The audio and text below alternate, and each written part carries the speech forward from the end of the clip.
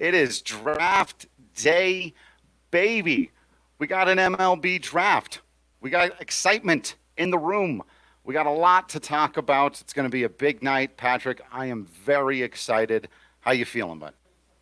I'm electric right now, man. All the hairs on my body are kind of standing up there, and that's not an early plug for Manscaped. I'm just excited. This is That's right. great. We finally have some real baseball activity, and we're going to have it for several hours. This is great.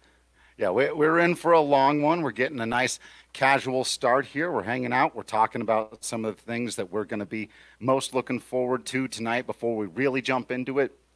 Start bringing on all of the guests. I'm going with a lot on the docket tonight. There's a lot that's going on. Of course, the Rockies picking at 9 and 35. We're going to be breaking it all down. We're going to be really looking at those top 10 picks. We're going to be looking at the entire Colorado Rockies organization, top to bottom. We got players like Ryan McMahon, Philip Diehl, Sam Hilliard going to be a part of this thing. Thomas Harding is going to be here. Jake Story from John Boy. Pretty much everyone associated with the Rockies, from our friends over at Purple Row and Rocks Pile on down. It's a party. We are celebrating baseball tonight, Patrick.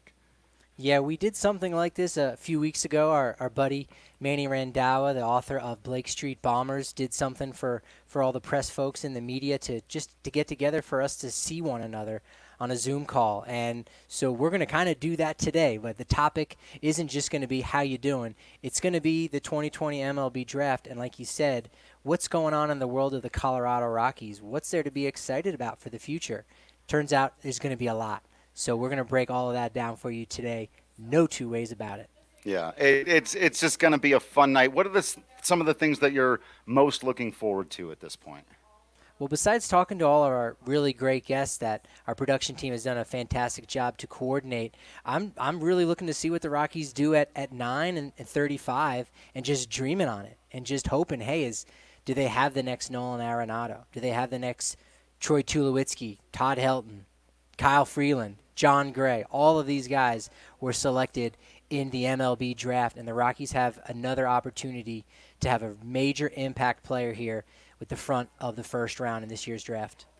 Yeah, it's pretty amazing, and we're going to look at some of the guys they've taken in the last decade once we jump into the show, and you realize, they've got some great opportunities to grab some impact guys tonight. A lot of rumors flying around, a lot of weirdness about this draft. 5 rounds instead of 40. It's been rumored a team in the top 10 might not take a top 10 dude. Do you think it's going to get weird tonight? What kind of weirdness are you expecting? There'll be a fair amount of weirdness, no two ways about it. I think the biggest question Take the over on fair amount of weirdness. Take the DraftKings Sportsbook over on weirdness, no two ways about it. The MLB draft is so different and so much more unique than a lot of the other drafts. First, because it usually takes place during the middle of a season. This is the first draft that I know of that is taking place when there's no baseball. So it'll be interesting to see which of these college players and high school players, move up draft boards that we really weren't expected to see because, frankly, we can only judge a lot of these guys on what they did in 2019. Nothing of what they should have done this spring over the course of a handful of months exists. So Right. There's really no two ways about projecting, what these guys could possibly do because there's a much smaller sampler size. So, man, I'm really excited to see, what kind of crazy stuff happens and side deals because with these teams, they can draft players and offer them less than the slot values that MLB suggests for these spots. So they could get really creative. At the first pick might not make sense until you see what goes on in the compensation round, second round, third, and so on after that. So we really won't know how well these teams have done until we get to the end of day 2 tomorrow. And we'll have that coverage for you as well. All right. Well, there's a saying that you can't predict baseball, and if that's true, then predicting the baseball draft has got to be just another level beyond that. But are there any predictions you've got for us tonight? Anything you think? Obviously, you can't say for sure, but what are you most looking for? What do you think people need to keep their eyes out for? Well, you talk about what you have to keep in perspective. The Rockies since 1992, they actually drafted before they were a team, right? They were an expansion franchise, and as we know, players who get drafted this year, and just like every other year, they don't go to the majors right away. Mike Leake of the Cincinnati Reds really was the last guy who did anything like that. So these players have to go through the minor leagues, and it's going to be a while until you see them. So the Rockies in 1992 had their first draft, and since that time, they've selected 1,356 players. Now, of those, only 837 actually signed. That's about 62%. Of those players who signed, only 123, get that, 123 of players that they were able to sign made it to the majors. And to date, none of those are Hall of Famers. So far. That's right. That's right. Here in a couple of years, though, Todd Helton, we're getting you in.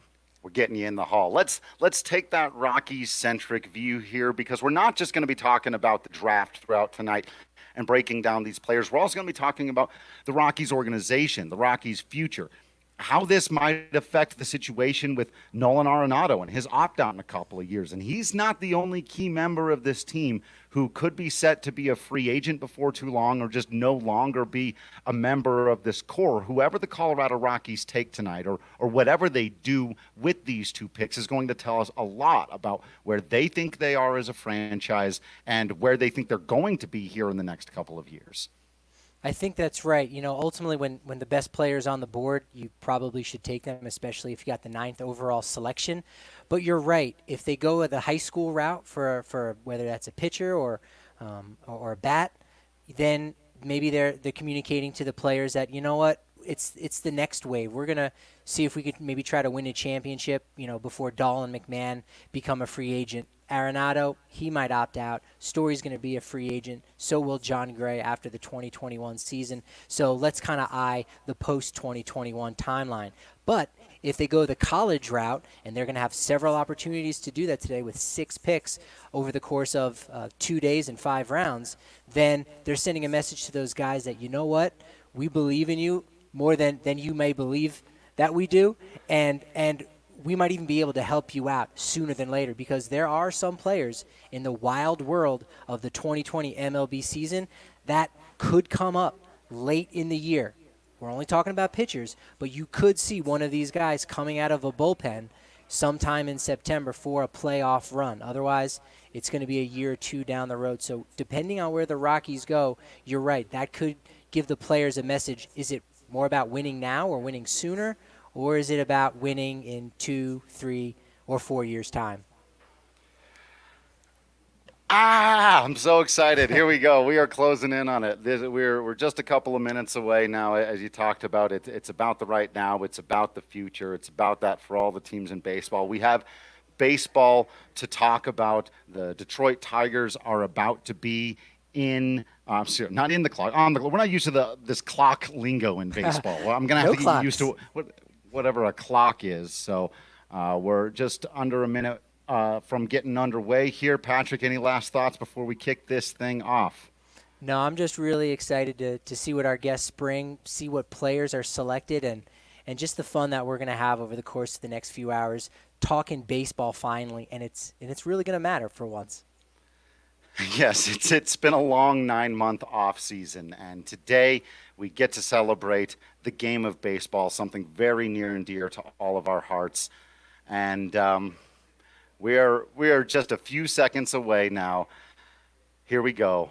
Welcome to Draft Day at DNVR.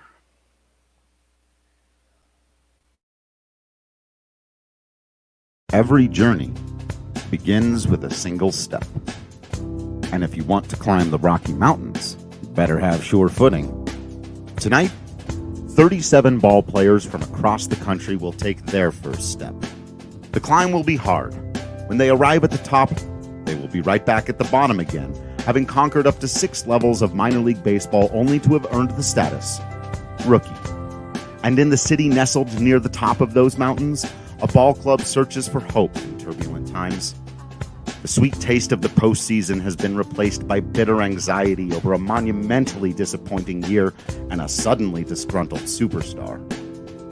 But an onslaught of young talent, most of which was acquired on a night like tonight, could mean brighter days ahead. Who will be the next to take the long journey, climb the tall mountain, and assert their place among the most exciting players in the game? Tonight, we are here to witness that very first step. Welcome to DNVR's live coverage of the 2020 MLB Draft.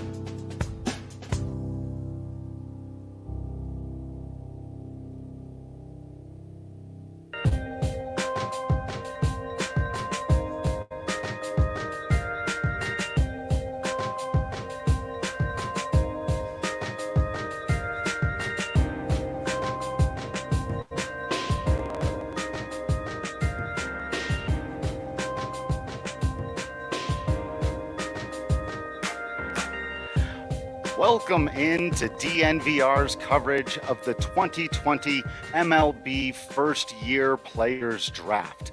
Tonight we will be covering the first round and competitive balance round, a total of 37 picks, with Colorado selecting at 9 and 35. I am your host, Drew Creasman. With me is DNVR Rockies beat writer Patrick Lyons, and we are in for 5 rounds, just the 2 tonight, instead of 40 as we've been used to in years past. We are going to have another show for you to wrap up tomorrow at 5 o'clock. We will be breaking down the entire Colorado Rockies organization and philosophy, drafts from years past, looking around the NL West, and diving deep into Colorado's selections tonight with video breakdown, stats, and analysis of our own. You can expect to see Ryan McMahon, Sam Hilliard, Philip Diehl, head of Rockies player development, Zach Wilson. Before too long here, Thomas Harding of MLB.com, and many, many more guests. The Detroit Tigers are on the clock. Patrick Lyons, welcome to Draft Day. We made it. It's finally here. It's finally here, the first draft of 2020 and the first real baseball activity that we had. I'm very excited for the Detroit Tigers in particular. They are on the clock, or they are on deck. They are waiting. Right. No they are clocks in waiting for their baseball. moment to select their player, and it's gonna set the wheel in motion. There's a lot of guys, especially if you've been listening to our DNVR Rockies podcast. You know that the first 8 or so guys are a relative lock, including Spencer Torkelson, who's the chalk line to be 1-1 overall. But once we start getting moving after that, just about anything can happen. So it's going to be exciting, and it's going to be nonstop for the next few hours. And let's just do it. Let's do it. Yeah, absolutely. There's just so much that can happen. Like you said, we might go chalk a little bit early, but we can take a look at the big board here and see that, there's a lot of guys on. There's just a deep well of talent in this draft. There are a lot of pitchers in this draft that are expected to be available for the Colorado Rockies there at both 9 and 35, and then 46 when they go again tomorrow. But these are the guys we've sort of ranked more based on overall talent than when we necessarily expect them to go. As we've talked about in a lot of podcasts leading up to today, Patrick, there could be some wiggle room. There could be a lot with some of the things going on in this draft. Yeah, with the draft being limited to 5 rounds, it's a lot harder to get creative when it was 40 rounds, and even next year when it's 20 rounds, you can get creative with your 6th, 7th, 8th, 9th, 10th pick, etc., where you can kind of redistribute that money. Because how it breaks down is each draft pick is given a certain dollar amount, and that is all part of each team's bonus pool. The Rockies have the 7th largest bonus pool, and that has to do with the fact that they have the 35th pick overall, and that's due to the competitive balance, right, that exists in Major League Baseball, that mid-market and small-market teams. It allows them an opportunity to try to stockpile, additional talent as prospects for their organization, because ultimately when they become free agents, those mid to small market teams don't always have the same opportunities as the large market clubs to make movements. So the draft is one of those places. So the Rockies have a lot of money. So that means they've got a little bit of flexibility and not very many picks to utilize that flexibility. But nevertheless, as we said on the pre-show, we'll have to wait and see the entire picture of what they do. But at the 9th overall pick, you really shouldn't go wrong. You should be able to grab one of the top players in the entire United States. You really shouldn't go wrong. You heard it here and now. So when we get to pick number 9, let's all remember that. But that's absolutely the case. There's just a wealth of talent that should be available to the Rockies there at number 9. Whether you're talking about an extraordinary toolsy outfielder like a Heston Kjerstad or a Robert Hassel, or you're talking about these pitchers like Reed Detmers or Garrett Crochet, or our personal favorite who we're not sure is going to be left on the board, Max Meyer, as we're still waiting for Detroit to come in and almost certainly not surprise us by taking Spencer Torkelson. We'll see. Tell us a little bit about Max Meyer and why we're hoping he falls to the Rockies here. He's been kind of the darling of this draft, and for a lot of reasons. When he was a Team USA, ball player, so he had very much the pedigree going into the season. But as the season essentially was wiped away by COVID-19, I think he made some movement in Zoom rooms, because believe it or not, that's been one of the ways that teams have been able to communicate with players. Typically, they go out to the ball field, and they'll even go to a player's house, sit across from them and their family to get to know the player, see what's going on, behind the scenes, see what's going on in their head to get a better understanding. And that was just unavailable to all teams and for all players. So they're getting together in these Zoom rooms, and Meyer's been really impressive. Bottom line is he might not have height at only 6 foot even, but he's got the best fastball and slider combination in the nation. And a lot of players, when given the question, hey, if you had to put away your best pitch, whose pitch would you like to have? And almost to a man on that Team USA squad, they said, yeah, we would like Max Meyer's slider. Give me that slider. Exactly. And his changeup is potentially elite as well. So you're talking about 3 top-notch pitches. He might not have the size, but a guy that was a back-to-back Cy Young Award winner and a 3-time World Series champ, Tim Lincecum, didn't have that size, and he did pretty well for himself too. So we'll just have to wait and see if he's available for the Rockies at 9. It seems like that's not going to be the case, but again, as we talked yesterday on DNVR Bets, Max Meyer is the Rockies' Jerry Jeudy, right? If you watched, right. if you watched RK and Andre and Big Hank and the rest of the crew there, Jerry Jeudy was the guy they were banging the drum for, and he kept slipping and slipping and slipping, and he was there for them. And Max Myers is going to be that guy that we're going to keep our fingers crossed, because it would be very exciting to see him in a Rockies uniform in the near future. Yeah. See, Todd, I see a lot of people out there missing the game of baseball. Indeed, we all are. It's nice to have a night like tonight. We can celebrate it. And everyone, please, out there, feel free to hit us up with your questions or comments here, whether you're following us on Facebook, YouTube, Twitter, Periscope. I don't know where else you might be following us. Instagram, who knows where we could be. We're everywhere right now. But we've got a MySpace feed, I'm pretty sure.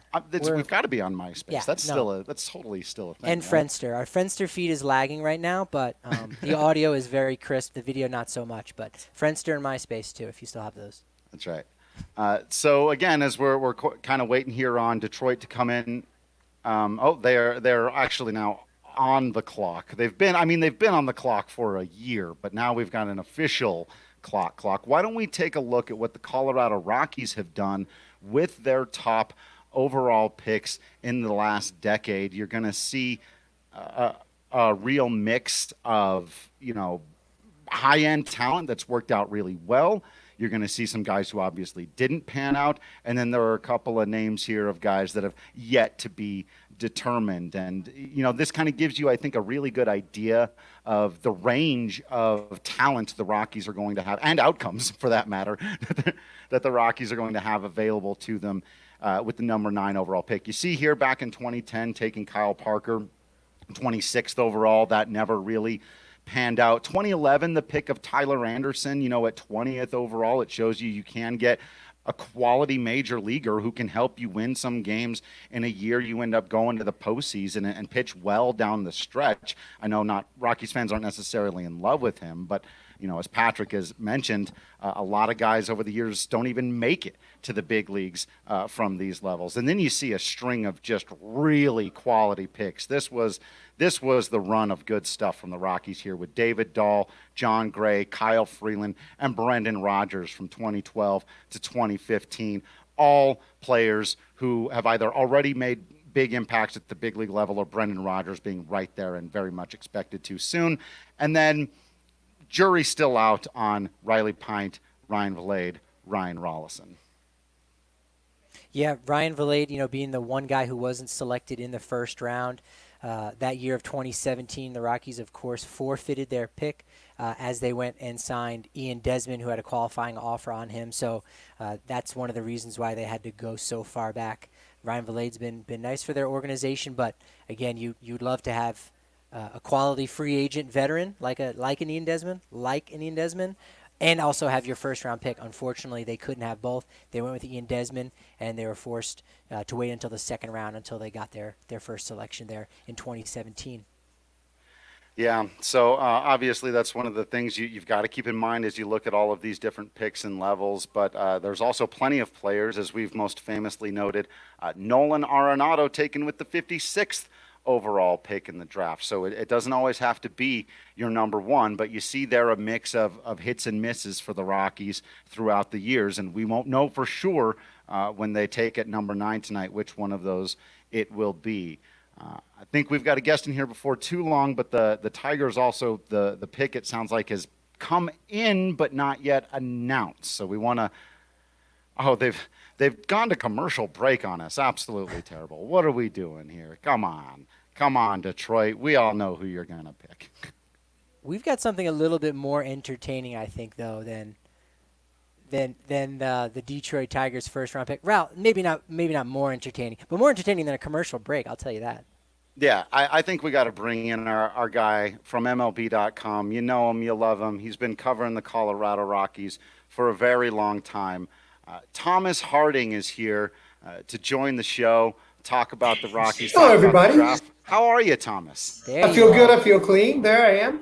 I'm trying to figure out on your thingy here if I can figure out how to put up a background. I was going to put up a background, really kind of look like a studio instead of looking like, yes, they're feeding me. It's okay. No one's violating international law.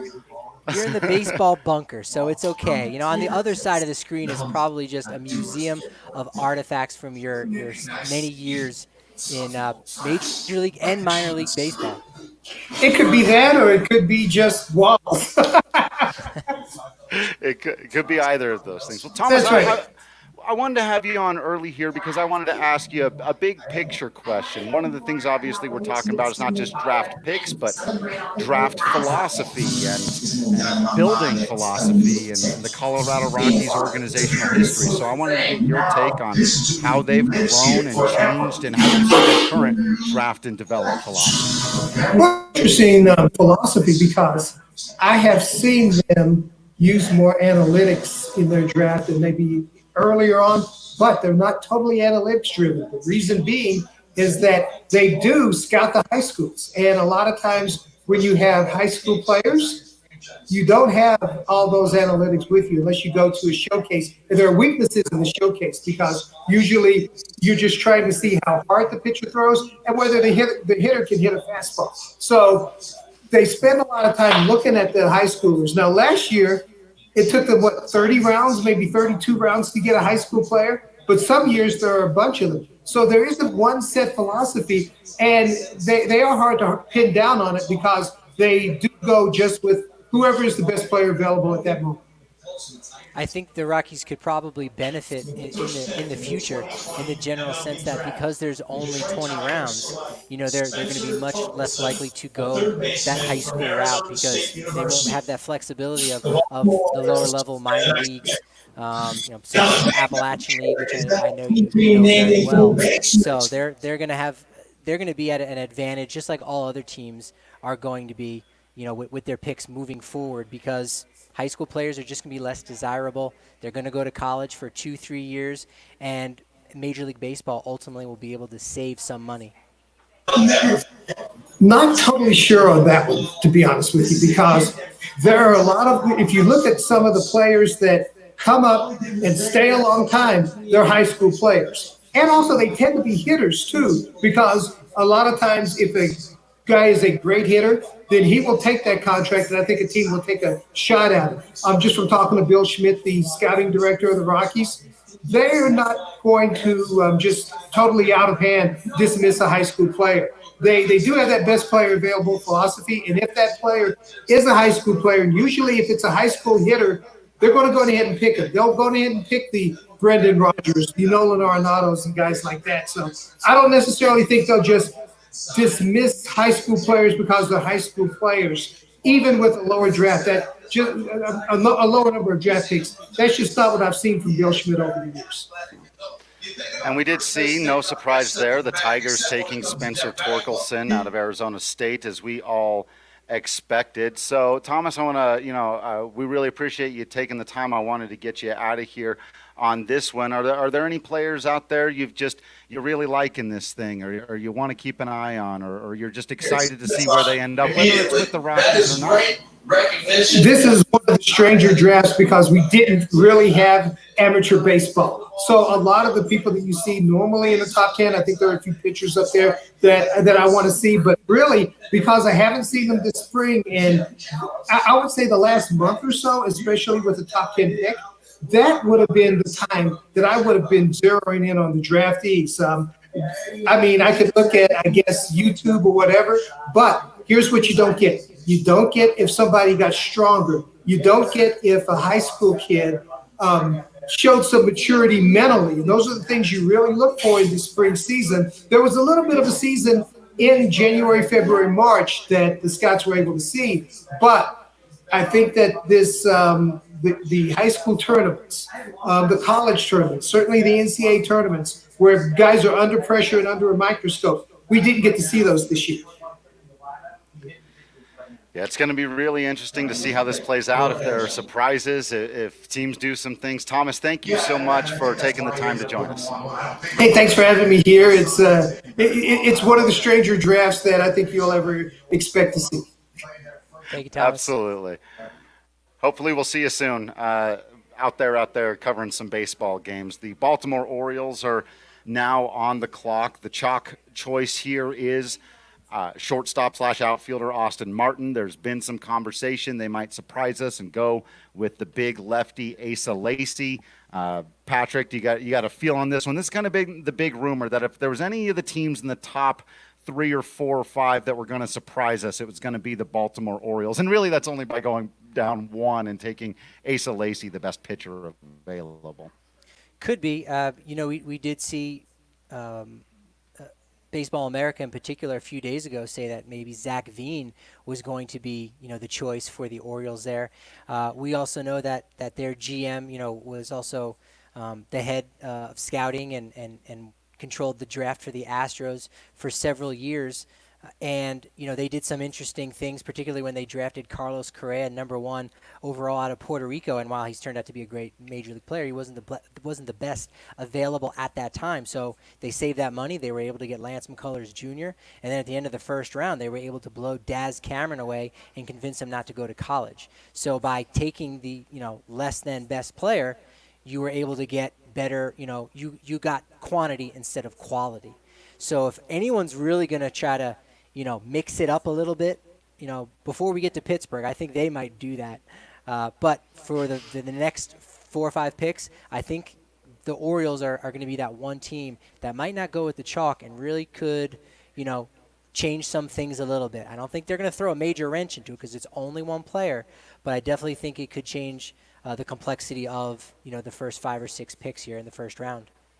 Yeah, and I've wondered, there have been the rumors going around that a team in the top 10 might not take a guy anywhere near there. I don't think the Orioles would be the team, but they're on the list of teams I could see contemplating something like that in a time like this. So we're about to find out, that's for sure, whether or not they go crazy here. But it's going to be, it sounds like the pick is coming in here pretty soon.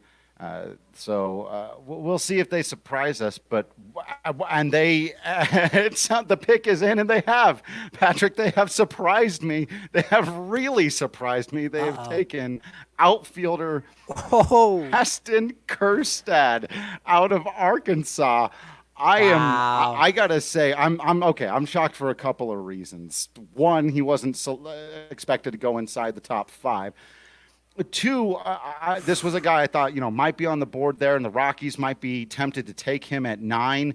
And I was concerned about some of the herky-jerkiness in the swing and some of the strikeout numbers. And I was, really worried that he'd be too tempting not to take. But here he goes at number 2. I am legitimately shocked already. Yeah, we talked a lot about him yesterday with A.J. Hafley, who No surprise there. Has some strong thoughts on the big lefty from Arkansas. And, yeah, the Orioles kind of do a little something different. Now, there shouldn't be any signability concerns with him as he's not one of these high school players. Something that should be understood with all of these players is the simple fact that the NCAA has said that players can come back and repeat their year. So guys who are seniors, well, they didn't get a senior year, did they? So they can come back again as seniors. Guys who are juniors, coming back as juniors. So they still have 2 years of eligibility. So I don't think there'll be any issues with them signing Kjerstad. But that they believe in that power. They are not worried about his swing and miss tendencies that he has on occasion. The team that has Chris Davis on their roster. Well, he's a young guy, and obviously when you've got the DH in play, that affords you some luxuries, and certainly you don't want to think that he's an inevitable DH. I think as a young guy, he should be able to adapt to a corner outfield spot at Camden Yards, and could be a real big player for the Orioles, for many years to come, and could do it on the relatively quick side as well. Yeah, this is out of left field, potentially right field, but haha. But yes, I mean, I am shocked, and wow. I saw another comment here in our section, and I totally agree with this. This means that there's another top 5 player who fell just a little bit lower. That's exactly right. This is good news if you're a Rockies fan who really wants them to have the best pitching talent available to them. Every one of these kind of higher-end position guys that goes up here means that the Rockies should have some better pitching talent available to them there at number 9. I am stunned. I want to talk a little bit more about him. The Miami Marlins are on the clock here. Now they have their pick, whether they want to go Austin Martin, Asa Lacy. The fact that the Orioles have done this might shake them up a little bit. They might not have, they almost certainly, if they're anything like us, they weren't expecting Kjerstad to be the guy here. And so they've got a couple of minutes to figure out what they want to do, or if they're just going to stick with their guy. Asa Lacy, I still think is the route I would go here if I was the Marlins. I think that's the route they will go. But Patrick, what do I know?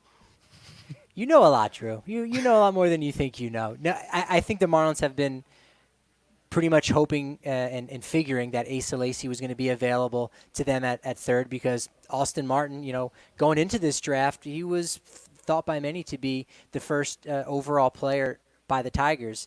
And so the fact that he's available, I'm sure they've kicked the tires on that and said, all right, well, if Lacy goes 2, well, we can take Martin or maybe somebody else. And, yeah, Martin's available, but I think Lacy is the guy that they want, at the front of their rotation. They already have a young staff as it is right now, one of the better systems in Major League Baseball, but I don't think they're going to go a different course here. I think they'll go with Asa Lacy, which means somebody's going to get Austin Martin at 4.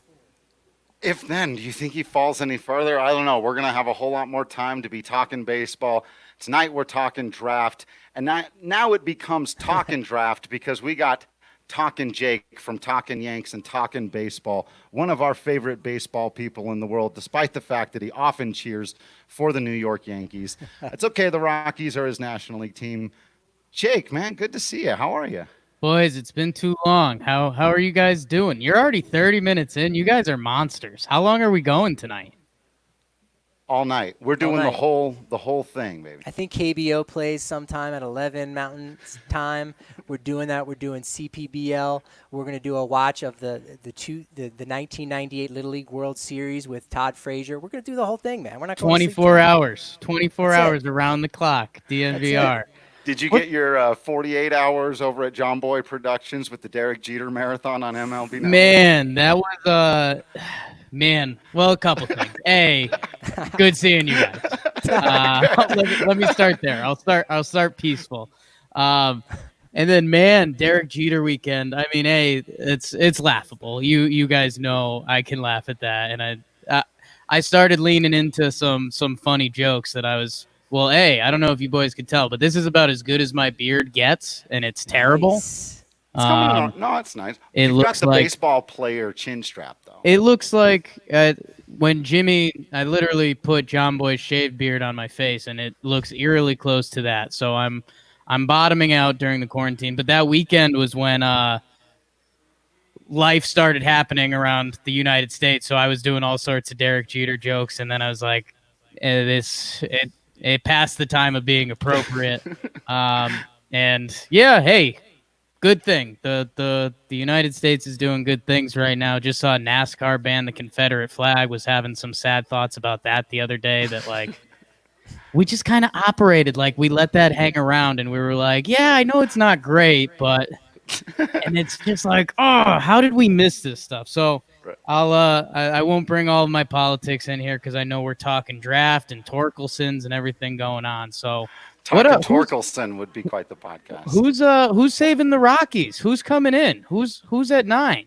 Well, not the guy we wanted, because apparently here at number 3, again shocking the world. What? Apparently, Patrick, we know nothing. Our draft board is already like, this is March Madness times 1,000. Max Meyer, right-handed pitcher out of Minnesota, our personal favorite, the guy we were hoping and thought to some degree possibly could fall to the Rockies. We called him Small John Gray already. We're talking about Tim Lincecum comps. Well, he's going to the Miami Marlins. I am beyond shocked. Is there something I don't know about Asa Lacy? Or Austin Martin. Right. I don't know. I don't want to put any conspiracy theories around either of those guys having cooties, but apparently, you know, there's something about these other guys that are jumping up draft boards that are just so intriguing by these teams. And, you know, it doesn't entirely shake up the top 10 as the picture goes, but it definitely changes what the teams behind them are going to do. It's man, how quickly does a draft change? I mean, it was Martin and Lacy. I mean, Torkelson was there. I think he was there at 1 for a lot of people, but I mean, Martin and Lacy were supposed to be the next 2 off the board, at least the first pitcher in Lacy, but that's beauty of the draft, right? I'm beyond honest, your boy Derek Jeter making picks, making moves. Oh, that's right. So it's a great pick. Yeah, this is a Yankee pick. Fantastic pick. Underrated. I'll say this now and not save it for later, but as much as Rockies fans hate going to Miami already, and as much as Rockies players hate having to hit at sea level after going from altitude, now they're going to have to face this guy. 92-mile-an-hour slider in humidity. Just look at that. That's filthy. Amateur scouts have said it's one of the best amateur sliders they have ever seen, ever. It's now a pro slider. It is now a pro slider. I know Jake knows what this like when you're producing all this content and all the behind the scenes stuff that gets crazy. Well, we did a couple, mock drafts where we went through the motions and, okay, what are we going to do if this news breaks? What are we going to do when Jake's story comes on? And they were just throwing names up there. The names that were just thrown up, no way. As a guess, I was like, that's stupid. Make more sense than what's been going on right now, because this is getting crazy. This is getting exciting. That's the beauty of it, man. How about, and you wonder, the Royals, man, hey, I don't know. I wonder if they're sitting there. That's what I always wonder. Are the Royals sitting there dancing that Martin and Lacy are still available? Are they horrified that they're still available? Have they already mentally committed to someone else because they thought those guys would be gone? God, good for them, I guess. We knew that was going to be the case, that some guys that maybe were slated to go in the 3rd, 4th, or 5th round might have jumped up to early 5th, or guys that maybe weren't even in the top 300 might get selected at some point. But, we're seeing it on the front end of the draft because there's just too much variability. There aren't statistics. There aren't numbers to say, all right, we think we have evidence to suggest this guy has a little bit more talent, more projectability. We don't have that this year. Hey, can I tell you guys part of a baseball game I watched today? And you're not going to like it at first, but I'll follow it up with another baseball game I watched today. I've watched the back-to-back 2017 and 2018 NL wildcard games. Oh, wow. So yeah. I watched, and there he is. There it is. That had to happen. Asa Lacy going to the Royals. They don't overthink it. They take the best guy available who they can't have thought there was any chance he was going to be there. We'll get into talking about him here here in just a second. Jake, we got to let you finish your story and welcome on our next guest, but I want you to finish that thought. Yeah, man. I was we've been doing the watching some of the old baseball games, and we got into wild card territory because, well, it's quarantine time. So I watched the Archie Bradley triple today, and it was as stunning as it was years later. It was wild. The crowd was kind of quiet, not even a shot fired at Arizona, but Archie Bradley is hitting, and to see that ball go in the gap was nuts. After Arenado and Story went back to back before that, but I'll follow up. And hey, the 13 inning game against the Cubbies the next year was a little bit of redemption. So At least watch them in that order. The Rockies always the Rockies always follow me, man, and I don't want to shake them. Yeah. We love All that right, about Jake. you, Jake. We thank you for your time. We got to kick you out of here for a former Yankee. He's over on our side now. We've got right. lefty pitcher from the Colorado Rockies organization. Very, very excited to be joined now. After a lefty was just taken, we've got Philip Diehl. Oh, it looks like we've still got Talking Jake hanging around, but we've got Philip Diehl. There he is. Hey, Philip, how are you? Hey, how's it going? Doing good, doing good. We wanted to talk to you, man, because a draft night is an exciting night, and we just kind of wanted to begin with, what does a night like tonight feel like for you? Can you take us back and put us in the shoes of somebody sitting there waiting to hear their name called? It's something that you work your entire life for, to hear that phone call. But I knew that I wasn't going to go day one.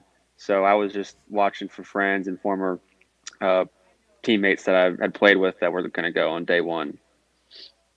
Yeah, of course, coming out of Louisiana Tech, Ruston, Louisiana. I actually have a good friend of mine from high school who lives in that area. I know it's interesting, but they're passionate about their baseball in Louisiana. It's a hotbed. Let folks know, for anyone that doesn't, that there's a lot of really quality baseball that's played down there. Absolutely. Growing up in Cincinnati, and then going to a junior college, and looking at different schools to transfer to, I wanted to go down south and play some unbelievable baseball against some of the best talent in the world. And Ruston and Louisiana Tech gave me that opportunity, and I thrived. You're playing in these unbelievable stadiums with atmospheres that you could, you got goosebumps playing in them. And so I loved my college experience in Ruston. What is the biggest difference when you make the jump from, a top-notch Division I school to riding the buses in, professional baseball in the minor leagues? What's the biggest jump that someone from high school, it's going to be even more extreme? What did you notice as the difference? It's a grind. You gotta love the game to continue. When I was drafted by the Yankees, I went to the Appalachian League, and some of those road trips and little hotels that you stay in, it is not Those pretty. are long, man. Yeah. Yeah, they weren't It's really like that. long. It was just you're making a day trip to little old towns, and you got a chicken coop as your locker. Johnson City, Bluefield. Yeah. Right? You were Exactly. you were at Pulaski, right? Yes. Yeah. So you learn to take your routine up a notch, because you're now doing this for a living. You might be playing in front of 50 fans, but the organization's watching you, so you got to perform every night. You can't take any days off and stuff like that. So what is the experience like then, as you try to build the way? Because the draft, I would assume, regardless of when your name is called, knowing, hey, I'm going to be a professional, there's that high. And then you look out, and there's that long road that's left. And it's not like in the NBA or the NFL. You know that there's a long way to go before, once again, they're just going to call you a rookie. You got to believe in yourself, and you got to have a great support system behind you, because you're going to have many ups and downs throughout the years. I thought I was going to AAA with the Yankees, and I get called in the office, and hey, you're going to Albuquerque and stuff like that, you know. So I mean, it's just, you got to be on edge, and you got to be hungry, and you know, it's baseball is such a small part of your life, so try to make the most of it. Yeah. And then I they have to- say, hey, we don't know when there's going to be baseball again. Right. It's another curveball. Now you're a pitcher. You know, a little bit of that. Yeah. Maybe, but that life is thrown your way. How are you keeping yourself in shape and taking care of yourself during this? So when we were told that season was on pause, whatever, I continued training. I was in Scottsdale, Arizona, and so Scottsdale was pretty open for the most part, and was able to get into a gym twice a week.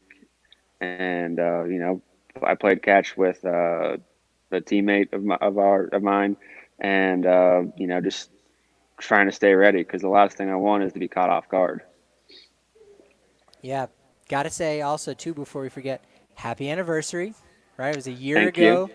today that you Yes. got called up, that we all met, right? We all became part of the same general family. You know, talk us through that. What are your memories of, you know, getting called up to your first, you know, big league stadium like that, making your debut, and just finally making it? Yeah, a lot of emotions. I had a crazy time getting to the stadium the day before. And then, I mean, I hadn't seen my family yet. And so I get to the stadium, I do all the photo shoots, and, oh, this is so-and-so, you know, oh, nice to meet you. Because I didn't meet any of the big league staff, because I didn't go to spring training with them. So it was a lot of meet and greets. And then, you know, oh, by the way, try and calm yourself down and go out for BP. Perform in front of 30,000 Yeah. people and Yes. just do that thing. Well, it sounds like our next pick is in, and we're going to let you go. But I've got one last question for you, because it came in from one of our commenters. Jacob wants to know, being from Cincinnati, are you a big fan of Skyline Chili? I don't know what that means. Absolutely. Okay. Absolutely. Yeah. Yes. 3-way and a Mountain Dew. Oh, that is, yeah. And every time Freeland comes to Cincinnati, that's where he goes first. So, you know, Now we know big the fan. spot. First That's road the trip spot. I make it out to cover a game on the road, I'll make my way to Skyline Chili. Now we know. And don't sit next to me in the press box if you do that, please. Yeah. All right, Philip, thank you so much for taking the time to join us. Hopefully we'll see you out there on the ball field before too long. Thanks for having me. Thank you, Phil.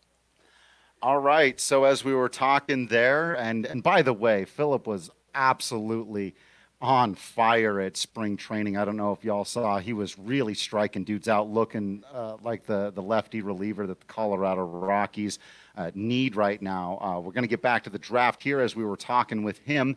The Toronto Blue Jays taking Austin Martin, the all-around ball player out of Vanderbilt. Really, you can plug this guy in anywhere. He's drawn comparisons to Ian Happ. You expect the bat to play at the big leagues. Maybe not the elite talent that some of these other guys might have, but one of the safer bets. And Austin Martin gets to join a farm system that everyone loves. It's got the favorite sons of all your 90s ball players, from Vlad Guerrero Jr. and Bo Bichette and Kevin Biggio. I don't know if there's a special way to pronounce that. Well, Austin Martin, now a part of one of the best farm systems and just one of the best cores of young talent in Major League Baseball. This pick makes a ton of sense for them, as he can kind of move through the minor leagues a bit quicker to catch up with those names that I just mentioned. I can't imagine they thought he was going to be available to them here. So I would think they're popping champagne, high-fiving right now over in the Toronto Blue Jays front office. Absolutely. Again, we've said it a few times. He should have been 1-1, or could have been 1-1 going into this draft. And you say, hey, Tigers, great pick. They're not saving any money. They're not taking him and signing him at a discount. He's legitimate. 1-1. Sure, there's some questions about, you know, what position he'll play, but we've seen guys who have, you know, have multi-position flexibility. They go for a lot on the free agent market, because they allow you to just, you know, add a player that gives the starters the day off here and there. We saw the value of Ben Zobrist for the Cubs in 2016, and having that kind of flexibility and fluidity on the diamond is going to be huge for the Blue Jays going forward. Now, he was a shortstop, kind of got moved over to third base, spent some time in center field. So, this could be an indication that the Blue Jays are very quickly letting Vlad Guerrero Jr. know, like, hey, there's a guy coming for your job.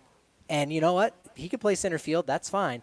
But if Vlad Guerrero wants to stay a third baseman, he's going to need to work at it. It doesn't have to be your job, but it could be. Absolutely right. And so I think Austin Martin is a great, bit of insurance for not only the Blue Jays but for their fans, and seeing if they can really make sure that they get, what they hope to get out of Vlad Guerrero Jr. and that, maybe he can keep his size down a little bit, and hopefully he doesn't have the same unfortunate turn of events that sidelined Prince Fielder so early in his career. Yeah, and there you can see our upgraded draft board, and there's a lot of talent still available there for the Colorado Rockies to take. Emerson Hancock, who before this last season of amateur baseball was played, was a consensus pick for the best overall pitcher in the nation. He's still going to be available. It looks like, Reed Detmers almost certainly will be there.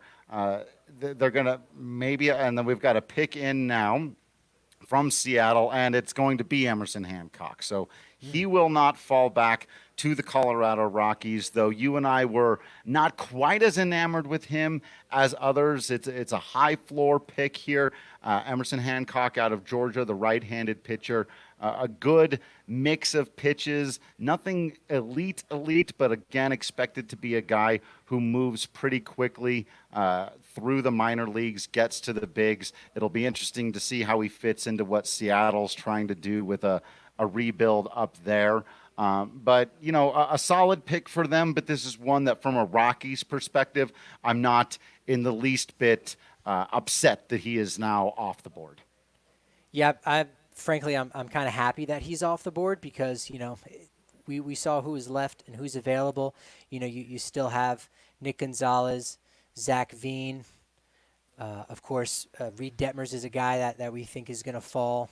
And so that means any of those three guys are going to be available for Colorado now. If Emerson Hancock was the guy left on the outside and was available for Colorado at 9, I mean, yeah, you go that route. He carved up hitters in the SEC, as you see here, his clips with Georgia last year.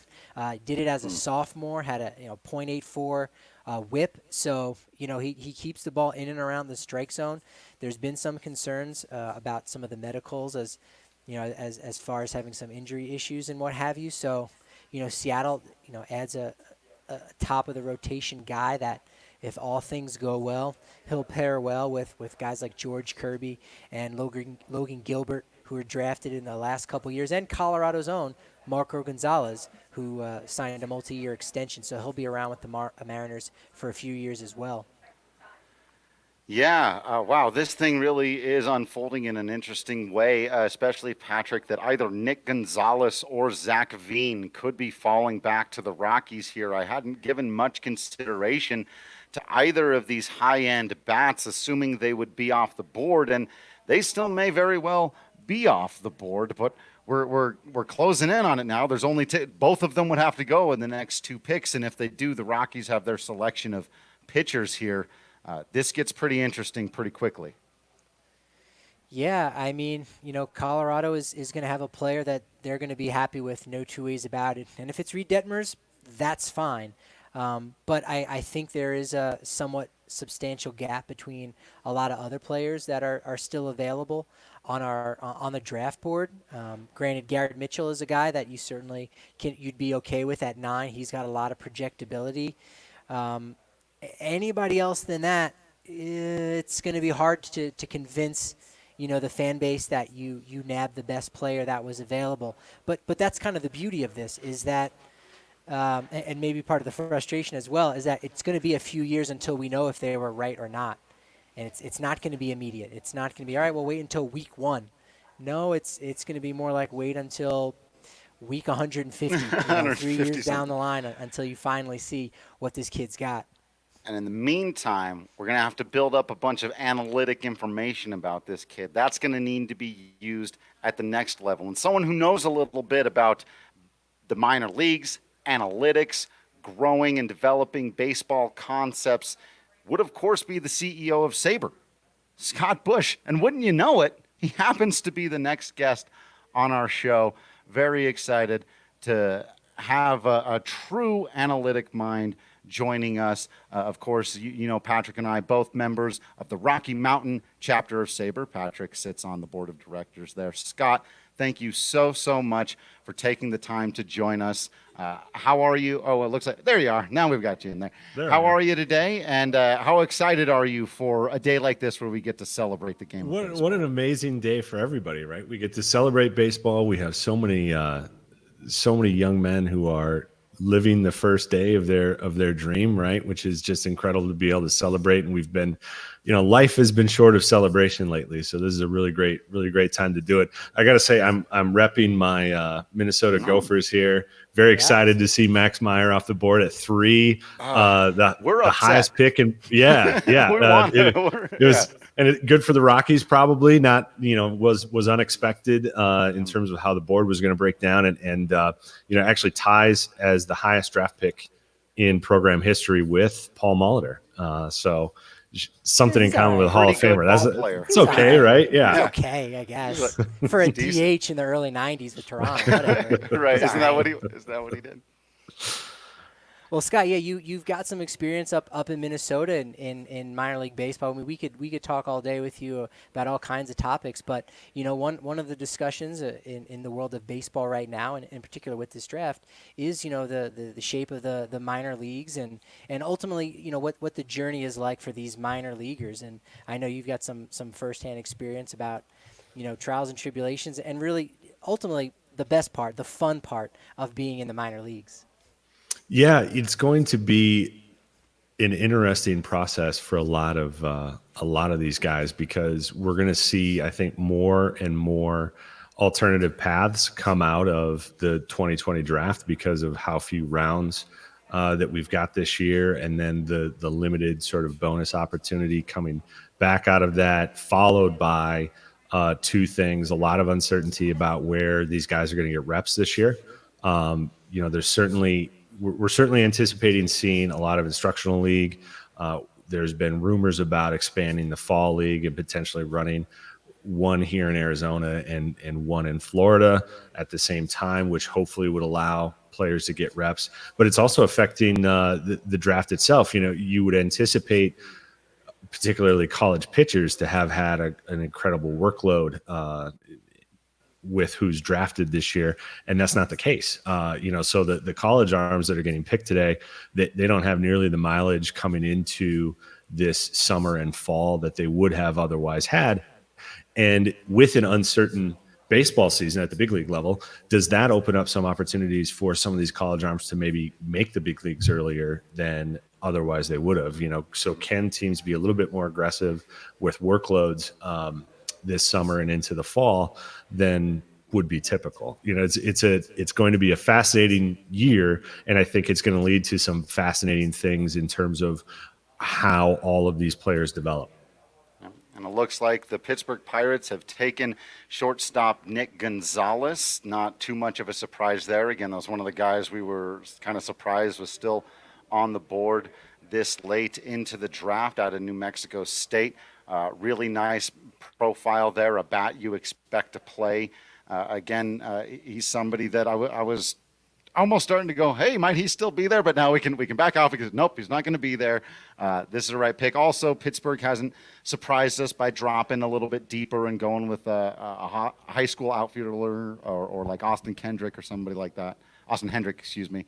So yeah, we'll talk a little bit more about that, Scott, if you've got some thoughts. But I also wanted to hear, because we talked about this with Thomas Harding when he first came on too, but the growing role of analytics in the draft, as we know. And I don't know if there are numbers out on this. It seems like there are fewer giant misses in the draft than maybe there used to be. We're starting to see more success rates there. Patrick ran through some numbers. It's still a little difficult to know, but I credit the growing of analytics for that. How do you feel about that conversation? It's definitely a part of it, and I don't know that it's all analytics so much as it is technology. We are able to scout players more effectively and more efficiently than ever before. So scouting has changed in a lot of different ways. You don't have to physically see a player in the ways that used to be the case. The other component of this is we're also able to understand the program that these players are in, and the scouts and the team personnel are able to take a look at the sort of the development program that the players currently involved in, and look at how much that aligns with the work that they do. And so they have an understanding when they bring a player in now that they didn't used to. What do we have to work with this player on in terms of how our development program works, right? And that goes from nutrition to what are we doing in the cages? What are we doing on the mound? What are we doing fielding wise? And how does that match up with what they're accustomed to? And you can start to achieve alignment much more quickly in terms of the best way to develop a player than you could before. Yeah, going back to your point you were making about these college arms and even the high school arms. Rockies fans saw that last year with their second-round pick, Carl Kaufman. Was shut down for the season because of what he did in the Big Ten there at the University of Michigan. And, it definitely makes me a bit curious to see what is going to happen with these pitchers' development, and as far as how fast they move through the majors and other alternate routes. As you said, we saw Carter Stewart do it after 2018 being selected by Atlanta and then going over to Japan and signing with an NPB team. Do you think there's a chance that we could see some guys not get drafted this year, work out a deal to play ball professionally in Japan?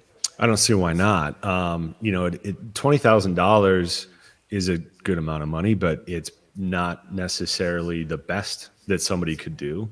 And so if you were to go overseas for a signing bonus that's greater than that, continue to develop, continue to be seen, and then potentially get posted by your new club, you could get another bonus, right? And you could sign a better deal than you would have later this week, right? So for me, feels a lot like there's an opportunity for the teams in Asia to take advantage of this sort of 1 year one-off system that Major League Baseball is going to follow. Right, because if you think about the deal that Stewart signed was 6 years, $7 million, think about how much money a minor leaguer makes in 6 years. Well, even if they go through the minor league system, it takes them 3 years. Well, the final 3 years, they're making league minimum. They're making, just under $2 million right there. So you're right. They could get creative, and do that. Have you been watching any of the KBO games? I haven't watched a ton, full disclosure, just because the time is really weird out here on the West Coast. I know it's weird for everybody, but it's tougher, I think, for us than most. So I haven't. But what about you guys? Oh, yeah. Yeah. I mean, catching. It doesn't help that they're on at 3:00 in the morning, but I catch the Wilson Ramos highlights. You got to check Jokic. Anything that's got a slight Colorado attachment, even in the slightest. I'm gonna check in on that. I'm okay with getting up early. I'll just go to bed at like 7:00 at night and set the alarm for 3:30 if I got it. He's hardcore, man. Very much okay with that. So, what else are you guys looking for in this draft? We saw Nick Gonzalez just go. He's a player that personally I was very high on. He had a 5 home run day this year. I don't know if you guys probably already talked about that. Did you get to see him play when he was down in Arizona by any chance? No, I missed him.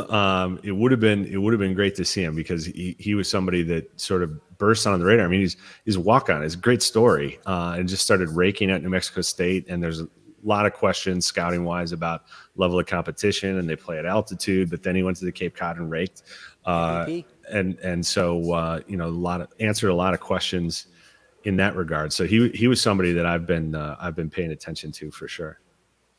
Yes. How about Spencer Torkelson? I know Arizona State University is right there in Tempe. I'm sure you've seen some amazing players over the last couple of years, play for the Sun Devils. Yeah, what a great program. I happened to see their coach on TV today, and he was talking about they feel like they're going to have a really, really strong program coming back next year because they think that they're going to collegiate level is going to start to see a collection of more talent coming out of current circumstances. And so he's feeling excited about the future, but even more excited if his players go in the coming week. And Torkelson's a great bat. And, you have to be able to hit if you're going to go 1-1 as a first baseman. Right. So I think there's a lot of confidence across all of baseball about how his bat's going to play.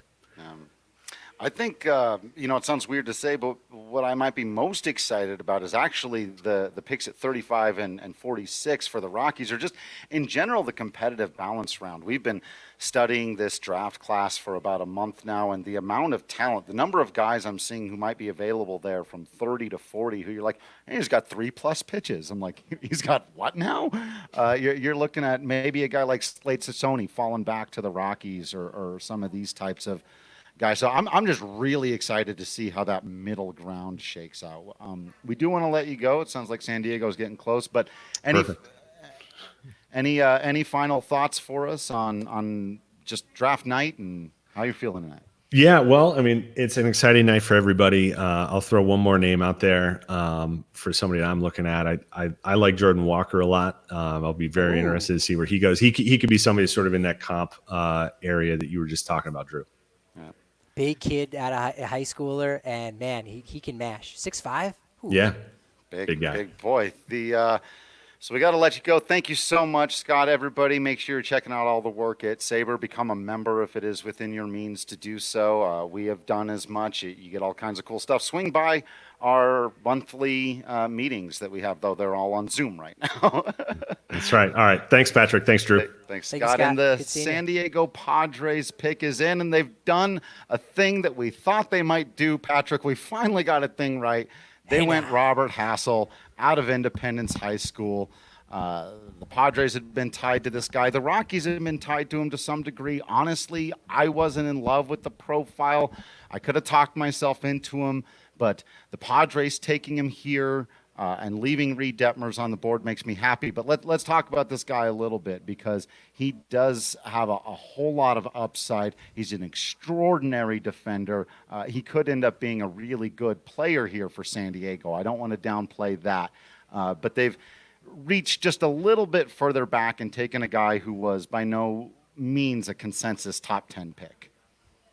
Yeah, we had him about 15 on our board. Again, those questions about the high schoolers, we've talked with some guests already about the grind. Philip Diehl talking about even playing at a Division I school, going to rookie ball and Appalachian League. And if you look at the layout, the Appalachian League, all those teams are relatively close together, so you don't even have to travel that far. But it is such a grind, and even if you're going in AA Eastern League, it's just so tough. So how do you develop a high school player when the normal means of doing that are going to be wiped away? There's going to be no rookie ball going forward. Patrick, that is the question, because you know who's still on the board? Don't. I didn't look at there at number 6 on our big board. I have said how many times in our podcasts, in our previews, in our talk, don't take a high school. We published a thing today, and I said, please don't.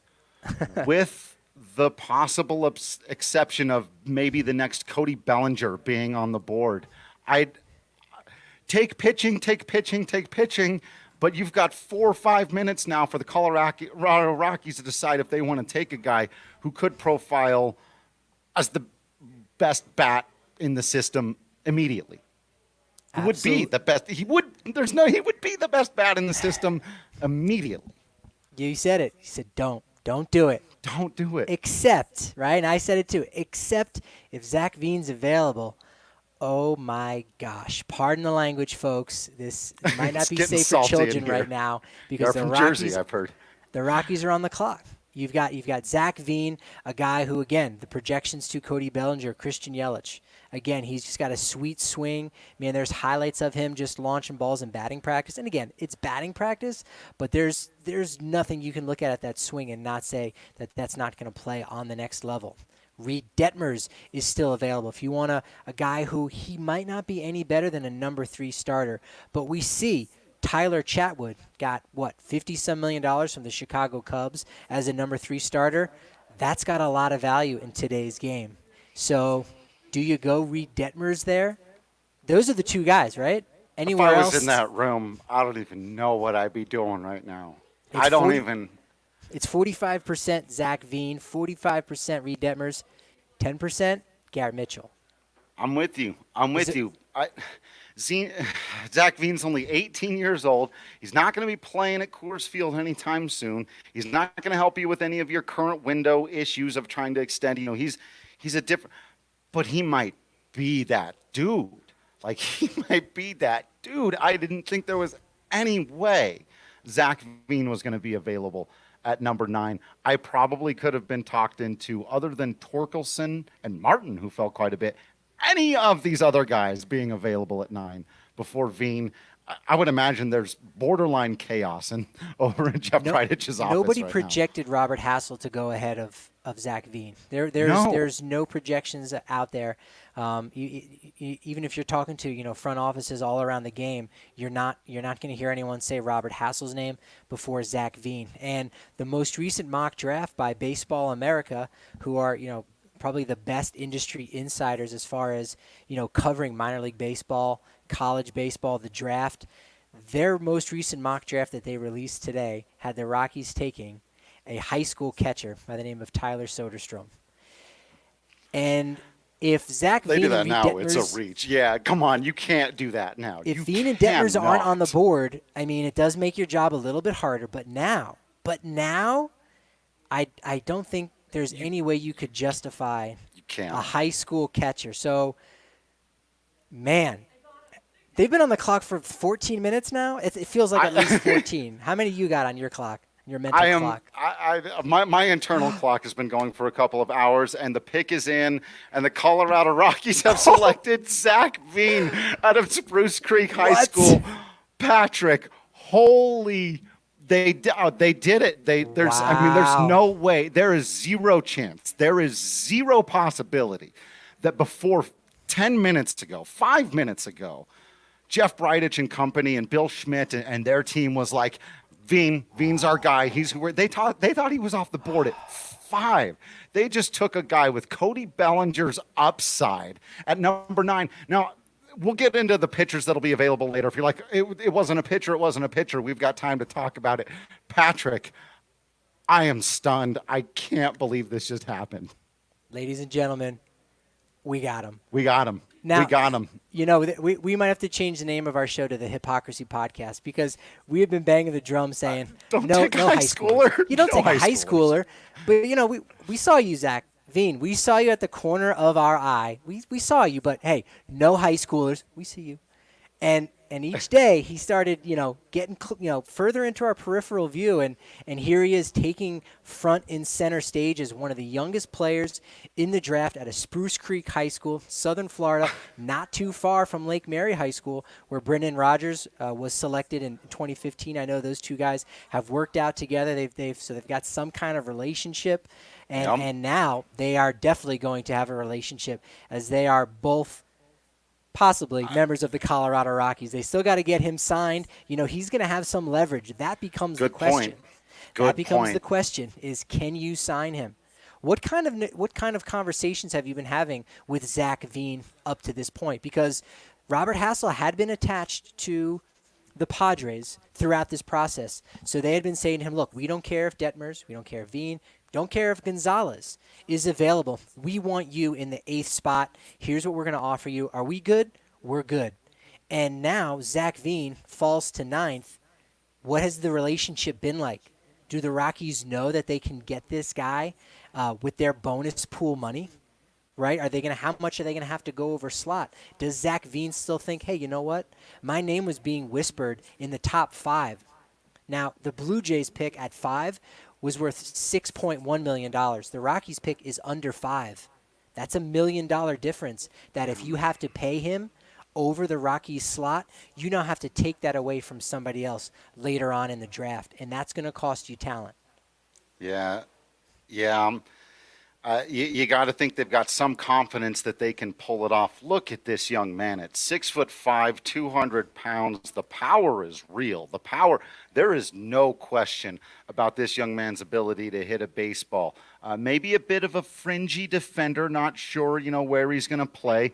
But if he really works on his athleticism, again, that body fills out, he could be a pretty solid defender. He doesn't have overwhelming speed, but he's also known, and this is what gets me, and this reminds me of the last time the Colorado Rockies took a high school outfielder around this area, of a young man by the name of David Dahl.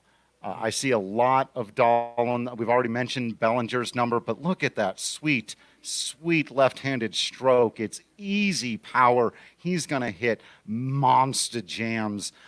This guy immediately becomes, especially because Brendan Rodgers has just graduated, the best bat in the Colorado Rockies system comfortably. No offense to Michael Toglia and some of these other first basemen they've taken over the last couple of years, but this dude rakes. I can't believe it. He's got a lofty swing, obviously, as you can see there, launching baseballs. I've been talking about some clips that I had seen of him last year at the Under Armour All-American game, which is, part of it's one of the jewels and the diamond gems, if you will, of the, showcase circuit. And during BP, man, he was just hitting some shots into the right field bleachers in Wrigley Field. And with the Rockies, he's definitely going to get that opportunity again. He packed on 20 pounds of muscle in the offseason, 6'5".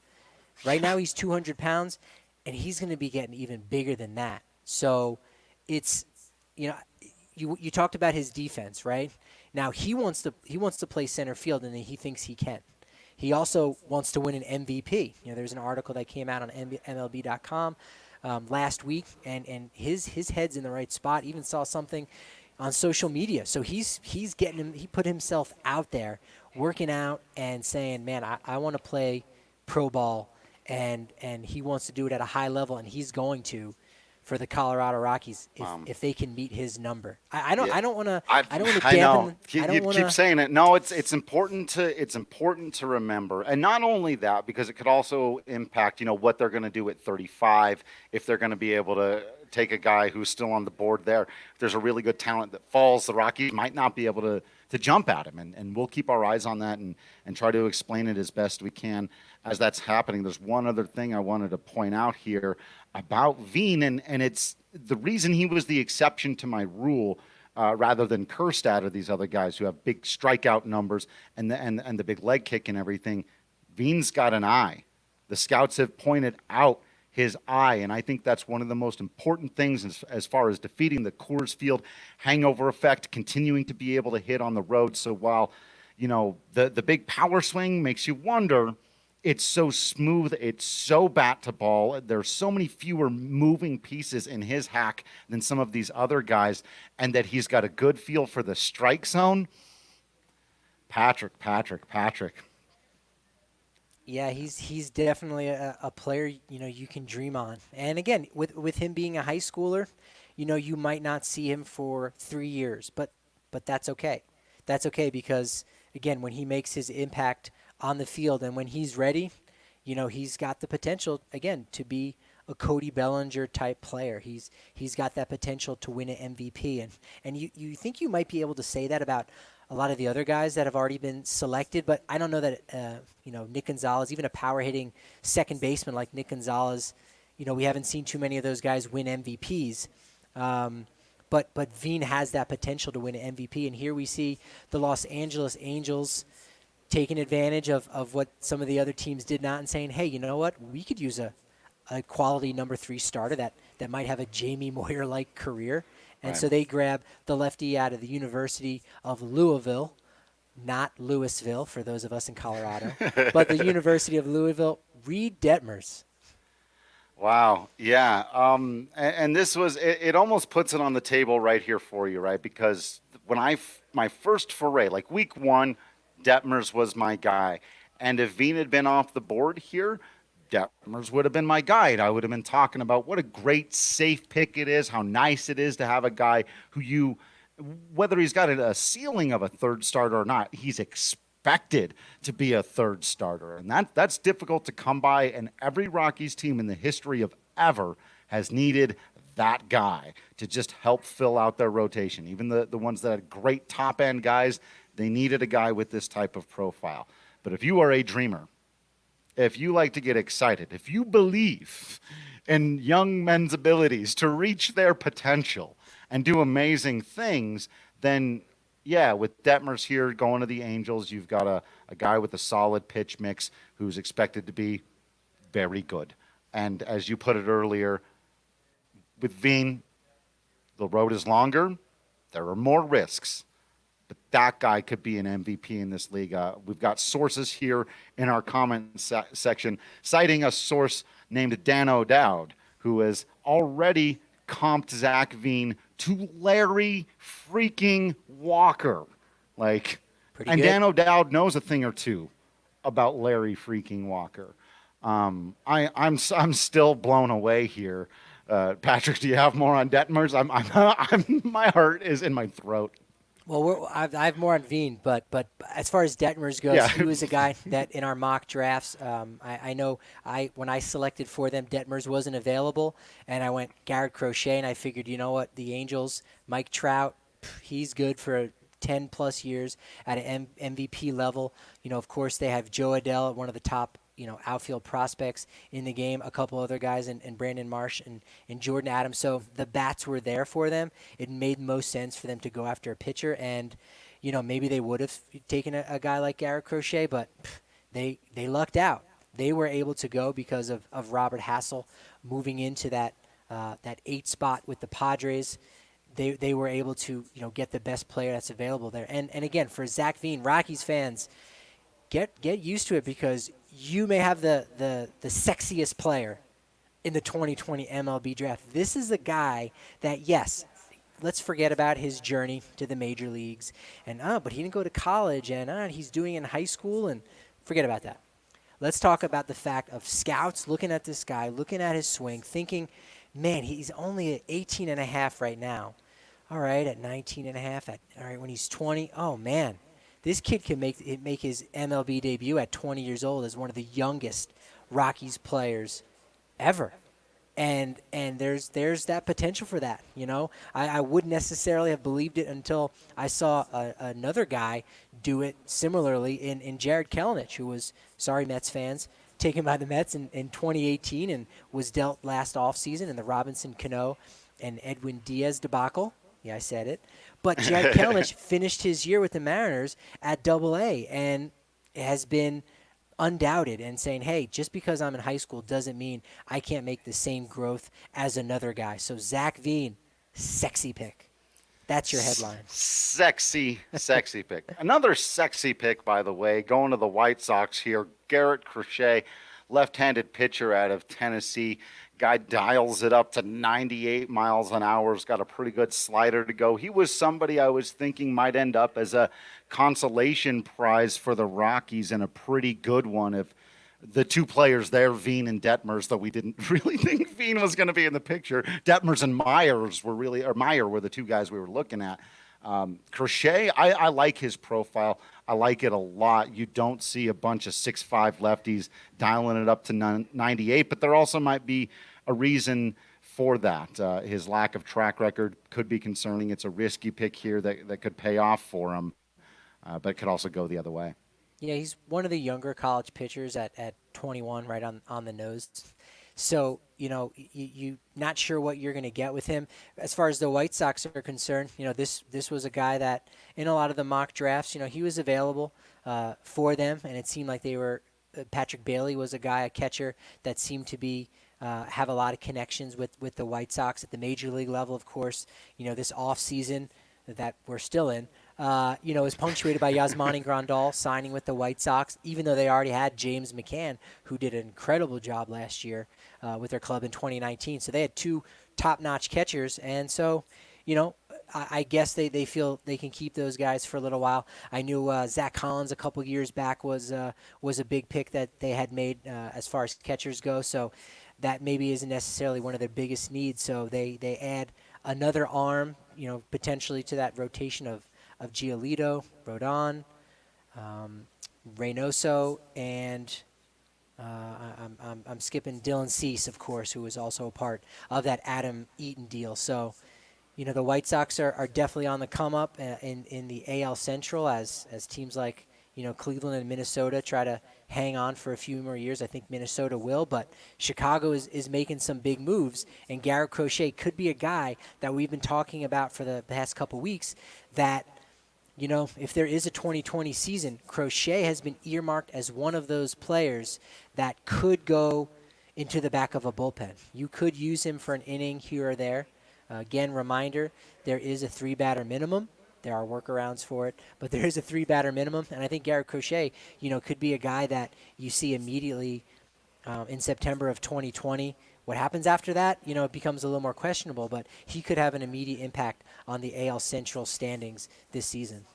Yeah, he's definitely got that written all over him. Well, let's get for a little more reaction and response here. Oh, it looks like actually before we do that, we do have our next interview guest.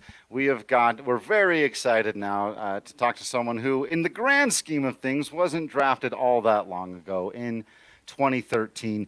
You know him as the current Colorado Rockies infielder, ball player.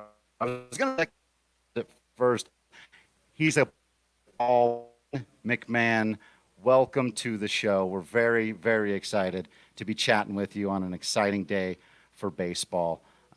And of course, a night that hopefully you've got fond memories of. Man, we were hoping you could start us off there and just take us back. What was the night? What was it like sitting there waiting for your name to be called?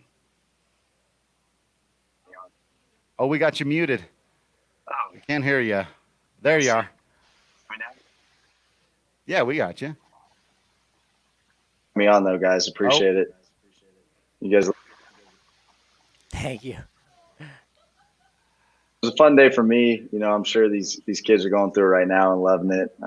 We just made our pick, got Zach Veen, that kid out of high school, and I feel like getting drafted out of high school is even more special, because you feel so far away when it's happening and everything like that. So, hopefully he's enjoying it with his family and his close loved ones. Well, you were a kid drafted out of high school not too long ago. How is that development? And you've had teammates that have gone the Division I route. You, of course, were committed to UCLA. How much different do you think that is? How much harder is it for a high schooler to go from, the travel ball tournaments in the summer to being a pro, riding the bus and doing that whole thing as a pro for the first time? There's going to be a lot of things coming up for him and everything like that. But, the organization does such a good job of putting you in a position to succeed.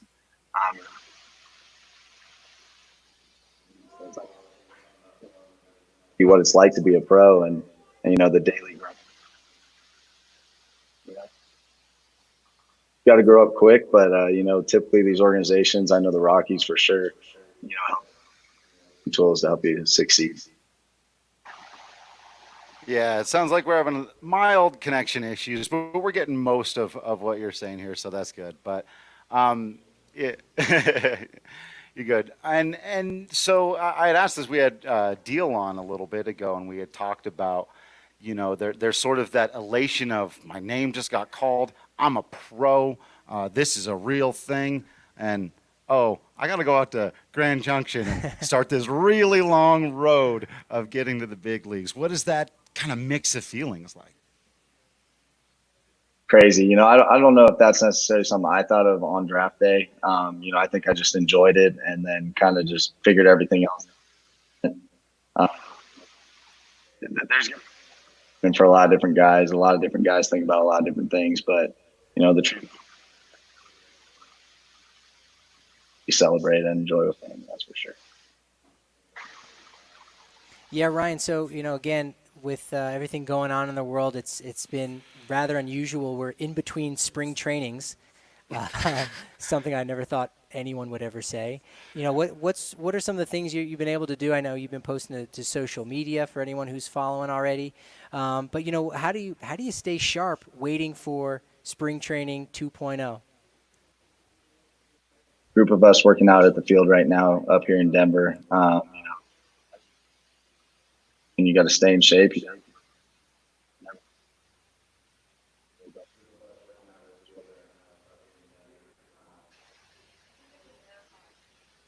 Oh, we're starting to lose you again. Our producers think maybe it's the AirPods, but if you've got something slightly less high tech, but then we'll have an echo. You guys hear me now? Yeah, Yeah. Is that better? All right, cool. that works. Let's go. Cool. So why don't you You're start? here in Denver, as you said. Is what's the vibe around town? Is it just kind of strange to be coming to the ballpark and knowing that there's not going to be fans there? How strange is that? Does that take you out of your headspace a little bit? Man, one of the last things that I've really thought about, like through all this. I mean, obviously the fans are a very important part of this game.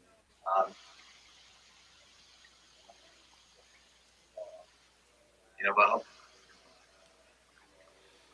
tell you what, stadium versus a packed Coors Field, there's a huge difference there. We definitely.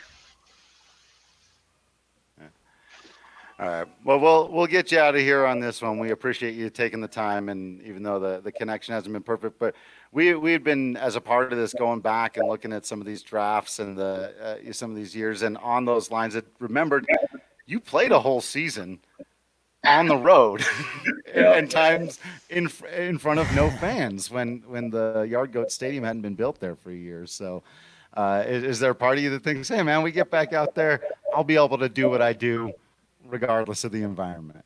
Yeah. Before, there's a couple of us who have dealt with it before, so who knows? Right.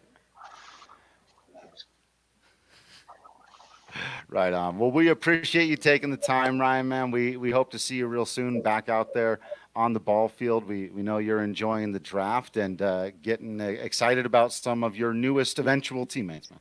Yep. I appreciate it. Thank you so much, Ryan. Thanks, man. Good seeing you. Well, that could have been more perfect, but we appreciate him taking the time. We appreciate him joining us. You never know. That's a part of the world that we live in now, too. You never know exactly how your connection is going to work. But McMahon himself, the perfect example of the kind of talent that you can get without it having to be your first round pick. He was taken in the competitive balance round when John Gray was the first pick that year. We see another one coming in here. It looks like Cincinnati has selected Austin Hendricks out of West Allegheny High School, outfielder who, again, I think some people had thought might jump up a little bit. Patrick and I were less inclined to believe he was going to do so. So this is a spot that makes sense for him. Yeah, absolutely does. He was a guy that we had talked about on DNVR bets. I think we took the under, so I think that hit. The line might have even been at 12.5. So if you took the under, you won big with the boys at DNVR bets, because here he is being selected 12th by Cincinnati. Again, not too far from where he's from, just west of Pittsburgh itself. And, we thought the Pirates could possibly go there with the local kid, and if not, he might have slipped back a lot, but no, here he does go 12th, and you're starting to see some of those high school bats come off the board. I think there's going to be a tendency overall, as we said, for college players, to get the nod, to break a tie, if you will. We still haven't seen a high school pitcher get taken yet, right? We just had the 3 left-handed high school bats, and Hassel the third, Veen, and now Hendrick. So, it will be interesting to see if this trend seems to continue as far as nothing but college bats, college pitchers, and these high school guys. It's hard to project to see what's in the future for them with no minor league season in 2020 and no rookie ball season in 2021. Well, you mentioned it's been a very interesting night for people playing along on the DraftKings Sportsbook. It's been really crazy out there. I've had plenty of Breck brews here. Well, I've just had the one, and sadly I'm running low on it down at the DNVR bar. We do got to mention, very nice, that this whole thing being presented by our good friends over at MSU Denver. You can get a quality education there, whether you're trying to finish it out, get it started, just pick up some new tools. Somebody who's got a lot of tools in their bag, because not only can he cover the HE double hockey sticks out of the hockey sticks, he also knows his amateur pro, that's not a thing, his amateur sports. He knows his baseball. We've talked to him a little bit about this draft, some of the guys that we thought was were going to be taken and have fallen back. It's been absolutely insane. So we got to get him involved in the conversation right now. We got to bring in our guy, AJ Hafley of DNVR Avs. AJ, dude, what's going on?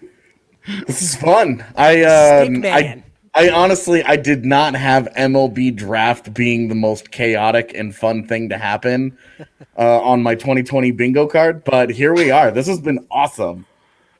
This Absolutely is insane. honestly like watching those first 5 picks unfold. It was like, okay, so Nick Gonzalez is going to drop, and I'm going to get excited about that. And Zach Veen keeps dropping, and then it just felt like San Diego was just sitting there, like lurking as they were going to ruin all of the fun. And then like, as excited as I was about a guy like Reed Detmers, it was going to feel like such a letdown if Zach Veen went 1 pick earlier.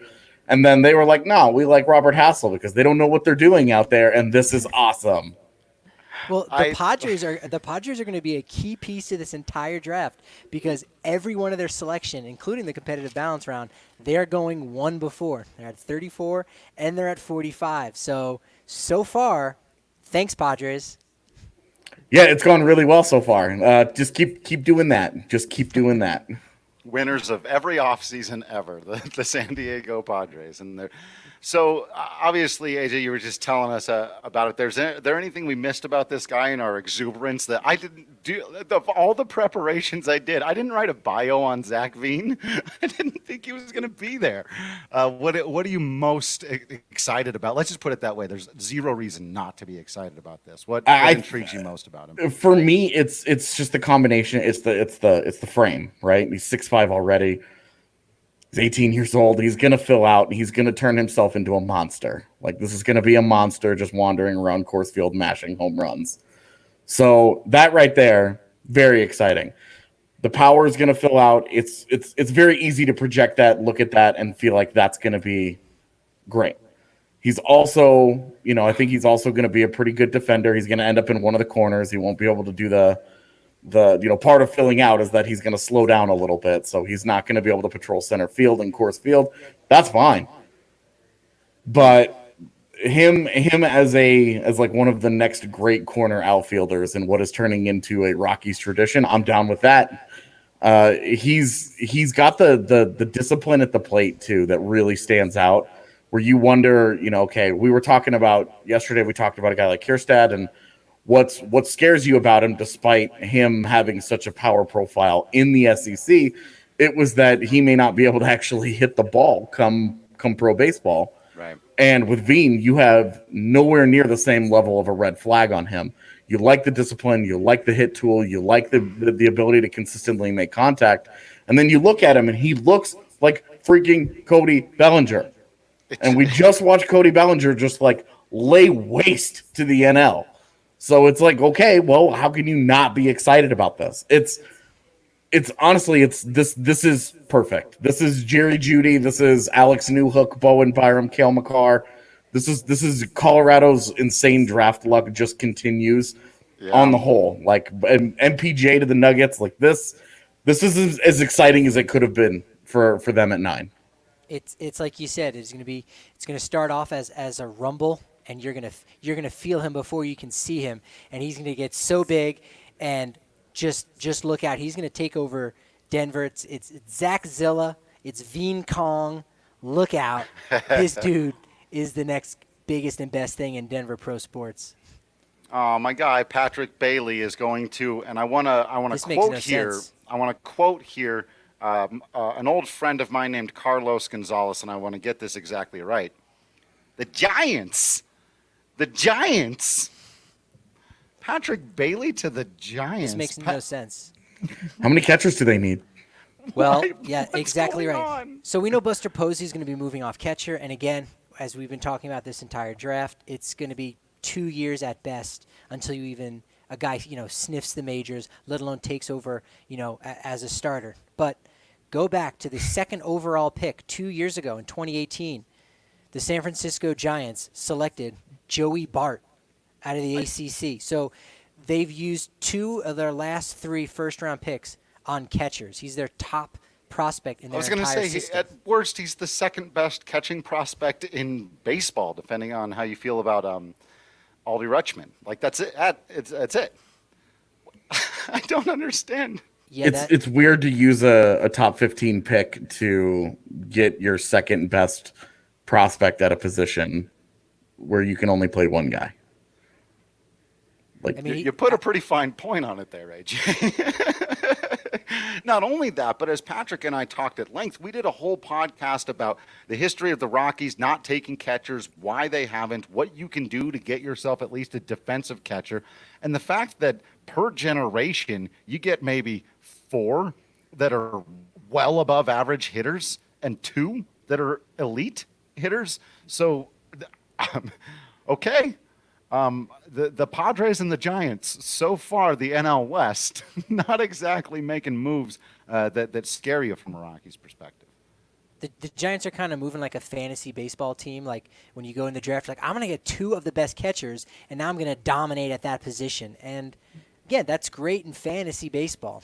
But in reality, I mean, it could work. We just have never seen 2 catchers, you know, that are top prospects split time like that, really, and ultimately like threaten each other. It's like going, you know, with a first round quarterback in back-to-back years. And yeah, I know we've seen that here in Denver, but ultimately, you know, that's a real slippery slope there. And even with the universal DH, you can keep both those guys in the lineup. Bart's got a lot of power. Bailey's can hit from both sides of the plate, but that does not make a whole heck of a lot of sense.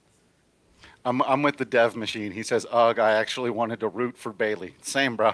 it'll be fine. They'll trade him in a couple of years when they do something to win now. Right, like acquiring Evan Longoria well past his prime. Right. I don't know. LOL Giants was also a comment I see. Oh, wow. I you know how you study baseball for your entire life and you feel like you know what's going on, and then something like this happens and you just I don't know what they're thinking. Let's see who's available on our big board to see like who could they have gone with. And I mean, Bailey was the 3rd best available player for the Giants according to our board and most of the chalk you'll see out there. I don't know, AJ, if you had any inkling to say, you know, who would have been better, or who do you think is the best player available left on the board if it wasn't Patrick Bailey? I mean, I'd like to actually see it and get an idea of. Let's see what we got. You know, right. And Garrett Mitchell, Mitchell. Yeah, like Garrett. I think Garrett Mitchell. He feels like he doesn't feel like a very Giantsy pick. You know, sure. Like he just sort of. I have a hard time picturing Garrett Mitchell like just wandering around center field out there, and field balls into the dumbest gap in baseball. Yeah, like that 80 speed isn't gonna. It's like what, like the 3 balls that get hit there every year. Like, oh, great. There's still triples out there. Yeah. I mean, it would have made more sense than another catcher, which. And that's the thing with baseball is that, you know, again, it's hard to say some of these things because the Rockies can just, you know, create a catcher out of thin air, you know, with Dom Nunez and Tony Walters. But, you know, you have pitchers that eventually can become relievers, and you've got infielders that can become outfielders. But catcher is very clearly only catcher. Wow, what this is a big jump. In the world Justin Foscue. Happening. Shortstop, second baseman, third baseman out of Mississippi State, projected to probably go in the competitive balance picks. He's going here, number 14, to the Texas Rangers.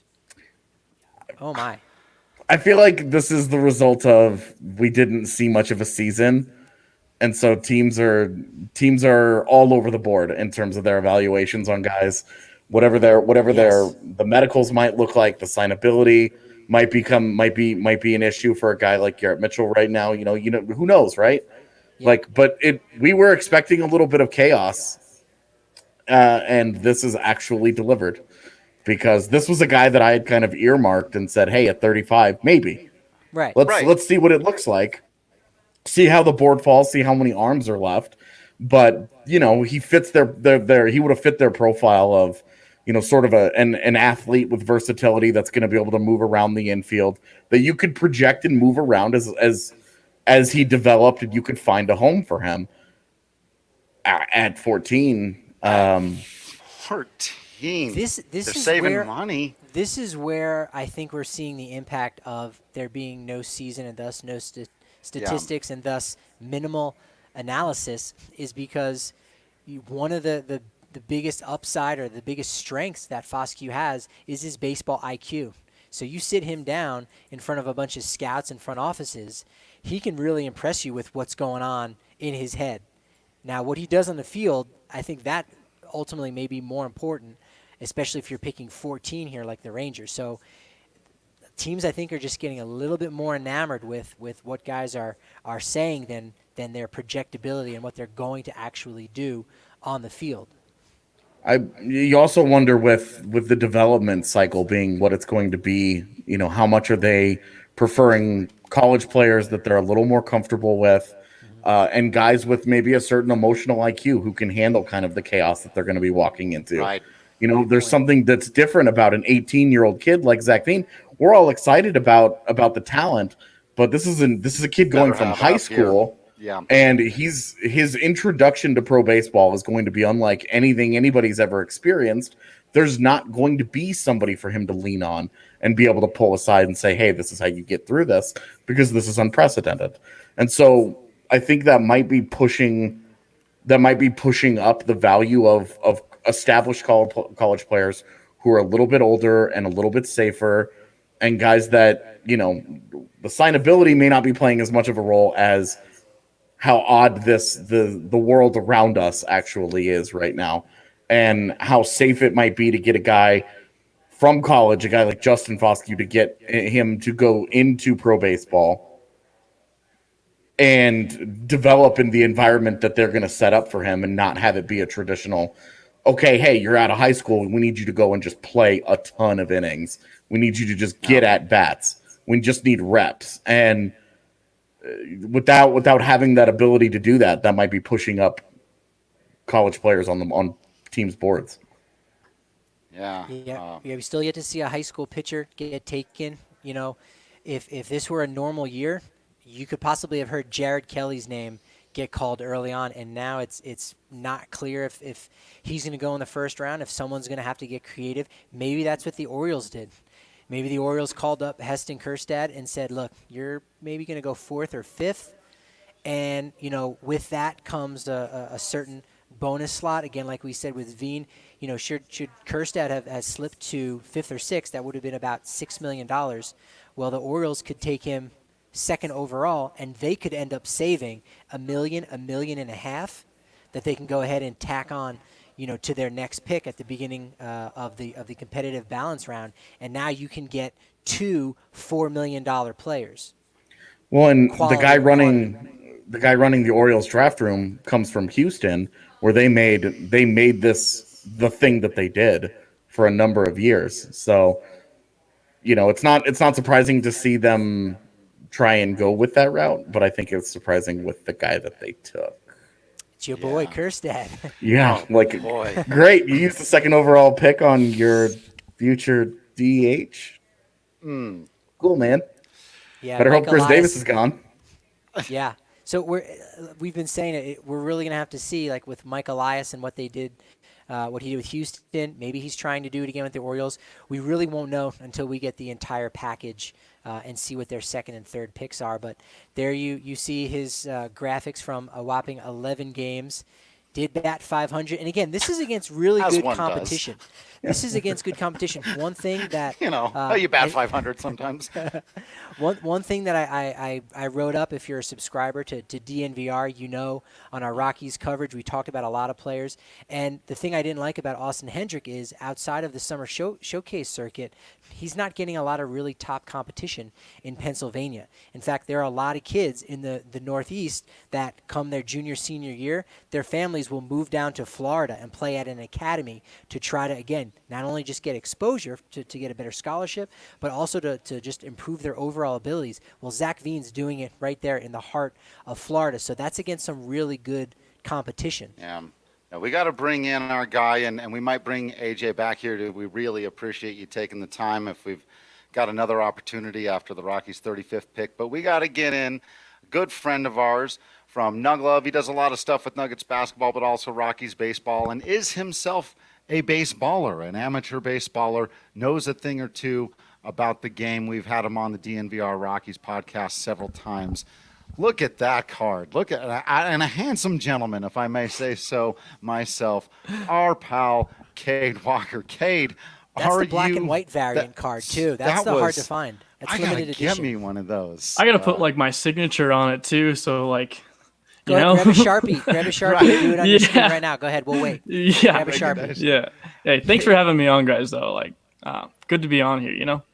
This has been quite the night already, man. Are you as stunned as I am, as we are? I know you're someone who follows along with a lot of this stuff. Tertiarily, even you know some of these guys here. Micah Bell finally going. I think we expected that to happen before too long. The Phillies really getting a nice pick there out of Jesuit High School. An arm that both Patrick and I really liked. I don't know, Kate, if you know much about Mick or any of these guys that have gone so far, but what do you think of the draft so far, brother? And you are a pitcher, by the way, I should mention, so that's the eye we're looking at here. Right. Yeah, no, in terms of Veen, I hardly, I looked at him, right? Like, I watched some film on him and everything, but, I hardly, I didn't write out a huge report on the guy because I'm like, oh, he's going to be gone by the time, 9 rolls around. But, it was a great pick. And like we said, man, Denver keeps getting good draft luck. And I think this is a great pick. He has some serious upside. And I think, honestly, he has a pretty reasonable floor for a prep guy, for a high school guy, too. So. Yeah, it's just so natural for us to fall into that trap of like, well, he's a high school guy, so he's riskier and he's going to have a lower floor. But he's a little bit older. I mean, he's pretty close to 19, so he's one of the older high school players as well. Something that Patrick mentioned earlier. It's just, I'm stunned. I can't believe it happened. It's exciting. I know we talked a little off air about, the Rockies' next pick. Is there anyone that you're looking at there, or anything they should stay away from? Are you forced to not take another high school player at this point? Well, okay. So I guess I was thinking if we take a high school guy at 9, you probably want a college arm at 35 and maybe even 46 too. But I think my favorite arms that will probably be available at 5, I think number 1 for me is Tanner Burns at Auburn. He has a really good mix of pitches. He has 3 pretty solid pitches. He mixes in a variety of leg kicks, good slider and good changeup. I know you talked about it on the podcast yesterday, how you like changeups in Denver, right? He has a pretty filled out frame, so I'm not sure how much more velocity he can add. He's sitting kind of like low to mid 90s right now, gets up to 96, but his floor seems pretty high with his mix right now. So he seems like a guy who could come in and contribute sooner rather than later. So, and then after Tanner Burns, I really like Chris McMahon out of Miami. I think there's 2 Miami pitchers. I forget who the other guy is. Is it Slade? That's right, Slade Ciccone. Patrick and I, for no other reason than to say Ciccone. The 2 Miami pitchers are interesting here, though. Yeah, I think between the 2, I like Chris McMahon. His frame at 6'2", 205 is pretty solid. It's a decent frame, but like you said, you were mentioning, man, he has 3+ pitches, and we can get him at 35. His fastball, slurve, changeup. Well, we're not really sure what his breaking ball is whether it's a slider or a curve. It's classified differently between Baseball America and some other places. But if he can get some more depth on it, it'll be a pretty solid pitch. It breaks well. He had some really solid success this season. Obviously, it was a shortened season, small sample size, but he's had pretty decent success. So I like him a lot. I just wish he was a little bit more efficient because he didn't have a single start, I think, last season that was under 88 pitches. He had a start that was like 110 pitches through like 6 2/3 innings. So, but he has good stamina. After in those late innings, he's still running the ball mid to high 90s, 96, 97. So, I like him as a pretty solid arm with the good pitches. Yeah, I'd be happy with either of those guys at 35 to be sure. I want to ask you about one thing as we take a look here, where the Chicago Cubs also go a little bit under slot, taking shortstop Ed Howard. Of all the crazy fun names in this draft. That is okay. So that's a great pick. You like this one? Yeah, he's probably the best, pure shortstop on the board. Of course, we saw Justin Foscue, going out of Mississippi State. He may need to move over to second or third base. But Ed Howard, coming out of high school, great baseball name.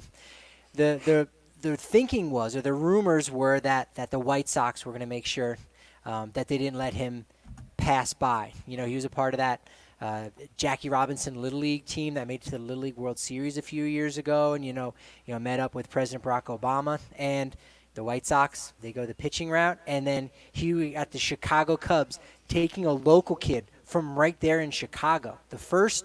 I believe the first rounder taken from the Chicago area since Jason Worth in 2004, I want to say. He was a catcher at that time. So it's pretty rare thing to have such a top talent like that. And for the Cubs to be able to grab him, I think they're really happy right now in Chicago to keep one of their locals right there in their neighborhood.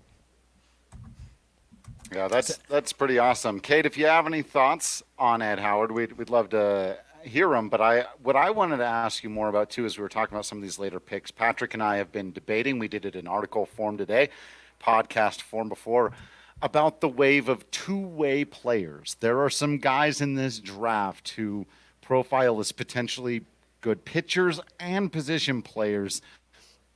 Do you have any faith that this is some kind of thing that can become a wave of the future in baseball, as somebody who knows full well what the workload balance might have to look like? Yeah, I was a two-way player in high school. I played middle infield and I pitched. Now I'm a pitcher only. But, once you make that transition, you definitely have to train a kind of a different way. I think there's, even in the weight room, you have to lift a different way if you're a pitcher than you are if you're a position player.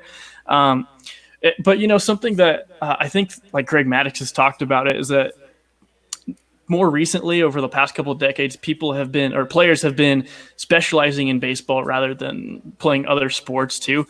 So that allows players to be two-way for some reason. I think players tend to, since they focus on baseball, they're all around baseball players rather than just, hey, I'm going to pitch in the summer kind of thing. And yeah, there's a lot of two-way guys that you see in this draft. I know you mentioned on the podcast yesterday, Mason Wind. There's Tanner Witt also. I actually like Tanner Witt a little bit more than Mason Wind, but these guys they're solid baseball players, right? And I think it was either Patrick or AJ who mentioned that once you step to that next level, you probably are going to have to diverge. We see, like you said, with the Rays, Brendan McKay split off. He's probably not going to play position at the major league level, but he's going to pitch. And then we have Michael Lorenzen, who you do use in the field. So it just depends on the creativity of the organization, and obviously Shohei Ohtani is the poster boy for this, right? He hits and pitches every 5 days. So it just depends on the creativity of the organization. And obviously you see the Angels and the Reds are more forward-thinking organizations, as well with the Rays. So it just depends on what organization drafts him and how they want to use him. And I think it's possible to use these guys both offensively and defensively, but it's definitely harder to develop them in that manner. So it sounds like we have already got our first words out of the mouth of the newest member of the Colorado Rockies, speaking to, or at least being quoted by, MLB Network. Zach Veen has gone on record, says, "I know they do a good job developing hitters, and the ball flies there. Hopefully I'll be there in a couple of years and win a World Series." Well, Zach, that would be the goal. Those are the things the people want to hear. Faith in himself, it is true. Like the ball flies there, and you love hearing a kid talk about the World Series right away. Cade, as far as the statement goes, solid, right? Yeah. It gives me flashbacks of, did you guys watch the Last Dance a couple weeks ago? course. Sure. Yeah. Yeah. Oh, yeah. Yeah. Yeah. MJ. Yeah. Yeah, gives me the flashbacks of that interview where they just drafted him, and Michael Jordan's like, "Yeah, we'll bring some championships to Chicago." That's the stock answer, right? Do what You have, you can. you have to say that. Well, we see what Veen had to say, and that was fantastic. As you said, Cade, they have to go the starting pitching route for a college arm. And to my count, the story is going to be who is going to be left. By my count, there are 10 frontline starting pitchers available out of the college ranks. None of them has been taken in the last few picks, so we're going to see how many are going to be available. There's going to be at least one available for him at 35. Maybe there will be two at 46. If you had one of them to go with, final thought, Cade, who's your guy? If I had to pick one, I'm going to go with Chris McMahon. Okay. All right. Another McMahon. I like Yeah. that. Another McMahon in I like the fold. McMahon's. We had a McMahon earlier on. He's doing all right for himself. Yeah. Well, Cato, we really appreciate you taking the time, man. We may have another opportunity to chat with you later on, maybe tomorrow again. We are doing this again for a big wrap-up. We'll know who the Rockies have taken by then. We can measure your excitement, or not, as it may turn out. Right. But thanks for taking the time and dropping some knowledge on us, particularly the stuff about, the different weights lifting. These are the kinds of things I get real excited about. I got to go 70 fastball, 70 curveball. Any can play in the outfield. I go, neat. And then Cade's like, yeah, Drew, you have to lift weights one way. And they're like, yes, thank you for bringing some knowledge to that conversation. Absolutely. Thanks for having me on, guys. Thank you, Cade. Yeah. We'll see you again soon. Patrick, man, if teams keep reaching, if the and it's not like you said, these aren't all total reaches. The Foscue pick is, and AJ justified the hell out of that thing. Beautiful job. And I'm sure that was some of the justification, but there were other college players available. If teams are going to continue to reach a little bit deeper, whether they're scared off of, as you were talking about earlier, we haven't seen as much of these guys with the lack of season or whatever it may be, the Rockies could very well have an opportunity for a very, very big night tonight. Yeah, this is a really good start. And, if they would have grabbed a college pitcher with their 9th pick, hey, great, cool, that sets the tone. And then they're definitely going to take another one at 35 and 46, maybe even take two more. But now they've got their bat locked in, right? Because the Right. bat that you grab at 35 and or 46 is not going to be anywhere close to Zach Veen. What did I say? Veen Kong and Zach Zilla. Man, he's gonna be stomping through Lodo to get into Coors Field. So now they've got an opportunity. They got their bat. Now they can go grab two arms that, hey, maybe they have upside even higher than that of Reed Detmers, a guy who we said is going to have his pick at a long career, but it's going to be as a number 3 starter. Maybe they can find their next ace here later on today or at the beginning of tomorrow with pick 46. It's just amazing the way that this has unfolded for them as you just played out. We got to get further analysis from our guy on the scene from the paper of record here in town, the Denver Post. Beat writer for the Colorado Rockies does an absolutely... Oh, I'm a little bit ahead of myself. We're working on the cam situation. We are going to be bringing in our guy here, Kyle Newman, in just a minute. Guy does a phenomenal job on the Rockies beat. We got to get his reaction to everything going on so far.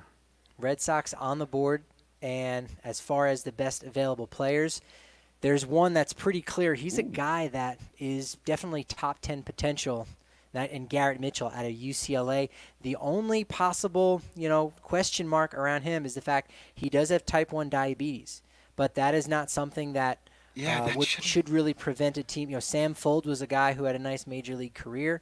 Now is working in a front office, so has stuck around the game. So that is no reason to totally, poo-poo on a guy, especially if you've got that under control. That's something that a player can have control. He's gotten this far with his maturity, and obviously we know athletes have to take great care of their bodies. We know some of them don't, and they get away with it. Garrett Mitchell can't do that, right? He's got to do certain things to make sure that his body is in order with type 1 diabetes. And you have to wonder, is that one of the reasons, why he's slipped here? On our board, he was actually 9th. Would have been interesting to see if they take him or they had taken him just after they had Michael Toglia, who they selected last year with the 23rd overall pick, first baseman outfielder out of UCLA. Would have been nice to reunite those guys, but we'll see if Garrett Mitchell is the option here for the Boston Red Sox. Let's see what the Red Sox do. Pick is coming in here. Nick York? I'm being told in my ear. They have gone off the board. Huh? Nick York? Huh? Who did they just make this person up? Not Nick Bitsko. Not Nick Bitsko? I think maybe someone wrote the wrong name down. Is that possible? I know at one point Boston did have two players named Luis Basabe. It was like Luis Alexander Basabe and Luis Alejandro Basabe, twin brothers. Did they write the wrong name down? It's Nick York. That's what everything is saying. We have done research for this thing for a month and a half. We have read player profiles and watched video on 150 players. We have, according to AJ Hafley, he's ranked. If he's around, we can bring him back on. I don't know if Kyle, we can just do audio. 139th ranked player on MLB's top 200.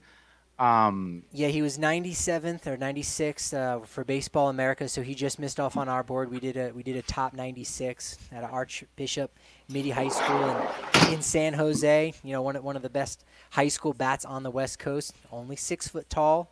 Had committed to Arizona, and the Boston Red Sox must know what they're doing, right?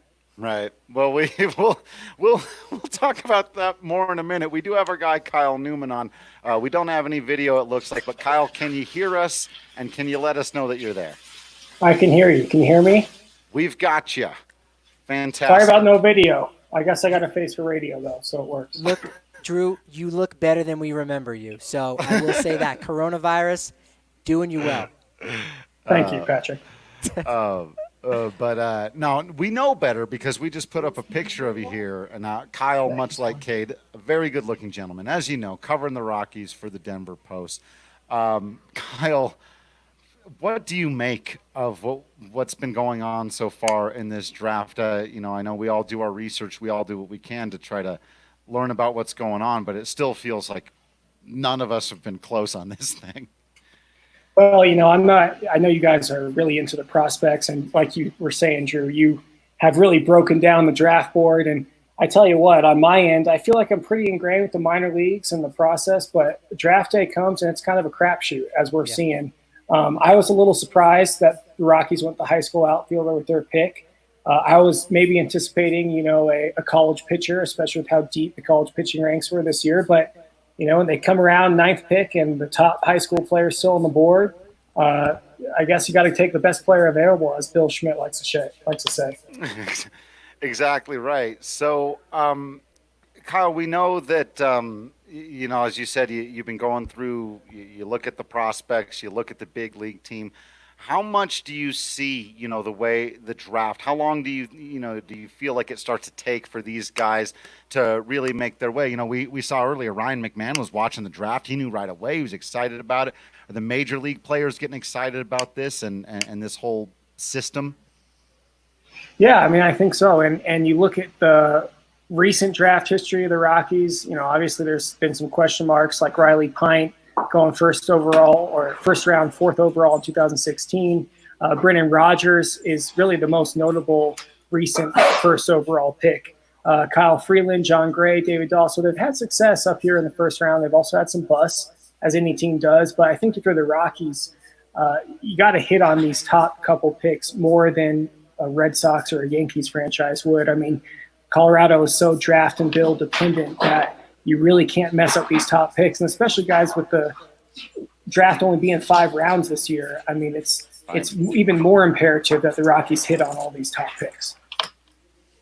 Yeah, they absolutely do, and like you said, not everyone in the baseball world, including ourselves, we haven't always kept track of the MLB draft because usually the Rockies have a game and we're watching the game and that's it. And maybe somebody turns around and says, hey, the Arizona Diamondbacks just grabbed Bryce Jarvis, a right-handed pitcher, and then someone else will say, why do you care about the Diamondbacks? I thought he was going to be available for the Rockies at 35. Teams are clearly doing some things differently. And Kyle, I just sort of wanted to bring you in on that entire conversation. I know you've had a great perspective on this. This is a weird time for baseball. And so just give us your thoughts, man, on everything going on right now, because this is bizarre is the word I'm going with. Well, guys, unfortunately, I don't think I'm going to see you at Coors Field this year. I just don't think right now. I have a bad feeling that there's not going to be a major league season. Seems like the Players Association, the owners are just too far apart. So I'm a little pessimistic right now. You know, it's approaching June 11th tomorrow. We still don't have anything in place. On the minor league side, as you guys know, you guys cover the minor leagues like white on rice. I mean, it's going to be a change scene, not just this year when the season's likely to be completely canceled, but starting next season as well when contraction is likely. 42 teams looking at getting cut, including 2 in Colorado, 2 in the Rockies minor league system. So it's going to be a different minor league landscape starting next season, and the draft is tied into that. Just 5 rounds this year, and you could say it's coronavirus related, but I think MLB wants to kind of force their hand at this and start to make these changes in the minor leagues where there's less entry points into baseball and less jobs in minor league baseball. Kyle, what do you think happens if Major League Baseball doesn't come back this year and 2021 is possibly the earliest that we see it? How much does that cripple the sport? It's going to be a black mark for sure. I mean, you look back to the 94 strike, the World Series getting canceled, and I was a little too young to remember that, but I certainly can't imagine a World Series being canceled when you could have played it. And I know coronavirus has really affected everything, and it's the worst timing for baseball, the CBA expiring up here on the horizon, but they got to figure out a way to get on the field, even if it's for like a World Baseball Classic style tournament, a shortened season that will obviously have an asterisk. You can't have the NBA and NHL returning to play, figuring things out, but baseball's stuck in this kind of labor strife, which is obviously what's going on. The players want guaranteed prorated salaries. The owners want super minimized schedule to, alleviate those financial losses without fans at the games. There's a big abyss between the players and the owners right now, and I'm getting more leery by the day that they're going to figure it out. Well, on that note, and I can't say I totally disagree with you, but unfortunately we do have to let you go on that sour note, Kyle. We do hope to see you down at Coors Field before too long. Thanks for joining us, man. Guys, thanks, man. Be safe. And we have got to leave that conversation totally behind and get into the celebration of the process of developing baseball players. We are very excited for our next special guest who has that exact job. We have got Zach Wilson, the head of player development for the Colorado Rockies, the man who is literally experiencing a baseball Christmas right now as Jeff Bridich and Bill Schmidt and team and the entire team involved are getting presents together for you and your team to eventually get to work on. Zach, thanks for joining us. Thanks for having me, guys. It's always good to be with you and good to see your faces. Yeah, it's been a little while, right? It's too bad we've got to do it this way and we can't see each other in person. But I did want to ask you about that. Does this feel a little bit like a big holiday for you on a day like this when you just start to get dreaming on these extraordinary young talents? Well, it's certainly about the most exciting thing to happen in a couple months here. That's for sure. But you know what? We sort of just went through the process normally, and I give Bill Schmidt and his staff a lot of credit. When you have a season that is shortened, if not canceled altogether, both collegiately and high school wise, you really have to go on your past experiences, and you got to have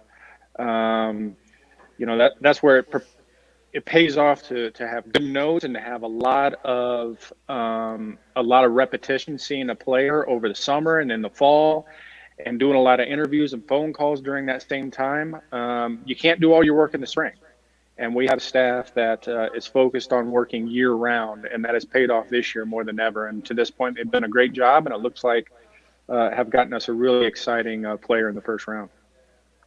How much do you think the impact of not being able to, get inside the homes and talking with players, individually one-on-one and speaking with their families, how much did these Zoom conferences kind of factor in with, how much you learned about a player's baseball IQ and maybe, change your mind about where they should be on your draft board? Do you think that was more of a factor than, you would have thought going into this? It was certainly different. You're always trying to create relationships with players and try to start to understand what they're about, and more importantly, what they're going to become as they go through the rigors and the experiences of minor league baseball. And so it was a different way of getting to know guys than I know our scouts have ever had to pursue before. But I think, there can be some positives that come from doing it a different way. And you may get something that you wouldn't get out of a kid on a Zoom call that you might not get out of him face to face for whatever reason. Maybe he's a little less nervous on a Zoom call. Maybe he's not surrounded by other people. Maybe the fact that he doesn't, he's not doing it from a locker room. He's doing it, in an environment where he feels a little more comfortable. Maybe those things allow a little more freedom in a conversation. So it was certainly a different, but I know our scouts, regardless of the setup, they do a great job of digging in and really figuring out who a kid is and what makes him tick and what motivates him. And so I give them a lot of credit for that. You talk about. Oh, go ahead, good. Patrick. I was going to say, you talked about the relationships that you build with guys, not just this spring. Like you got to know who they are before that. And I think for the most part, a good majority of the research that you do on a guy is done before the year you draft him. What was that relationship you guys had with Zach Veen, going into this spring before the season was cut short? Yeah, and I missed the last part of your question there. I think I got a majority of it, but with a high school kid like Zach, I mean, he was obviously going through all the summer showcases, and we were able to get really good looks on him. And I know our scout down in Florida, John Cedarberg, was able to create a relationship, over time. And the fact that he's from Florida, he's playing a little bit earlier, and you're able to get some extra looks early. So those things paid off. But whether it was Zach Veen or somebody else, I know our guys were prepared to take the best player in the draft, and it looks like that's what Bill Schmidt did once again. Yeah. We'll get you out of here on this one, Zach. And again, we really appreciate you taking the time, especially on a No night problem. which I'm sure is real busy for everyone. But we hear this word, whether, pitchers got tools. We love talking about tools. Boy, did y'all get yourself a toolsy baseball player. Now it's the job of you and your team and the staff of coaches to turn those tools into a reality, not just for this kid Veen, but for the next couple of guys taken. And I just wondered if you could talk to us just a little bit about that process and about what you guys have done over the years to turn out the John Grays and Kyle Freelands and Ryan McMahons and David Dahls and the draft and the development. We're seeing it at the major league level right now. Yeah, I mean, a couple years back, obviously, we were able to graduate a lot of players from our system, and those players have made a tremendous impact on our recent success here, particularly in 17 and 18. So many of those guys contributed to those playoff runs, and so, our job is to create as many impactful major leaguers as we possibly can. And listen, not every guy's going to make it. That's just the reality of it. But when we get a new player in our organization, the first thing we do is just let him go out and play and show us who he is in a professional environment and a different competitive level. We're not out to change guys right away. We're not out to, force them doing something that they're uncomfortable with. We want to watch guys play. And, that first year or two really is less about statistics. It's less about putting up numbers. It's more about starting to get comfortable with what being a professional baseball player is all about. And some of that is starting to be comfortable with the competition you're going to face, because for many of them, especially high school players, it's the best competition they've ever faced in their life, night after night after night after night. Right. They go to showcases, yeah, they face some good competition, but that's in a short time period. To do that on a consistent basis and get through that both from a physical level and probably more importantly, the younger they are and the lower down they are in our organization mentally, and understanding the mental grind that it takes to get through 140 games of your first full season, to understand what your legs are going to start feeling like and what you have to eat and how much you have to sleep and how you have to take care of your body in a different way than you've ever had to do. So allowing all those things to sort of happen while meshing together our teaching and development with those things is going to allow that player to grow on their own pace. And that's probably, and I'll end with this, that's probably the most important, one of the most important parts of what we do. Letting a player's natural timeline fill out. And it's easy to say you got to push them harder, or it's easy to say you got to slow them down. There's a lot of factors into pushing a guy harder or to pulling a guy back. But a lot of it is just natural patience that both the player, the staff, and certainly myself all have to have collectively to let that player become the best they can be over time. Yeah, that's a lot to think about. It's a long process. It's a difficult one. Zach, we appreciate you taking the time. I know it's a busy night. We're all excited to have a night where we're just celebrating baseball, and we hope to see you out there on a diamond watching ball players in person again very, very soon. Likewise. Hope to see you guys soon, too. Enjoy the evening, and hopefully we can get baseball back for everybody real soon. That's right. Thank you, That's Zach. right. We Thank you, Zach. appreciate it. Take care, guys. I mean, how great is that? Night of the draft. Fantastic. The Yeah. guy who's in charge of developing these guys, like it's his responsibility now. And for him to be that forward with us about the process, about the things that are important that people don't always think about, and to even talk about, you know, that thing he said about not changing guys, and he wasn't going to say this part of it, and that's fine, but that hasn't always been in past regimes, and he's not going to throw shade at other people because he's a class act, but that's not always been the case. And so for him to talk about that, I'm very grateful for the time, and I think that should give people a lot of indication about the quality of hands that these young ball players are now in. Yeah, they are drafted at a certain stage, but then so much of it is on them to go forward from that. And even if you take the best team and you look all the way down to the worst, there's not as much difference as you would think as far as, you know, what those teams are doing to get their players ready. The cream always rises to the top, and, you know, from everything we're hearing, Zach Veen's going to get that opportunity to be extra creamy. He's creamy. I was Coors gonna say you have to finish that analogy, dude. You can't walk down that road and not give me extra creamy at the end. Our boy Garrett Mitchell out of UCLA, finally taken 20th overall by the Brewers. Somebody asked earlier in the chat if he was falling because of the type 1 diabetes. I certainly hope not. Other teams may be, you know, if that's the reason, they might end up kicking themselves for not taking this kid. An 80 grade runner with plus defense and great contact. I mean, the guy has got ball player written all over him. I'll be shocked if Garrett Mitchell doesn't play in the big leagues and before even too long. This is a great pick for the Brewers, which is unfortunate because the Brewers have become a bit of a natural rival for the Rockies.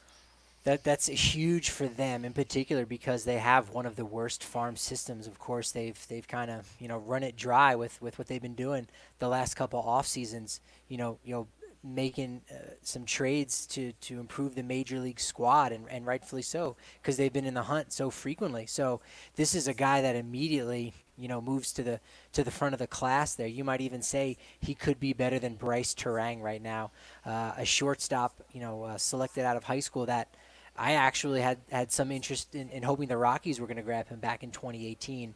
Unfortunately, he was taken about 2 picks before the Rockies. So, you know, he's going to make an immediate impact, and he's a guy that you just can't let pass up. You know, again, okay, we understand the questions about his health, but if you're going to draft a guy based on his upside, look no further than Garrett Mitchell there. I mean, it's just a great pick. I see this comment from AJ Hafley saying Brewer's going to replace Lorenzo Cain with the next Lorenzo Cain. There it is. And it's like, that's an irritatingly good pick. As you can see, we've got our draft board updated so far. We missed a couple in there. Pete Crow Armstrong, an outfielder who we thought would go kind of around this level, so one of the less surprising ones. I want to talk about him a little bit in a minute as well. PCA. Not just because PCA is a great name. That's great. Dude, what happened at 18? Bryce Jarvis. Oof. Again, we skimmed over it while we had some guests in there, but wow, there are some reaches here. And he was a guy that AJ, I think, really had kind of fallen for a little bit. One of the older pitchers in this draft class.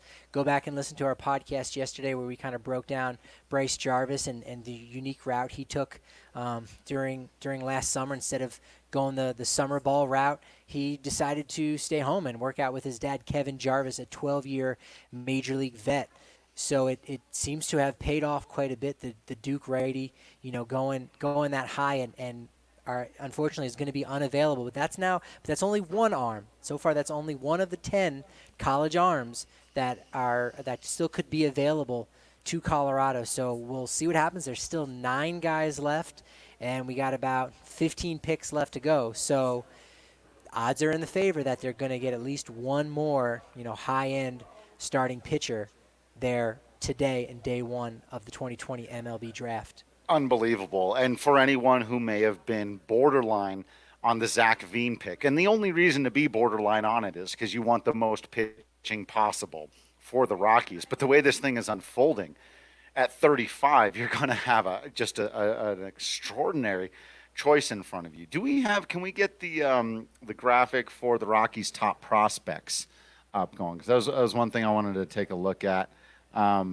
Because I think this whole thing is going to shape up very interestingly after tonight as we're talking about here the players that they have available to them. Zach Veen, and I've got my own list, so we'll get the graphic pulled up. I'll have what I've got in front of me. But the top prospects in the Rockies system, if we're still counting Brendan Rodgers, it depends on, then he's still going to be up there, I think, at number 1. Ryan Rollison, according to Baseball America, is your number 2 prospect right now. I love what he's done as a pitcher in the Rockies system so far. Zach Veen might immediately be number 2 over Ryan Rollison, especially if you're doing potential and ceiling over closeness to the big leagues. So the interesting thing, again, we see the Rockies, the 27th best system according to MLB Pipeline. I tend to think it's somewhere around there, and eventually over the next 2 days as we look at what the rest of the NL West is doing, you're going to see that it's relatively fair because the Rockies have only one top 100 prospect in Brendan Rodgers. He may have made his major league debut last year, much like Sam Hilliard, but again, if a player still has rookie eligibility, he's still considered to be a prospect. So only one in the top 100, so that Zach Veen is going to go ahead and slot in there. And St. Louis Cardinals always have an interesting pick, mainly because they're going to develop that guy to the best of their abilities. And this is a guy that Scott Bush, CEO of Sabre, he earmarked him, the big third baseman out of Decatur High School, 6'5", big body, may eventually have to move over at first base, but if you trust the Cardinals system and the Cardinals way, insert quote marks, they're going to figure out a way to keep him over there, at the hot corner. And, maybe with another organization, you go, all right, cool. But in the Cardinals organization, he jumps up past some other high school bats, and you have to say, yeah, okay, that's a quality pick at 21 for St. Louis. Yeah, if almost anybody else in baseball makes that pick, you go, so here's another little bit of a reach, but the Cardinals do it, and you go, great, this guy's going to be a multiple-time All-Star. He's going to do his thing. Oh, look, our resident Cardinal fan, Brendan Vogt of DNVR Nuggets, big fan of the big third baseman. It is. It's a good pick, and as you said, Scott Bush came on here to talk about that, and I just assume he'll work out for the Cardinals. Taking a look again here at the Rockies' top prospects, we got 30 of them there, and the lowest you're going to put Zach Veen right now is third on that list. And remember that Ryan Rollison was a late first-round pick last year. Now, he's done good things. He's performed at every level, at Grand Junction, at low A, at high A. In fact, he was looking real good in spring training this year. I'm very high on Ryan Rollison. I expect him to be there. In terms of overall talent, Zach Veen immediately slots into second on my list. Patrick, where would you? I think he could go number one. Wow, yeah. And mainly, I think a lot of that has to do with just the buzz surrounding him. Is that, the prospect prognosticators, when they go in and do their thing, they're, he's much further away, obviously, than Brendan Rodgers, who's in the majors. Same with Ryan Rollison, who should have started this year at AA Hartford. But you can project Zach Veen again. If he's going to be Cody Bellinger, I mean, shoot, he needs to be at least in the top 100. Yeah, that's the only way to put him. Rollison's on that bubble. I think he would just make the top 100 in my prospect rankings around MLB.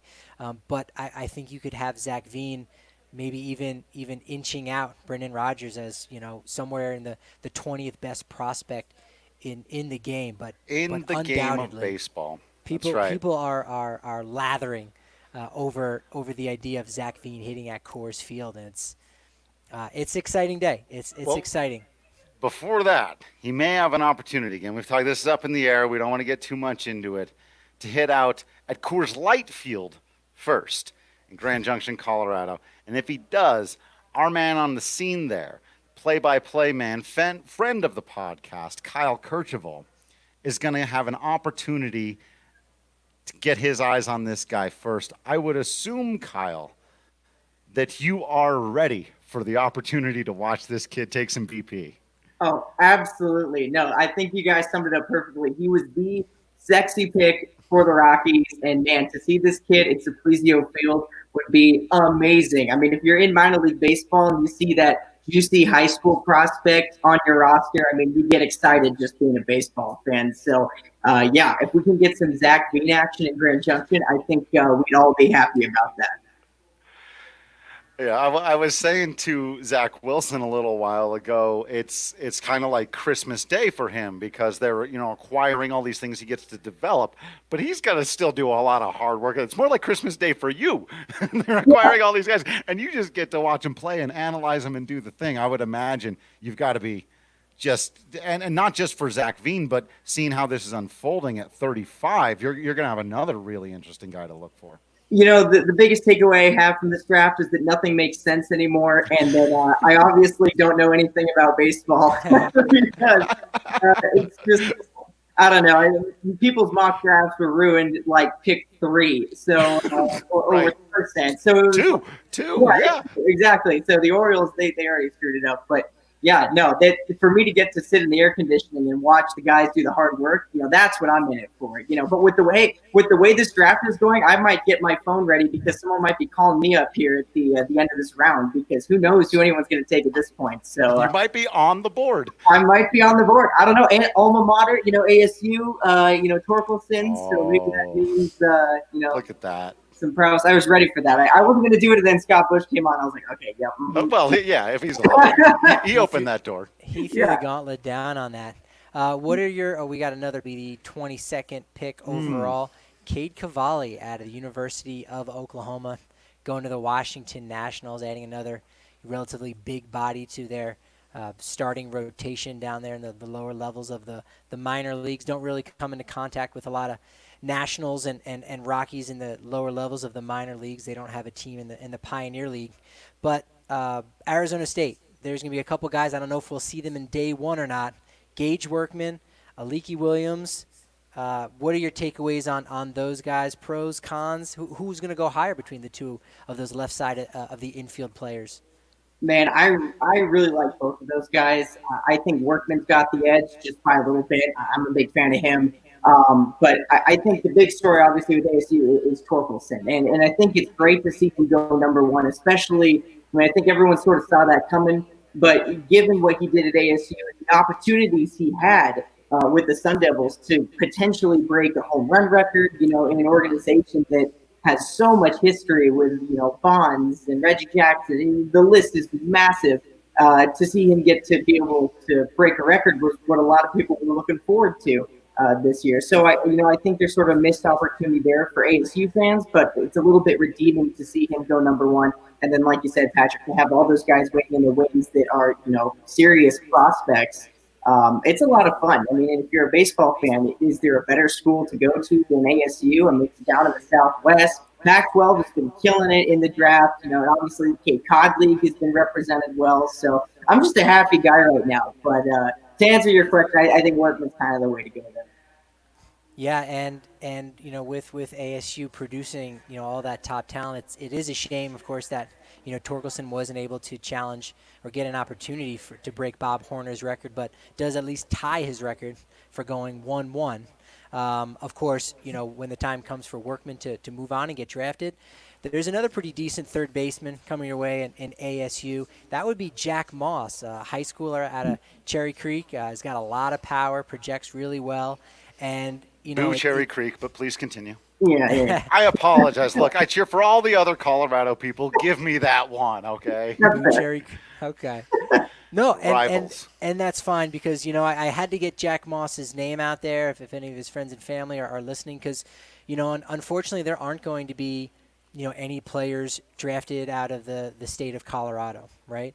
You're not going to have anyone from Colorado Mesa, which is a school Go that the Buffs! Rockies – there it is. Don't have a baseball team. Don't even have a baseball. I know, Kyle. 1980. We got to fix that. 1980 is the last time that they had. But yeah, Moss is set to replace Torkelson and Workman there. And no one from Colorado Mesa. There's only 2 Division I schools in the state, Northern Colorado and Air Force Academy. You're not going to see any selections in the 30th round or higher from high schools like Fairview and Boulder, Rocky Mountain High School in Fort Collins, Regis Jesuit in Aurora, Grand Junction, Eaton, and any number around the great state of Colorado, unfortunately, because the draft is so short. So shout out to Jack Moss, and it's a good addition for ASU and a long lineage of great players, as you said. Absolutely, yeah. And to touch on that a little bit more, just as far as the draft, and the whole system has just been completely, 7 wrenches have been thrown in, and it's just falling apart. And I've just been, as this draft has been going on and listening to the analysis and listening to what Zach Wilson was saying just a second ago, I think what people are going to have to kind of consider here in the foreseeable future is how these prospects make their way through a system that right now has zero stability. If you obviously Grand Junction is, we're obviously known for being on that chopping block, and who knows what the whole minor league system is going to look like in the foreseeable future. So these guys that are going to have to navigate a system in an uncertain time, they came out of a draft 5 rounds. What about all these other free agents that are going to be signing, for their $20,000 and moving up? It's just crazy right now. And given that it's so unprecedented and none of these kids, Veen's 18. The dude was like 19 days removed from being born in 2002. It's incredible. That is terrifying in and of itself. Wow. But to think that a kid like that's going to have to navigate what is just the most uncertain times baseball has seen, in recent history is just crazy. So, my thoughts go out to them because obviously great opportunity, but good luck trying to figure this out because none of us know how to figure it out. Very, very true. Well, we'll have to, catch back up with you throughout the year and throughout these developments as we see Cleveland here taking right-handed pitcher Cole Wilcox. We want to thank you, Kyle, for coming on the show and saying hello to us. Like I said, we want to bring you back in. We've had you on the podcast. We will do so again and talk more as these things go on. And if I may say, as a resident of that area, I hope to be out there covering Grand Junction Rockies baseball in the future and meeting you. I will say that for myself. I would absolutely love to do that. Yeah, let's put that on the calendar and hope we can make that happen. But honored to be here. Thanks for having me, guys. It was great. I saw the guest list with McMahon and Thomas Harding. I'm like, what the heck am I doing on here? Is anyone better? But no, pleasure to be here, guys. Enjoy the draft. Thanks for having me. We're coming to you for first analysis of these guys when they take the field out there in GJ. So be ready. Thanks. Sources than me. Come on. Absolutely not. Thanks, Kyle. We really appreciate it. We appreciate you taking the time. We've got to move right away to our next guest because we have got an outfielder you may have heard of from the Colorado Rockies, drafted by them, made his major league debut just this last year.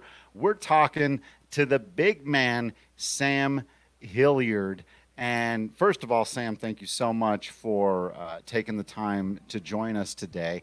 And I wanted to ask you the question that we've asked Philip Diehl and Ryan McMahon, but, it is a little bit different. You're taking a little bit deeper in the round. So what are your, memories of draft day? Is it a big, sort of joyous memory? Is there still a little bit of a chip on your shoulder about where you were taken, or how do you think back on draft day? First of all, thanks for having me, guys. I don't remember it that much. There wasn't that much going on. It was pretty much just, me and my family sitting around watching the computer, waiting for my name to pop up. A scout from the Rockies, Brett Baldwin, he contacted me a couple days before and kind of said, the Rockies, we're looking at you as an outfielder, as a position player. And probably 27, 28 of the teams wanted me as a pitcher still. So, that was what he said. And then a couple days later, I was waiting for my name to come up in the second day, and I wasn't really sure when to look. So it was like late second day, maybe early third day. Ended up going in the 15th round, and then like right after I saw my name, I got a call from the Rockies, and they were like, "Hey, we just took you." And I was like, "Oh, this all happened so fast." It was crazy. I was just with my mom and my dad, and we just celebrated with each other. It was low key. The journey begins. Did you go online to look and see, all right, where might I go? Let me pull up a map. Let me see what teams I'm going to be playing with. What goes through your head maybe the day or the days after that pick gets made and you're a member of the Rockies? Yeah. So, no, honestly, I didn't think that. I pretty much got a call right after, and I'm pretty sure, I don't exactly remember who it was. It feels so long ago, but they said, you're going to go to Grand Junction here in like a couple days. And I thought I had way more time than that to kind of soak it in, but they're like, dude, you got to get in the car and come out here. So right away, I knew I was going to Grand Junction. And then I don't remember exactly how long it was, but it felt like a couple days after I was in Grand Junction with my host family, getting ready to play some baseball. Yeah, you gambled on yourself, and it paid off rightfully so, because you were taken by the Twins in the 31st round, the year prior, and you said, I want to try my hand at D1 ball. You went to Michigan State, Wichita. It paid off. Wichita State, yeah.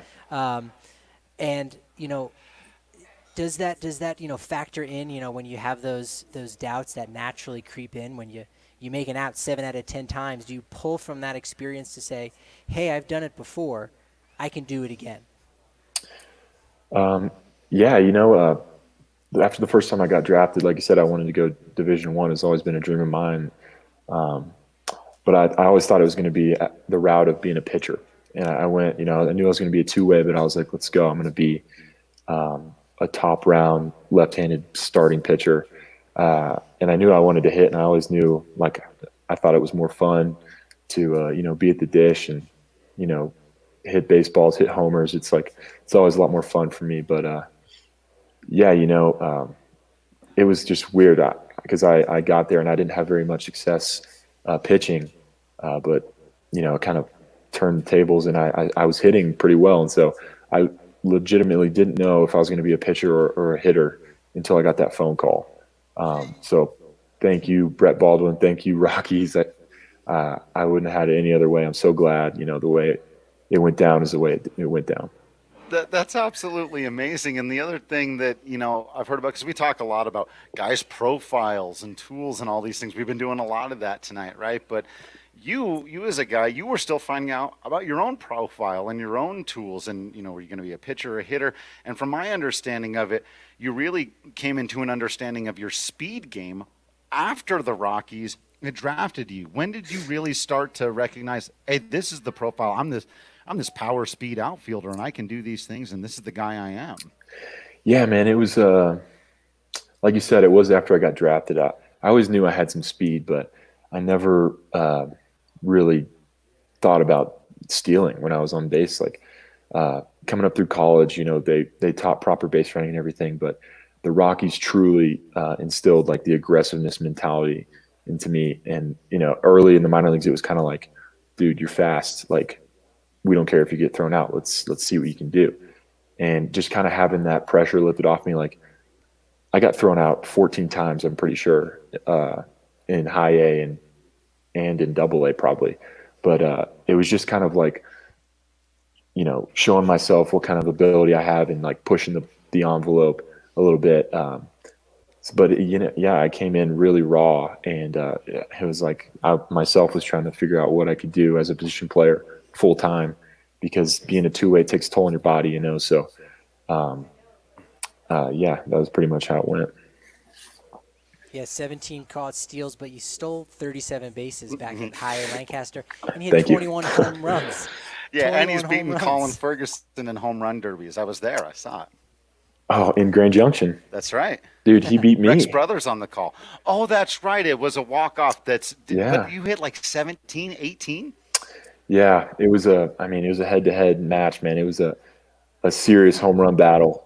But he beat me by, like, we tied in the first round, and it was only supposed to be one round. So we went on like a 30-second, do or die round. And, and he hit like a walk-off with 1 second left.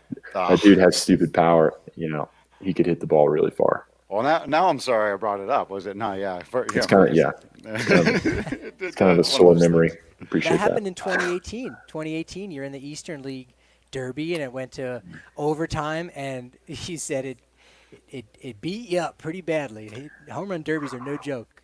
Dude, yeah. It was – I didn't realize till the next day, but my body, like my rib cage was like just so sore. Oh, and brutal, I probably went on the worst slump of my whole career that next month in Hartford, and I love to blame it on that. So I would just – I'm not going to do another home run derby unless it's in the big leagues. There you go. Well, we'll get you out of here on a happy memory, because I tweeted this out the other day.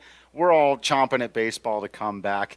And the last time we got to cover a baseball game, you had quite a moment. And I wanted to thank you for that, because we haven't had a baseball game in a little while. Have you had a chance to reflect on that, and do you take any extra credit for what happened to the Brewers after you ruined their season? I don't know that I would say it was me single-handedly. The whole team just mashed that whole series, and everyone just played really well. But it's been so long. I've definitely taken some time to reflect on that, and it was just so much fun, man. Like, that series was the most fun I had the whole time I was up in Denver, and I've just been itching for that feeling to come back, because that was the last thing that I remember, and I'm like, I want that again. The team was kind of clicking on all cylinders, and it was just the most fun I've ever had on a baseball field. So, not to mention, that homer late in the game, and then finishing the last game of the season with a walk-off wild pitch. It was just kind of weird. But it was, like I said, late in the game, 2 outs in the bottom of the ninth. I want to be clear about when you're. I think it was extra innings, wasn't it? That's right. It went 10, so 11. It was late. Either way, it was late. Yeah. Sam, before we let you go, talk a little about the cause that's so near and dear to your heart. We'd like to please. Give you some time to talk about Team Hilliard, because I think it's a real important cause. Yeah, man. My dad's diagnosed with ALS in early 2018, and it's just it's been hard on our family, but he was always there for us, so we want to be there for him. Team Hilliard is something that we put together just to kind of help fundraising efforts for the disease. It's there's no cure, and it's an underfunded disease for sure. So you can go to Team Hilliard, Twitter, Instagram. It has a link there to show you, the website, everything that you can do to help. We got merchandise. We got 6 shirts with my silhouette on it. No big deal. But it's a cause that I think is really important, and it's dear to me and my heart and my family. So appreciate if you go check that out. And thanks, man. Yeah, absolutely. Sam, thank you so much. We hope to see you back out there on the field very soon. We'll send out all that information so people can find Team Hilliard and get involved. Appreciate it, you guys. Thank you very much. Thank you, Sam. And then again, there you see, a guy just what a great guy. He's done so well to get to the big leagues from the 15th spot there. And there's another thing I want to mention about the Team Hilliard situation. We had set up, it was just for that final month of the year. A lot of DNVR members were donating dollar amounts based on total bases. Sam gets a single, he draws a walk. Then you donate a couple bucks, he hits a home run, it's a few bucks more. Obviously, whenever they get back out there on the baseball diamond, we'll provide you all the information so that you can get set up, so that you can set up your donation, whatever it may be, so that when Sam does something good on the field, we can all donate a little bit of money to ALS research. Very, very good cause. Yeah, absolutely. It was great having him on and talking about something so near and dear to his heart, and hopefully we do find a cure for that. And as we continue to move on and hear these players share their stories, we've got a few more lined up later on in this show. We'll hopefully have some tomorrow as well. We've got players being drafted. We got players being taken. We're getting in the 20s now, but there's still a lot of high-end talent. We saw, again, Tampa Bay Rays. They're doing things analytically, and they are always interesting. And anytime they pull the trigger on something, it's going to be good. And you go, I might not understand it right away, but it's probably going to work out. And what do? And they go and draft one of the biggest upside arms in high schooler, Nick Bitsko, who, in any other year, I'm sure would have put up some really good numbers from Doylestown, Pennsylvania, East Coast kid. And he goes to Tampa at 24. And here we see Jared Schuster going to Atlanta. They grab yet another arm, as if they don't have enough great arms currently right now AJ's in their rotation. AJ's hurting now. Both Jarvis and Schuster off the board. These were the guys he was hoping that were going to fall to Colorado. So there's been good news and there's been bad news from some of these picks here. For the most part, Rockies will still have their choice of some good pitchers, but if those were your guys, Cade Cavalli was another guy. I don't think he was ever going to fall to 35. There was some talk, but some tough news there for the Rockies. Carmen Majinski, Tanner Burns, we know is still available. Bobby Miller out of Louisville, so maybe they don't get the lefty like Detmers, but maybe they get the righty and Bobby Miller. JT Ginn, who spurned the LA Dodgers and didn't sign with them 2 years ago. Love it. Yeah, I knew that you would say that. I had to share that piece of information. The two you righties. Throw an alley-oop, I'm going to dunk it, buddy. Well, you got it. You got the ups, man. You got legs. The two righties from Miami, Chris McMahon, Slade Ciccone, and Clayton Beater is probably the last guy as far as a college arm goes. So what is that? Six of them. 6 college arms left. Yeah. We're running out to see if one of them can fall to the Rockies at pick 35 here tonight. It's getting close. It's getting tense time for that pick number 35. It's possible all my favorites could be off the board by then. I don't think so, but I shouldn't have said that out loud because now it's going to happen. What we do need to do as we continue to prepare and look at these picks is bring in one of our favorite people in the world, somebody who is now, we must say, I don't know if we publicly said congratulations to Sam Bradfield for taking over the reins at Purple Row, my old stomping grounds. Just an extraordinary person to talk baseball with, running the go-to Rockies blog there, Purple Row. Sam! Hey, guys! What's going on? How are you? I'm good. How are you? Doing fantastic, being perpetually perplexed by what's going on here. I know. So I want to get your feelings first, because over at Purple Row, you guys do one of my favorite things in the world, the Perps list, where you go through and you make the whole ranking of the Rockies farm system. It's everyone there gets involved.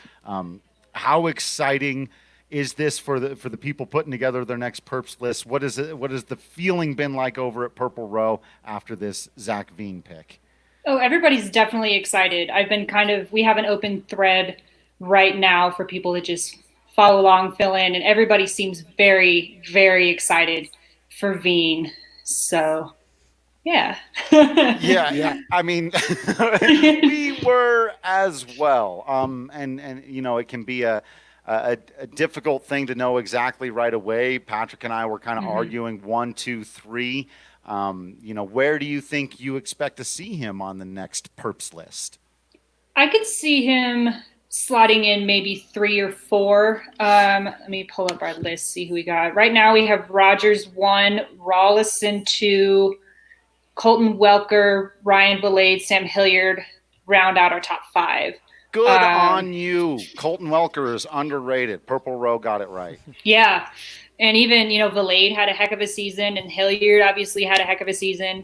So I could definitely see Veen being kind of up there. Absolutely. Yeah. We I mean, Cody Bellinger is not a bad person to be compared to. So. Solid comp. Solid comp, Pretty much, yeah. We also looked at MLB Pipeline has the Rockies as the 27th best organization in the game. Do you think the Rockies get a bad rap as far as what their organization is? And every year they seem to churn out, some couple big leaguers here and there that do pretty well. And do you think they get a fair rap generally around the country? I mean, it might be a little low. I mean, like we've talked about, and even like Zach Wilson talked about earlier, they've graduated a lot of guys. So I think that's kind of why it's so low at the moment. So I think through the draft and through the development, I'm getting some feedback in my headphones. So I'm sorry if I'm fumbling That's here all right. a little You're bit. coming in far clearer than Ryan McMahon was. So. That's true. So that is true. But I think just the fact that they've graduated a lot of guys and have a lot of guys coming up. I mean, Rogers is their only top 100 guy at the moment. So I think that's a lot of why they're so down. Whereas, I don't know where the Dodgers are, but they seem to have a whole second major league system down there. So they sure do. Do you have a preference here, whether it's a specific player or in terms of philosophy? Now that they've gone high school outfielder, would you like to see them load up on arms or target anyone in particular? I can't say I have any particular desires. I mean, pitching's always a need at Coors Field. So if you can stockpile some good arms, that's, never a bad thing. So I'd be lying if I'd said I pay a lot of attention to the draft, but I pay more attention to them once they hit Grand Junction. So same. Hey, same. That's just the truth of it. That's how it's often been. And so I totally understand, but there's going to be some fun players to watch. Yeah, I'm hoping I can make it out there this year, but you never know. you never know. The slogan of 2020. Right. Do you? I know you like to go out and see the prospects firsthand. Sometimes take a trip, maybe because it's close, right? 4-hour drive to Grand Junction isn't the closest thing, but it's doable, right? You don't have to jump on a plane. Does Zach Veen move the needle for you? Where if you had to go somewhere like Asheville, North Carolina, or fly into LA maybe for a Rockies-Dodgers series to go watch him play in Lancaster, is Zach Veen enough of an enticing player where you'd say, yeah, you know what? I think I or other Rockies fans should, go see this guy firsthand. He's something to dream on. Oh, definitely. I've been trying to make my rounds. So far, I've made it to Albuquerque. So if I could make it to, Asheville or even Hartford or somewhere else, then I'd be down. I definitely think, Veen seems like a guy that would be exciting. Yeah. So. We got one more pick coming up. It's 35th overall. Drew already, we kind of hashed this out a little bit. The starting pitching depth in the organization, is that something that's a concern when you look down the line, a couple years past, John Gray and some of these guys maybe becoming free agents or coming to their end of the line with the Rockies? Is there some concern that there's not enough depth in starting pitching right now in the system? Yeah, I think the 3 guys that really stick out as kind of up-and-comers would be Peter Lambert, who we saw make his debut last year, and he kind of, had an up and down year, but don't they all? Ryan Castellani is another one who he had he was injured and then he had elbow surgery for some bone spurs, if I remember correctly. And just to he kind of had an injury marred season, but then performed really well in the fall league. And then obviously Ryan Rollison is kind of the crown jewel of the pitching in the minor leagues right now. So I don't know if he'll be there this year or next year, whenever we play baseball again, or if he'll be the next year. I expected him to be Hartford this year. But, I mean, beyond that, there's not a whole lot, I don't think. We got Drew's mom finally joining us. Right? It wouldn't be a DNVR Rockies if we didn't have Barbara. She says, nice seeing you, Sam. Yep. Hi, Barbara. And, you brought up the 2020 season. And, one of the interesting things is, with it being so shortened, obviously, there's going to be a lot of records that can't possibly be broken, like any of the tabulations of the home runs and RBIs. But let's hold the phone there. Aaron Sabato, the second best first baseman on the board at the University of North Carolina. Big first baseman. The Twins, man, they keep bringing in those mashers, whether it's Nelson Cruz. They've added a few bats this offseason in general, too. And now they add one more, and Aaron Sabato, who was climbing up a couple boards. He sat about 35th for ours, so he's going to go up a little bit higher, right-handed bat. A lot of raw power. Another guy who's been compared to Pete Alonso, who I think is really just been the flavor of the month in a lot of ways. So, again, kind of one of those guys you might be glad doesn't go the Rockies route. But if the season, gets shortened, it'll be strange if a guy hits 400. He did it in a season, just happened to be shortened. Regardless of that, do you think the Rockies have a better chance at winning a shortened season if it's only 50 games and possibly, winning their first NL West pennant? I honestly do think so, because the Rockies historically, they always seem to start really hot and then they hit kind of that June swoon, and then right around August they kind of come back out of it when they're out of it. So I think having the shortened season, I mean, I wrote an article last year about their record through Memorial Day, and I don't have to pull it up to find the specifics. Give me just a second. But I remember it being, I feel like they were really good. And maybe you can trick them and say, hey, start out hot. And then by the time you get to September, say, hey, that middle part of the season is gone. It didn't exist. Now we're at the end. Let's stay hot again. And you could see that first championship for them. At least in the NL West. Yeah, definitely. So, I mean, they always start off really, really well, and then they really cool off. So, except for I think it was like 2017 or something, they started really cold, and then they got really hot kind of in the summer months, and then kind of backed their way into the playoffs. But, yeah, I do think a shortened season's got to be their best shot at it. I mean, it'll have an asterisk next to it, but an asterisk is better than nothing. Yeah, in this sport, we're used to that. Right? Houston Asterisks. Hey, she said it, and it's also true. So, yeah. Looks like we've got another pick in here. I was a little bit off there. So let's look. Oh, the Yankees have taken. I liked this guy. I thought maybe, though there was no way now that the Rockies didn't take a pitcher with their top pick, I was going to be at all interested in Austin Wells. Still, Austin Wells, a catcher who may not stay a catcher. So really what he is a hitter. He's a hitter for the Yankees. Our guy, Jake Story, who was on earlier, I don't think is going to be happy with this pick at all. Not for any particular baseball analytics reason, but because he's not related to somebody that the Yankees already have. Yeah. And 2 years ago in 2018, right around this spot, at 23rd overall, they drafted a Georgia high schooler, Anthony Sigler, who, he's still in the low levels of the minors and has a way to go. And, probably not even in their top 10 best prospects, but they're kind of doubling down at catcher. And like you said, he might not stick behind the plate, but he's got enough bat that, some have even said he is one of the better college hitters in this draft and, could have some positional flexibility. Could almost be like a Russell Martin type player. Again, that would mean he stays behind the plate, but could, pinch in on defense from here and there if possible. So the Yankees, make a quality pick at 26. Yeah, Sam, so to move it back over, because that's as much Yankees talk as we can handle.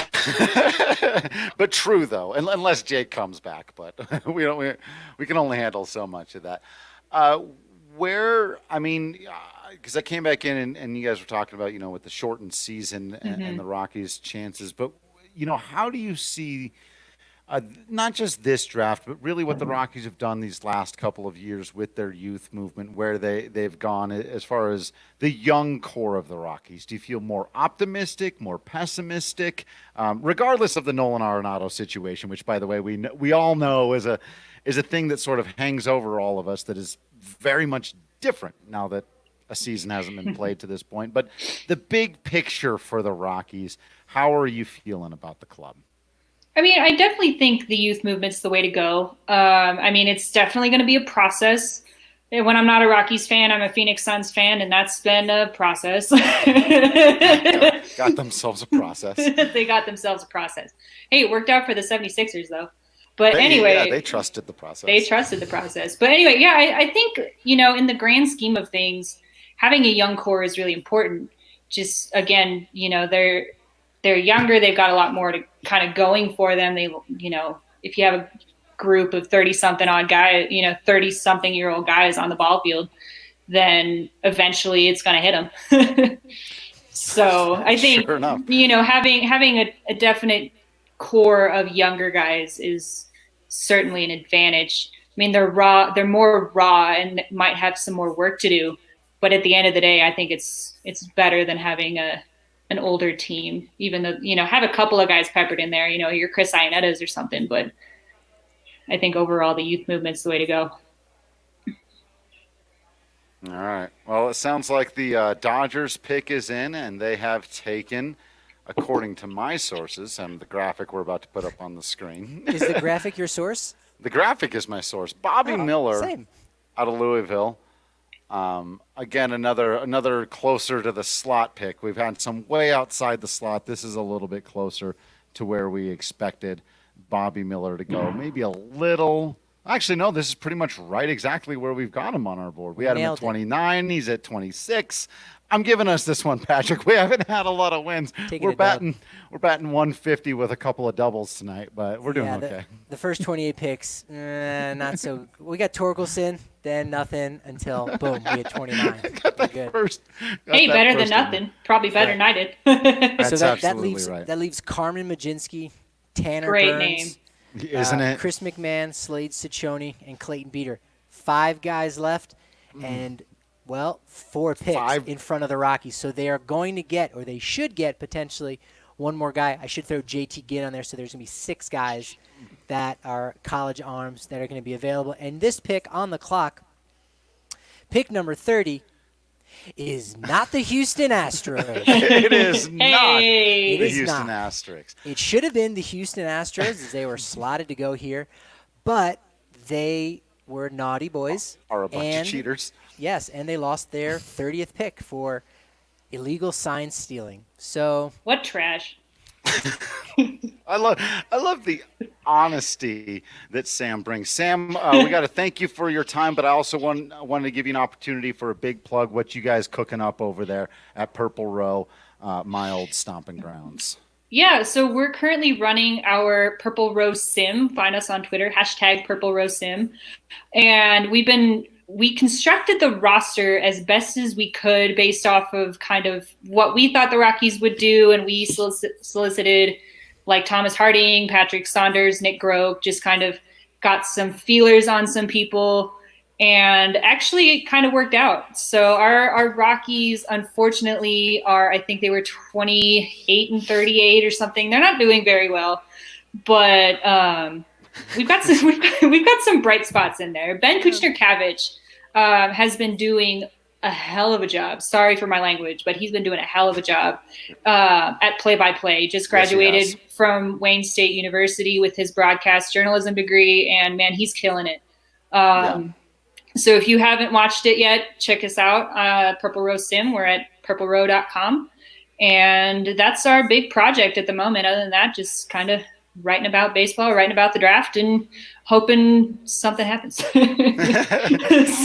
Same. Sam, thank you so much. And as I've been saying that, I feel like everybody tonight, hopefully very soon we'll see you back out at the ballpark in the clubhouse again. Yeah, definitely. We need baseball back, guys. Yes, we do. All right, Sam Bradfield running the show over there at Purple Row. It can be a thankless task. I know that for sure. Hi, there you are. But it is a wonderful job that you do, so we appreciate you taking the time. Thank you so much. And thanks for having me. It was good to see you guys again. Likewise, yeah. Absolutely. All right, we want to take a look at the big board here as we get ready to bring in our next guest. This is the pick. It's hard to contextualize a lot of this, and there's still so much more that we're going to break down probably once we're done with the first round here in the competitive balance round. But remember, the Orioles went Heston Kjerstad, not too far off the board, but a guy that was slated to go maybe 4th, maybe 5th, maybe 6th. So we'll see if maybe they are able to convince, and if what you're about to do is take a look at that big board. Let's see if there's any players that are still dangling that we thought should have gone earlier. And that guy, as we'll maybe see in a moment, is Jared Kelly. Don't Might have get been me the too excited, best Patrick. prep arm.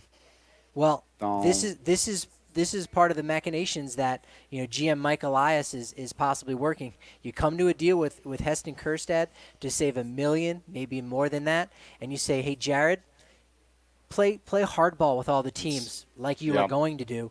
We're going to go ahead and take you with 30, and we're still going to give you that 10th, 11th pick value. And they still get quality, but they definitely get quantity here. Nothing wrong with some of the other arms left on the board, but Jared Kelly, that could be the guy, and we'll see if it really all comes together for the Orioles with this pick. Yeah, I mean, this is going to be a big one, like you said, not just for the Orioles, but it's really going to shape what's available for the Rockies here at 35. We've got to bring in somebody who I've got to say doesn't even know that he helped me with my own research for this evening. I'm listening in to Kylie McDaniels at ESPN doing this pre-draft coverage. He's bringing us all kinds of information. I hear this voice I recognize. I go, is that my buddy Kevin Henry over at Rock's Pile? Asking questions, getting information, making sure that I can know what the Rockies are likely to do. And it was indeed one of our favorite reporters in the press box from Rock's Pile, the man, Kevin Henry. How are you, buddy? Gentlemen, I'm doing well. How about y'all? We're doing well. We're perpetually surprised. We're enjoying a night of it's been something. So, Kevin, like I was saying, I know you've been doing your research. I know you've been calling in. You've been finding out about this draft. Are you in the state of shock that we are? Absolutely. Yeah, I think, as you all were just alluding to with the Orioles #2 pick, I think that all set us back. And then obviously the Max Meyer, and here we go, But I will tell you, I was thrilled, and I'll be honest, we've been out writing and stuff, so I haven't heard your thoughts on it, but we just got off with Zach Veen. They had a conference call with him with the Rockies and got a chance to listen to him. And, a man of few words so far, but certainly was surprised that he was available for the Rockies. Yeah, of course, the high school player, so hasn't really worked out the media business of saying the right words, a la Crash Davis and Nuke LaLoosh. But any interesting takeaways there from the interview that stand out from Zach Veen? The biggest thing that he mentioned was that he works out every day with Brendan Rodgers, so he's already got kind of a feel for the Rockies with that. He said that he has committed, obviously, the University of Florida, so he was not ready to say at this moment that he was going to sign with the Rockies, still so that was still something he was figuring out. But, it was very complimentary to the organization, said he'd had good conversations, thought that they liked him, but obviously everybody's kind of keeping their cards close to their vest. But for the most part, was very complimentary. And of course, like everybody, he of course said he's ready to hit a Coors Field. So, Coors, Me too. Exactly. Bring it. Hey. All right. Yeah. Well, no, it was good. Yeah. Kevin, unfortunately, we got to go through it a little quick here because we've got more people coming in, but I do want to get I want to get your thoughts here on what could be going on at 35, 36. You got some favorites. You got a philosophy, anything you're hoping for? Honestly, no. I'm curious. This whole draft has kind of been a little bit of a mystery. I mean, obviously, take the Henry kid. I'm going to be biased and just say that. Why not? Exactly. They're not so bad. So maybe a long-lost cousin there. But, no, I'm anxious to see what they do, and you guys are doing a great job. So looking forward to watching alongside with you. All right. Kevin, sorry for getting you in and out real quick, but we appreciate your time and especially that info from the press conference, buddy. Absolutely. Hey, here, like you just told Sam, here's hoping to see you at Coors soon. Absolutely. Right. Good seeing you, buddy. Thanks. Well, See we you, have Kev. got to bring in now a person whose voice you have definitely heard before if you have ever watched the Colorado Rockies on television in the last decade plus. We're talking about the play-by-play man for your Colorado Rockies, somebody who typically on a night like tonight would probably not be able to devote too much attention to the draft because he would literally be in the middle of calling a baseball game, but he is with us here this evening. We have got from AT&T Sports, Mr. Drew Goodman. How are you? I'm doing well, hanging in there. That's what I keep using, that phrase, on a daily basis. But it's good to be with you, Patrick and Drew. And you're right. I haven't looked at the schedule in forever, so I have no idea if we'd be home or away or who the Rockies would be playing tonight. Hopefully, fingers crossed, we'll get some good news here in the next few days, and we'll have an idea how many games will be played by Major League Baseball. I think we were supposed to be home against Arizona, and if that were the case, none of us would have talked anything about the MLB draft. Is it nice kind of slowing down a little bit and really focusing in on an aspect like this when normally you're working in the middle of it? Yeah, and we do pay, on this night, we do pay attention, and even night two, and normally when it was going to 40 rounds, I mean, we wouldn't go, hey, and the Rockies in the 37th round just took this guy. But we certainly, early in the draft, pay attention, and usually within the first day or two, we'll have that guy via, if it's not via phone, when he gets to the ballpark, we usually have the first round guy on. So, yeah, we pay attention to it. I mean, you guys have discussed it. You guys are great baseball guys. The average fan understands it's different from the NBA and NFL drafts because these guys will not have an impact on the big league team for anywhere typically from 3 to 5 to 6 years. And that's with your fingers crossed because a lot of first round guys never get to the big league. So it's a different animal than the other couple of major sports. At the same time, you look out there, you see Trevor Story, a guy who took 5-something years to get there, and look at him now. David Dahl took some time to get there. McMahon took a little time to get there. Ryan Tapia took a long, now not obviously taken in the draft. And so I wanted to get your take. I asked Thomas Harding about this earlier in the show, but the developing philosophy for the Rockies for drafting and developing, because what you just said, it can take a very long time, which requires patience, and it seems like the Rockies have to get this right, have to do this part of it better than the other teams, because you look at the successful teams, 2007, 2017, 2018, these are homegrown talent rosters. How do you see that philosophy playing out? Well, I really think that is the philosophy that virtually every team in baseball has to adhere to. Even the Yankees and the Dodgers and the Cubs and the Red Sox. And if you look at the makeup of the Dodgers, and they have been maybe not from a world championship status the last few years, but if you look at the overall record the last 7 seasons, I would assume they're number 1 in baseball. You guys may know better than I. If they're not 1, they're 2, right? Right. In terms of wins during the regular season. And the overall composition of that team, a lot of homegrown guys. You look at the top of that rotation with Walker Buehler and the future Hall of Famer and Clayton Kershaw. They're homegrown guys. Seager is a homegrown guy. Their latest guys they brought up, homegrown guys. So it's not just, they're going to go sign, the next big free agent. So I think every team has to adhere to that. And the Rockies, from a position player standpoint, have typically done an outstanding job in developing, in first selecting the right guy, and then developing position player talent, and not just in the first round. I mean, they've had impactful guys in later rounds, and I suppose the most notable is Nolan, because he was not a first round pick. I think a lot of people don't realize that. My son Zach and I were just going over the Nolan's draft year. Of course, Trout went, what did he go, 25 in that draft? But there were so many big names. That was a Strasburg draft. So many big names in that draft. So it's fascinating, I think, for guys like us to look back 5, 8, 10 years in arrears and see how it turned out. It's not quite as sexy, again, as the NFL draft. Oh, man, I watched that kid at Auburn. He's going to be great for my team. you just don't know, and it's a long-term proposition. Yeah, it's definitely a wait and see approach, and I don't know if you went back and as AT&T Sportsnet are replaying some games. There was one on where you could hear you talking about this Jonathan Gray, University of Oklahoma. That's always fun to go back and look and think when we knew nothing about these guys before they come to Coors Field. It's exciting to think of what could possibly come for these guys, especially one like Zach Veen.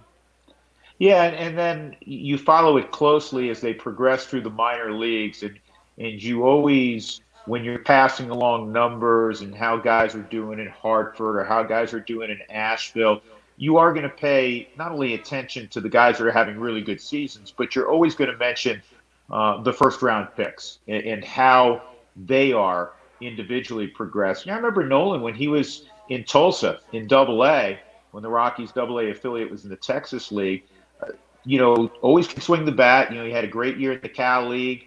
I think 20 home runs and 100 RBIs. He's always been able to drive in runs.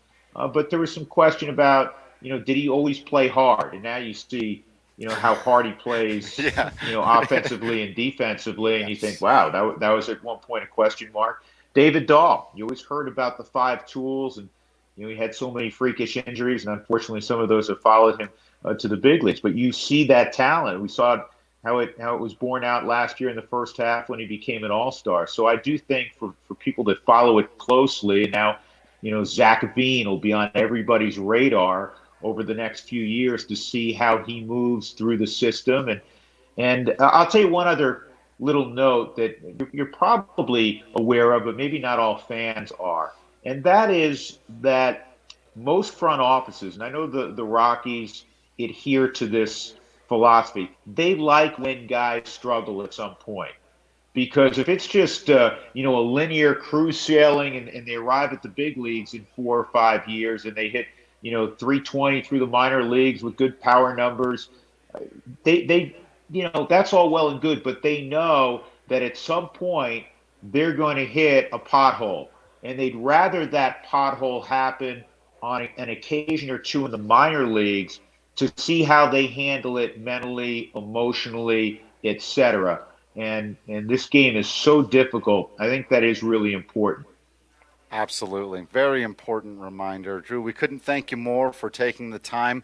We know this wouldn't really be possible if things were normal. You'd be in the middle of calling the game. But again, thank you so much for bringing that insight to the show here.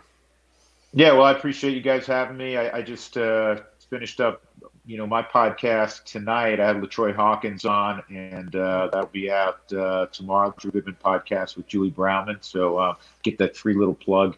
Oh yeah, in there. it's a great show. I listen to it every podcast. week, so it's definitely must listening for Rockies fans. Bless you guys. The check, the proverbial check, is in the mail. But it's good. It's good visiting with you guys. You look good, and it's going to be weird because we see each other typically also on a daily basis during the season, and we all ain't going to see each other probably till next year. Yeah. If things clear up, and hopefully they will then, so we can cover the team as properly as possible. But good to see you guys. Thanks for having me.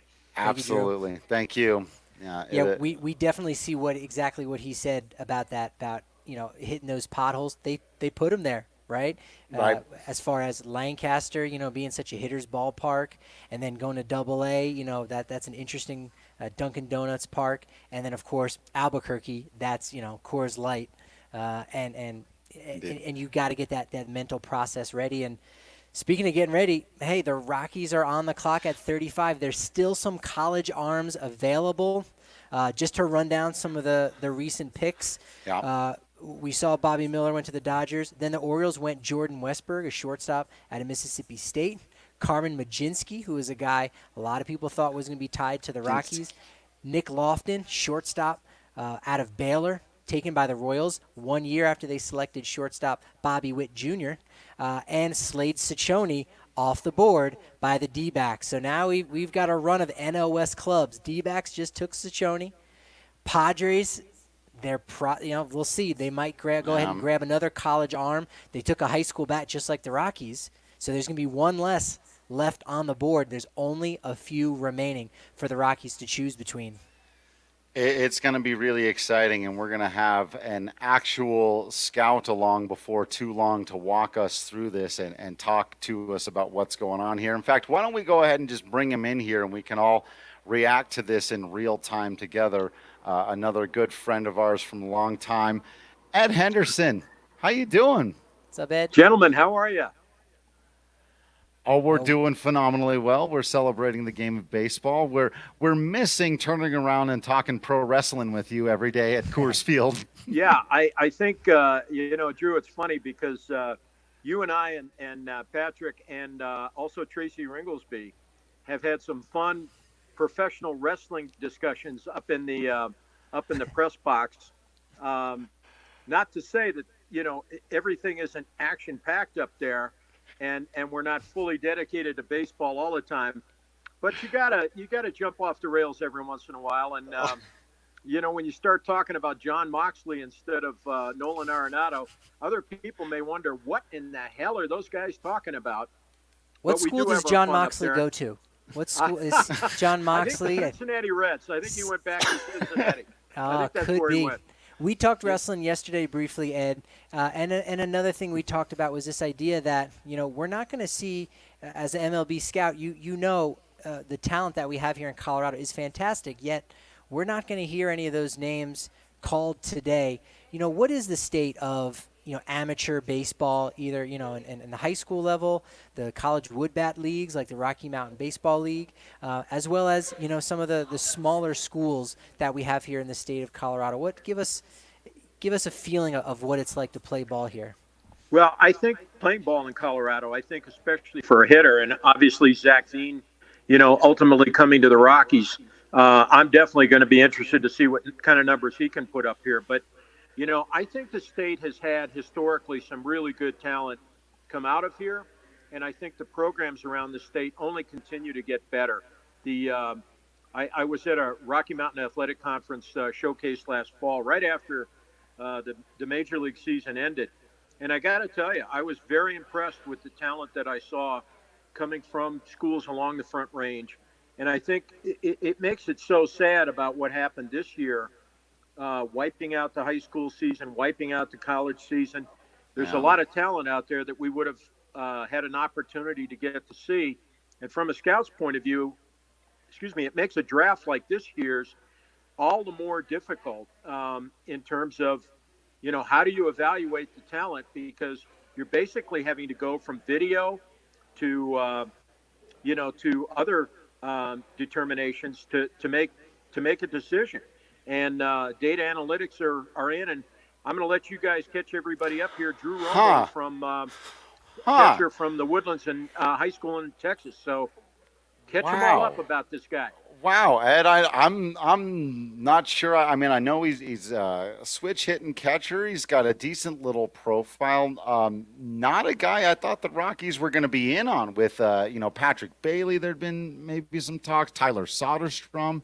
There had been maybe some talks. Let's see. He's again going off. I like the name. He's a high school kid who's getting closer to 19 years old at 6'1", 205. He's got a solid build. You don't want to be much bigger than that if you're going to try to remain at catcher. But wow, Patrick, I got to say this one shocks me a little bit. Yeah, I'd say so. We did talk about the Rockies being attached to Tyler Soderstrom. At the 9 pick, obviously, rather high. They didn't go that route. They went with a high school bat, but Soderstrom eventually taken 26th overall by the Athletics. And this actually is historic because, the Rockies haven't taken catchers all that high. The highest selection up to this point was Tom Murphy in 2012. Turned out to be a relatively good pro. At least he made it. Because we know the road just getting to the majors is so hard. He was the 105th pick back in 2012 out of the University of Buffalo. And frankly, Colorado hasn't really developed that many catchers in their history. Dustin Garneau, Michael McKendry, Chris Iannetta was a 4th-round pick. Josh Bard and Mark Strittmatter, who had a cup of coffee. He's now a catching coordinator.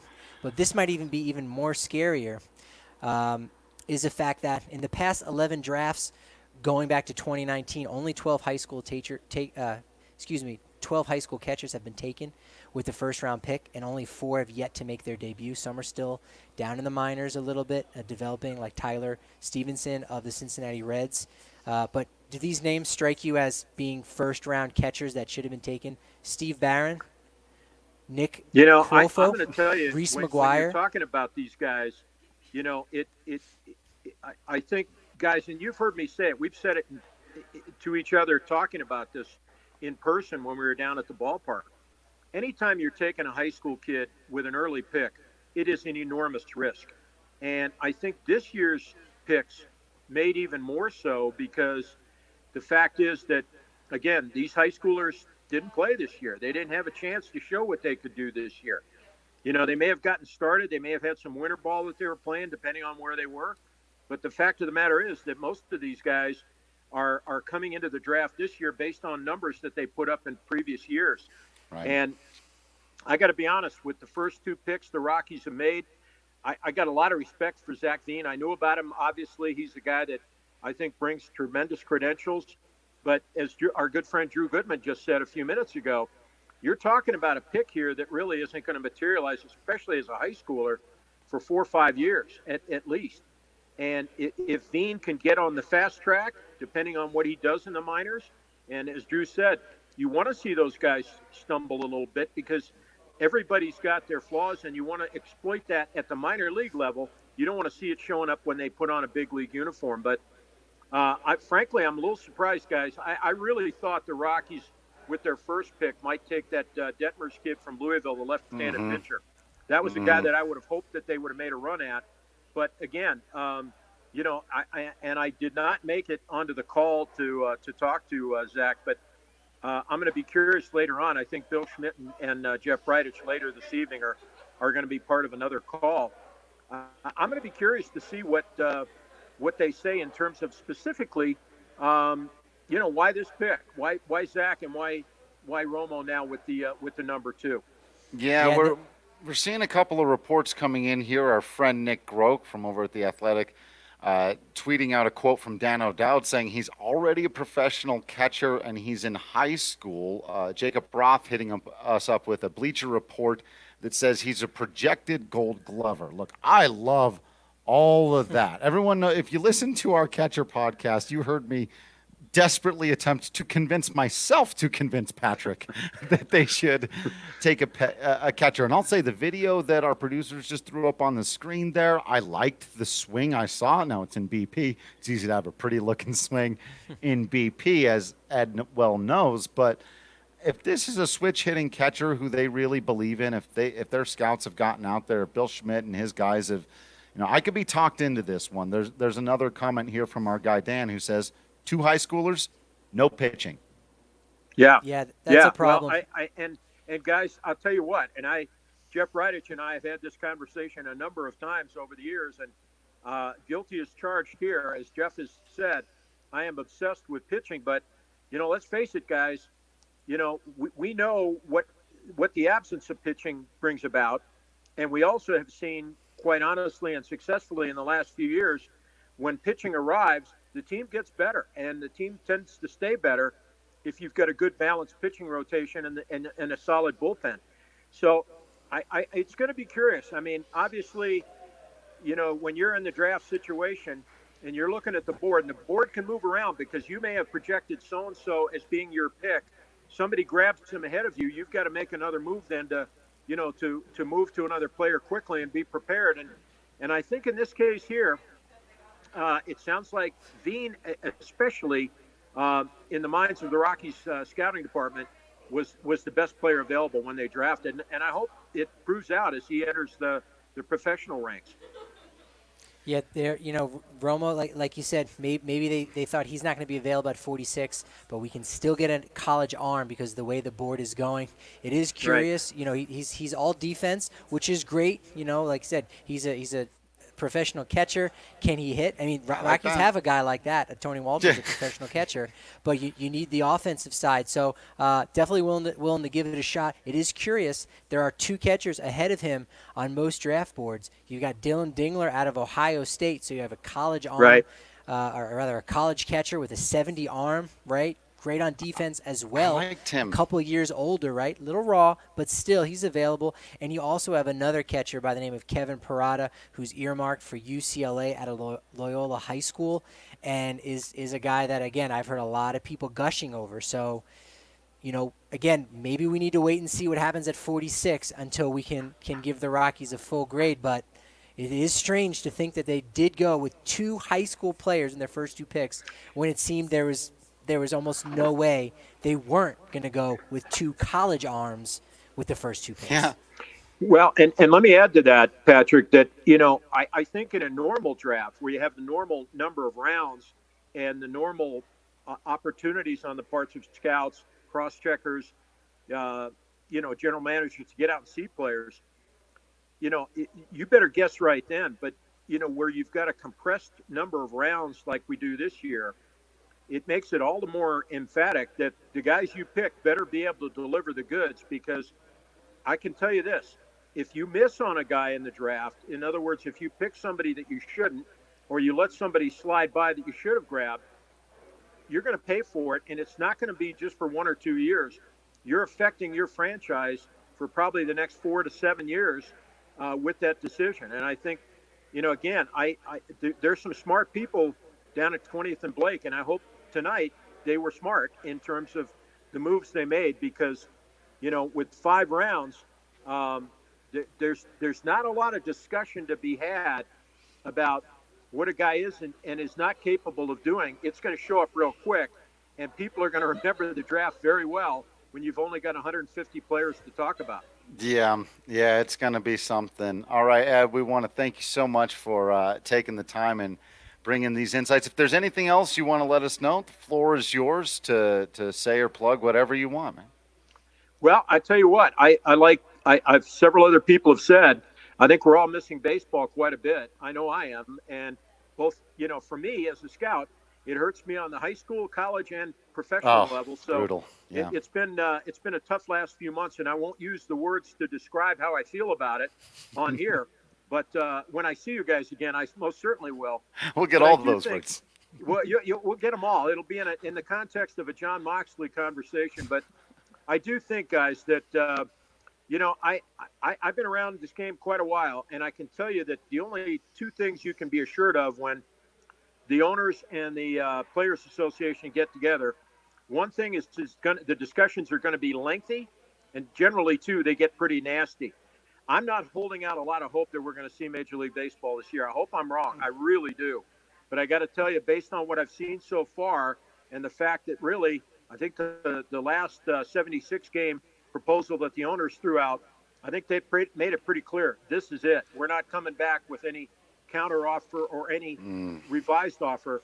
This is what you're going to get. And guys, we're talking about playing baseball next month.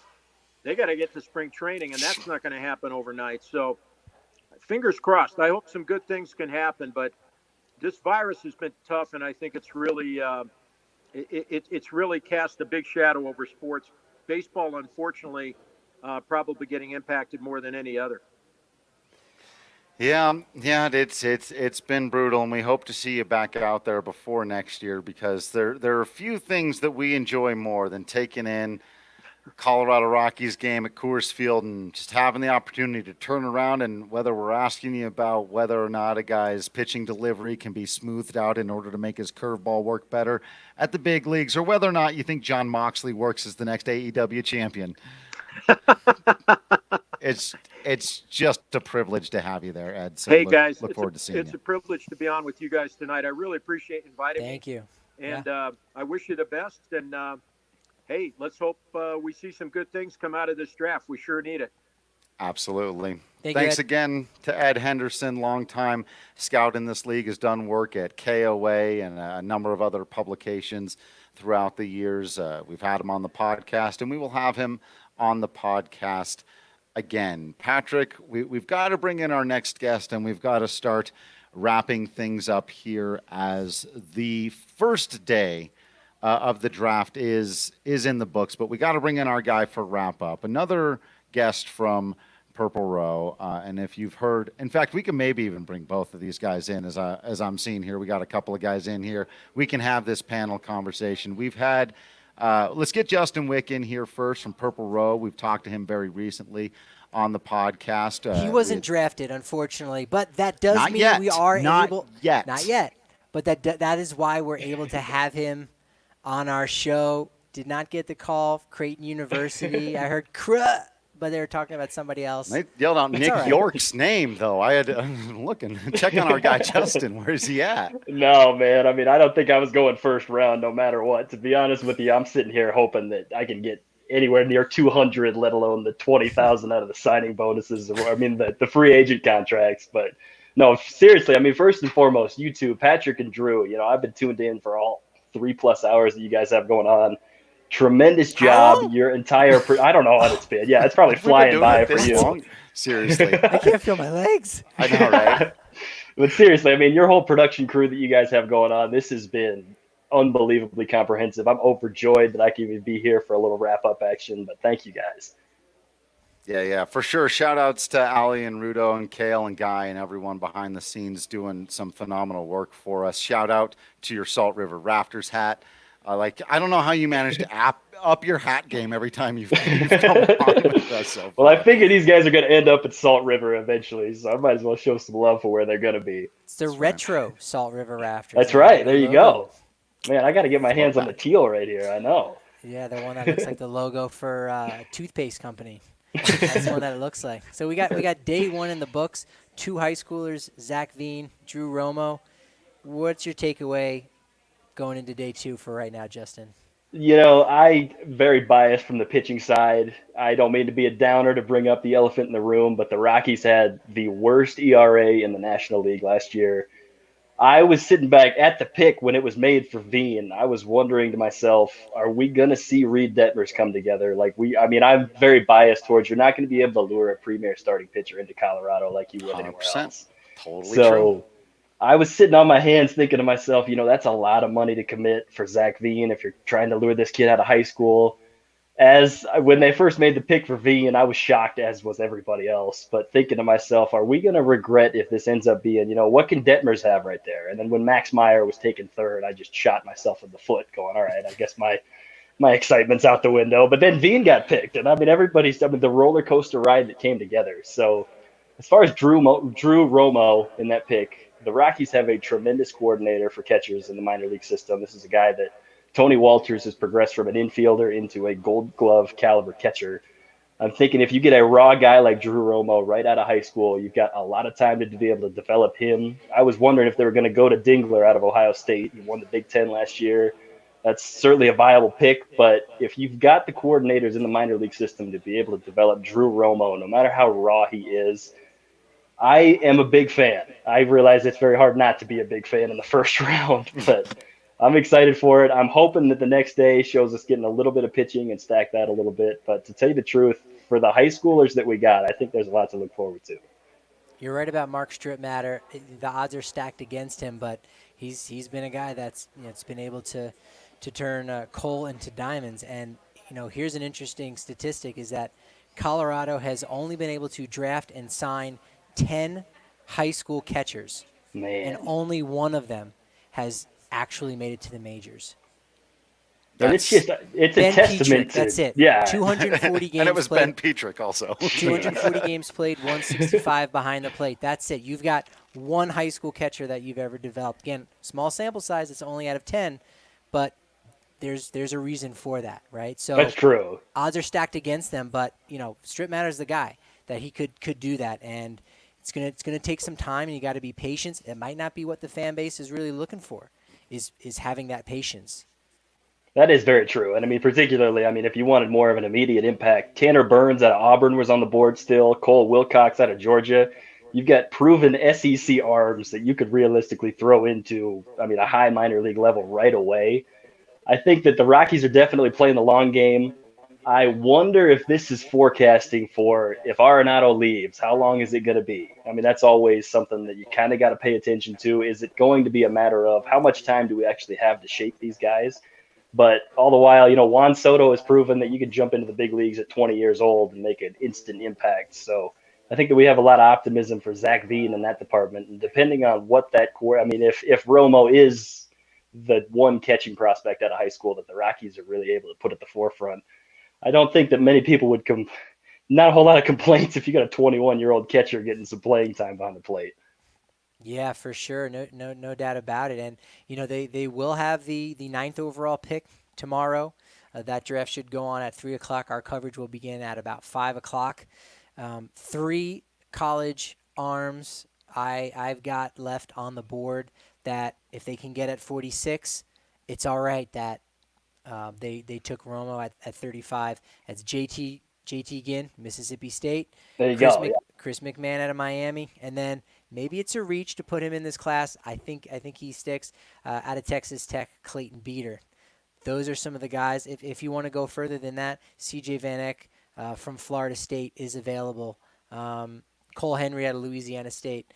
Our guy Kevin Henry, of course, mentioned him. So there's some way to go. But the lower down you go on the list, the harder it is to project one of those guys, and the more likely it is somebody ahead of you can take them when you're waiting 9th to go. And there's only 3 top-line guys left. That's very true. And particularly, I mean, what we've seen in the first round, some of these guys that have actually dropped down because there's such a limited sample size of the NCAA season that we actually did see. A lot of these guys, we're talking about ACC and SEC arms that are still available, but they weren't playing the ACC or the SEC teams early in the year. I don't think anybody really got into conference play. So that's not to say any of these out-of-conference schedules were big or, I don't know, good, bad, or indifferent. I mean, it's all dependent on the sample size, but I would certainly like to think that what we do have proven as far as the raw skills right there's a lot to look forward to. I feel like it's going to take a pitcher in that first pick of the second round in order to justify the Romo selection. But at the same time, if you're able to get somebody that's a little bit more proven at one of these bigger schools, a little bit older, which I think could be premier, but all the while, if we're able to lure a guy like that and justify the pitching needs, man, I know I'm so biased towards the pitching side, and I shouldn't be hating on catching by any means. Like, seriously, that's all a good spot. But I'd like to see. I want you to finish your thought. I was going to say, but it can be two sides to the same coin here, right? I like using the phrase run prevention. This is part of your run prevention game. Now, I need to do more research on this kid, and trust me, I will. That is now priority one. But if the top line stuff, Dan O'Dowd's quote about how he's a professional catcher right now, Bleacher Report saying he could be a Gold Glove defender, and I have said this before about catchers. In fact, there's an irony. I said this to Dan O'Dowd in 2014. I don't care how well you hit. If at Coors Field, you're Gold Glove, not just in terms of your ability to block the ball, frame stuff, throw guys out, but work with your pitcher, and about that dynamic. If Drew Romo's a run preventer, this is a great pick. Yes, absolutely. And I think on top of that, too, if you're able to have a catcher that's homegrown coming through your own system to be able to progress with the up-and-coming arms that is working through. If it's accepted that Colorado's going to have to develop their own pitching, I've looked at, in a fantasy world, I wondered, is it possible that the Rockies were going to be able to lure Yasmani Grandal throughout the offseason? But if you bring him in, he's working with a brand new pitching staff. He doesn't know any of these guys previously. And especially if you have a high school guy that he goes to Grand Junction or Boise or Asheville right off the bat, he works his way up through the system and all the while developing his run prevention skills, just as you say, working with tremendous coordinators. I think that on top of that, if you're able to develop a relationship with these pitchers, build the rapport that you're looking for, and then ultimately when you get up to the big leagues, I think that's something that anybody would feel pretty good about. Myself as a pitcher, again, I'd be overjoyed if I'm able to throw with a guy consistently. The pitch mix, how these guys have developed, what's worked for them in the past. And all of a sudden you're going to see Kyle Kercheval is going to be calling games out in Grand Junction, figuring out, I saw this happening right before my eyes, and now we're 4 years removed seeing this go to work. I got one last question for you, and I don't know if you've got any, but could you share a Pat Venditti story? Also from Creighton University. Love Pat Venditti. For anyone who doesn't know, can throw righty, can throw lefty, true ambidextrous. Now that's a two-way player. No kidding. Yes. Yeah, there you go. I'm a wannabe ambidextrous. I write left-handed, throw right-handed, hit switch, but I don't do everything equally. Venditti did it.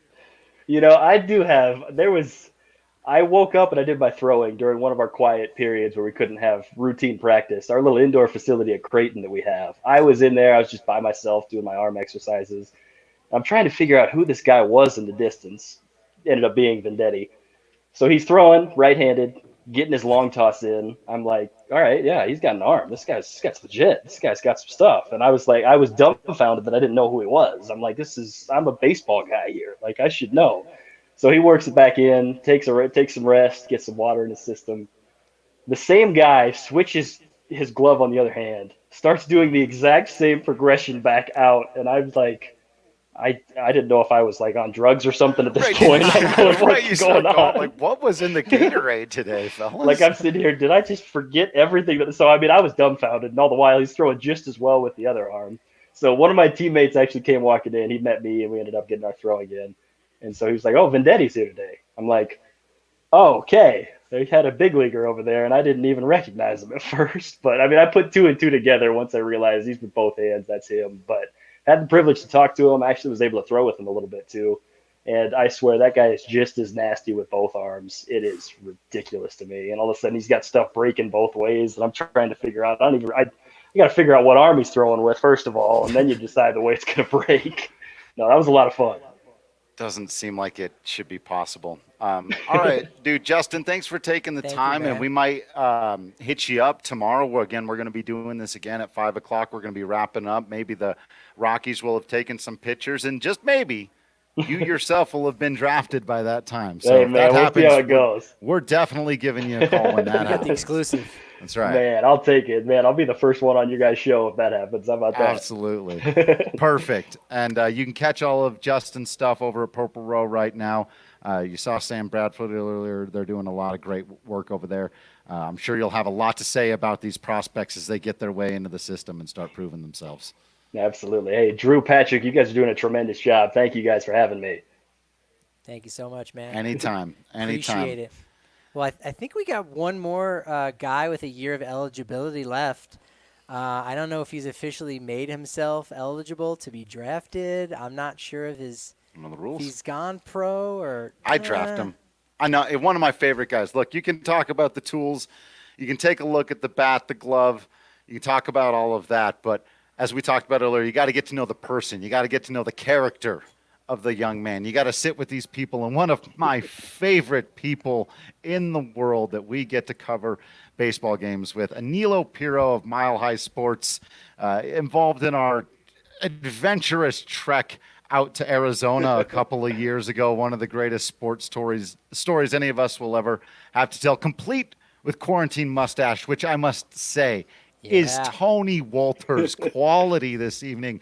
Anilo, my friend, welcome. Gentlemen, how are we doing tonight? Just fantastic. We're alive. We're feeling it. We're having baseball, and now we're wrapping up. Hell yeah!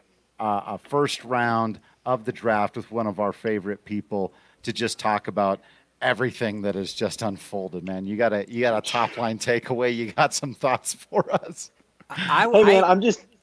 Go ahead. I was going to say we'll talk Rockies in a second.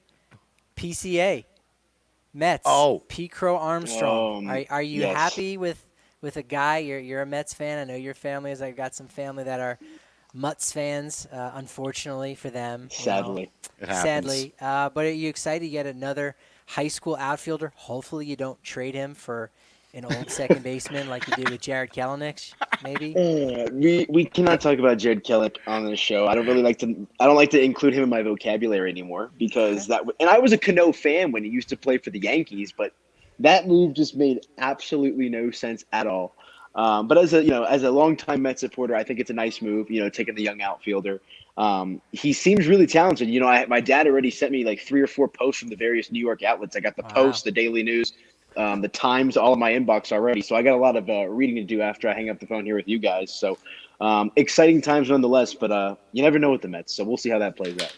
There's one thing you need to know about your new dude, PCA. In addition to having a great name, Pete Crow Armstrong. Yes. His mother, phenomenal actor, played the lead in, was it Little Big League or?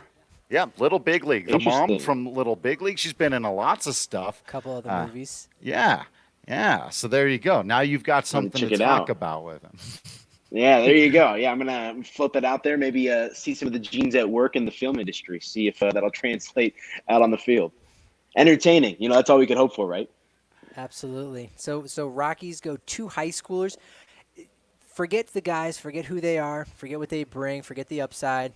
Are you shocked, surprised, or not really that, the Rockies had 2 picks on day one and they went with 2 high schoolers, none of which I don't are think pitchers? Yeah, I think that's the more surprising aspect is the fact that none of them are pitchers. But I think in the state of chaos, that is the world right now. I think you go with long-term potential, and I think that's what they did, going with 2 high school players with their first 2 picks. I think there's upside with both picks, especially that the second one here at the catcher position.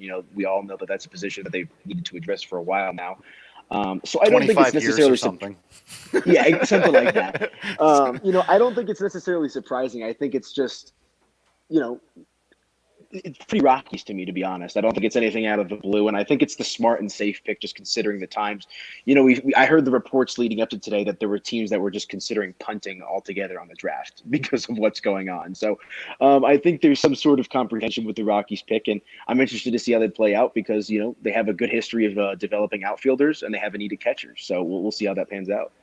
Yeah, that's really interesting. I had thought, these college guys are going to be closer. Maybe you can send them straight to even like an extended spring training, but that's asking a lot. I like your take on this, Anilo. You've gone the other way. You're saying that in a way, these high school guys, you don't need them to be great in a year or a year and a half. As Zach Wilson came on. He said, what's the first thing we do? Well, we let them be themselves for a year, maybe 2. With a high school guy, you can let them do that. You're not. I really like your take here that in a way, where I think a lot of teams are seeing these high school kids as this phenomenal risk because who knows what the minor leagues are going to look like, and they're so many years away. But you're right. It's like, well, there's chaos right now, and we assume there will be less chaos in the future. So let's give it some time for things to – I really like that take. Yeah, and I think it's the smart way to go, and I'm not sure, how other teams have approached this. And this is just kind of my gut instinct. It's just if I'm a general manager, there might not be a World Series this year. Who knows what's going to happen next year with the relationship between the players and the owners. Maybe you're playing for a 2024 or a 2025, or maybe that's going to be your window. Is Nolan Arenado going to be a part of that future? These are all valid questions. So, again, I think it's a safe bet for the Rockies, and I think that they got 2 very talented players. One in the left fielder or in the outfielder, knowing that they have a strong history of developing that position. And I'm really interested to see if Romo could be the guy at catcher. We've seen Walters. Walters has been nice, he's been solid, but he still has some work to do. And if Ramos could be that guy long term at catcher, it's all worthwhile. Whether there's 10 stud pitchers that went before him or not. If they could just get a long-term catcher, it'll all be worthwhile. So we'll see if it's him. Yeah, it's an interesting perspective, I think, definitely to take here when you thought the chalk was definitely going to be going with some college arms at least. And they could still do that, at 46 tomorrow. But, there's less meat on the bones as far as, the upside on some of those guys. You seem to like Romo. It is an interesting strategy. We'd have to dig in. I don't know if a lot of teams ended up taking 2 shortstops. Granted, there were only 6 teams that had 2 picks in the first round. 7. So that's they definitely went the rare route. And is it the analytics department at play there that they're going the opposite route, or are they really the last one to the table and figure out no, you don't want high school kids? Yeah, and there's always been that kind of take with the Rockies is where do they stand as an analytical department? Where do they stand in regards to developing pitching at altitude? And I think everybody's still trying to figure that out, to be honest. We've heard that they've invested more money, into some of those developmental aspects. So, with the previous guest that was on, Patrick, you talked about how there's still 3 pitchers available on the board. And the fact that they have that high second round pick, maybe you see them draft one of them if they're available. So, it's always a roll of the dice. We've seen the Rockies take pitchers in the first round before that don't pan out. So, just because they didn't take a pitcher doesn't necessarily mean, that it's going to be a good or bad decision. So they're going to take a pitcher one way or another, I think, throughout this draft process. And, it's going to be up to that department to try to develop them to their fullest potential. And if Jared it makes Kelly's still on the board. If it makes anyone feel better, the Padres ahead of the Rockies were the first official team to take 2 high schoolers. So, hey, there you go. Padres are everyone's darling, and the Rockies are doing exactly what they're doing. So maybe it will work out.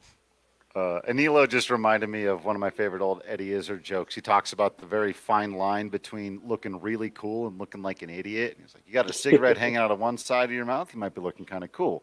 You got two of them hanging out of both sides of your mouth, you look like an idiot. And I feel like the Rockies draft strategy is like kind of right in that area. It's like they live in that borderline area between really, really cool and then you go across, then you fall off and you look like an idiot. Yeah, the Rockies are a funky franchise, man. You know, they're fun to follow. They do some questionable things that just make you kind of scratch your head, and then they make some really nice decisions. So, you know, it's kind of a crapshoot with them sometimes, and I think we'll find out in a couple of years how this one panned out and if Jeff Bridich is right. Yeah. Well, we will have to catch up with you as soon as we are allowed to. In fact, you'll probably be seeing our Nuggets guys before you'll be seeing us, if anything. Probably, man. I want to come down to the bar. I've been seeing all over on social media, all the great stuff you guys are doing over there. And it's just unfortunate that you guys opened a bar right in the middle of a global pandemic. You know, I'm sure that nobody forecasted that.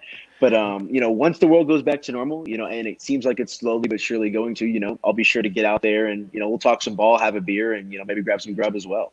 Well, just so you know, you are at the bar right now. You're on the big screen. Oh, live. there we go. So there you go. You've been there before you've been there. Incredible. All right. Well, we've got to say thank you for your time. Check out Anilo stuff over at Mile High Sports. Anything else you want to plug before we kick you off here? Yeah, just the good stuff with Mile High, and I've been doing some new work with a company called Denver Sports Betting now that sports betting has been legalized here in Colorado. So check us out online at denversportsbetting.com. But just trying to stay in the loop with all things sports here in the Mile High City. Absolutely. Well, like I said, always love talking to you. One of my favorites, and I will never forget our special times together. Incredible times. You guys have a good one, gentlemen. Keep up the good work. Hey, look, I make no hesitations about it. Anilo and I have made some trouble out there on the road, covering Colorado Rockies baseball, doing the thing. No one I'd rather have as a road companion, other than, of course, you know, present company. Thank you, man. Thank you. I do appreciate that. Yeah, well, we'll get into some hijinks maybe when baseball comes back. I was looking forward to doing a couple road trips and covering the Rockies on the road this year, but not going to happen. No. Not All right. going to happen. We got to wrap it up with our big hitters, Patrick. We got to bring in our closers. We got to call out to the bullpen. All right. We got a couple of relief arms coming up to close this thing out. We've been pitching well. I've hit 115. You were like at 130. You took no breaks. I had to jump off for a second there. But we got the DNVR Brain Trust. They just landed via helicopter on the helipad atop DNVR bar, and one of them is frothing, and he's got a look on his face that says, I'm going to be a bad boy. Now, What's up, guys? Hey, bad boy. The bad boy Patrick, of DNVR. please stop. No, we're going to cut it out. Don't say that. I didn't Bad like boy? it at all. I don't know. We've clearly crossed into DNVR after hours time. I don't know. No, this is that got after dark in a hurry. We also got to bring in, and we know we love AJ and we got to get but check out He's the a good math boy. magician. He's a good boy. Yeah, I'm here to keep you all in line and just talk draft with AJ. I'm here in case things get a little too hot. Dre, did you make any money tonight on the DraftKings? I did. Both props I placed. Hassel under 10.5 and Max Meyer under 5.5. Those both hit. I just wish I'd put more money. Slade Ciccone, which I mentioned, like we said, over 22.5 was the steal of all steals. That hits easily. Austin Hendrick under 15.5. That hit easy breezy. I said 12 was in play. The one that really shocked me, though, I kept saying, oh, there's such slim margin for error for Heston whatever, the Dane whose name I can't pronounce. He goes second overall. What the heck? Yeah, that I didn't want to touch that one because I couldn't get a feel like, you know, going into this month or really a couple weeks ago, he was like 10th, maybe, you know, 13th, and then boom, shot up. I didn't want any of that action, but yeah, you did really well. And we covered all that on DNVR bets yesterday. We nailed it, and I still don't know who Nick York is. Me neither. Under. Literally no idea. Take the under on Nick York. AJ, what's up, Drew? Are you all right? I'm good, man. How you doing? Yeah, I'm good. Yeah, how do you feel about Drew Romo? I think we're all like on pins and needles. It took me a few minutes to kind of calibrate properly, to figure out how I was really gonna feel about it, because I was like, boy, this feels kind of iffy, right? And this kind of feels like the exact opposite of the Zach Veen pick. You know, Right. that was super exciting, and it was the guy that we loved, and it all made sense, right? And then it was like they took a high school catcher, and that's really iffy. And that's who they took, yeah. Because that's super questionable. And then, you know, if you watch, if you guys ever really have some extra time on your hands to go back and watch how they reacted on the MLB stream, they were like, "Oh, this guy could play defensively today, right? Like, Exactly. oh yeah, he's gonna hit like Yasmani Grandal, and he's gonna have elite defense." I'm like, oh, okay. All right, great. So he's just gonna be the greatest catcher since Buster Posey's prime. Cool. Do you So like? that's where I am. You're still skeptical. Okay. No, available at I'm 35. I'm out. I'm not skeptical at all. This is it. He's gonna be the greatest Rockies catcher ever. Wow. Let's go. I kind of agree. The Done. bar's so low. I think he can clear this. You know what? Honestly, It's in play. the lowest It's in bar. play. He's gonna. As far as I know, they don't have an all-star appearance at that position. He's gonna be the dude to do it. Did you hear the stat that I said half an hour or so ago, or Yeah. maybe I said it yesterday, or I don't know if I've ever said it. Maybe is this real? Where am I? I'm trapped in this box. No, but it's that the Rockies have only drafted and signed 10 catchers, and only one ever even played in the majors. 165 games behind the plate. Ben Petrick. Yeah, didn't he have some like weird? They didn't draft Ionetta? Didn't he have some like weird disease too? Ben Petrick. believe he does have ALS. I think. Is that what it was? I he couldn't wrote remember. a very inspirational book. Just watched something recently on him. Very, very inspirational guy. You know, coaches his daughter's softball team and is a real leader in I think the state of Oregon. Yeah, He's the Tyler Matzik of Rockies catching prospects. You know, basically just a good guy it never worked out for. What? Bro, that's like one of my no goes. If I'm on a broadcast with you, you never bring up that name. That's right. I totally forgot about the Tyler. Way to break my heart. Thanks, man. I know. And I on draft love day of that. all days. I Thanks a lot. can't believe Andre has draft safe words. Quite clearly, Lord, I have man. draft. I'm a Rockies fan, bro. Of course, I have Good draft Lord. safe words. Andre, that was terrifying. I'm waiting for Andre to make a football reference because he's got the names of two quarterbacks of the Dallas Cowboys, right? Drew Henson and Or Tony Bledsoe. Romo. Drew Henson and Tony Romo. Yeah, So yeah. Tony Henson, a.k.a. Drew Romo. I guess that's right. He's also from the state Drew of Lock. Texas. He plays quarterback in town. That's Drew's intriguing. good. He's got a great arm. But boy, guys, you know, Drew Romo seen as a consensus top 60 prospect across the board.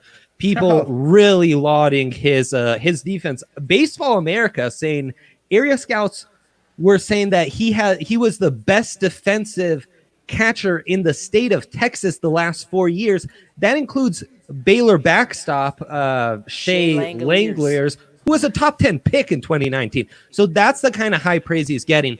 The intrigue is obviously the bat's the questionable part, right?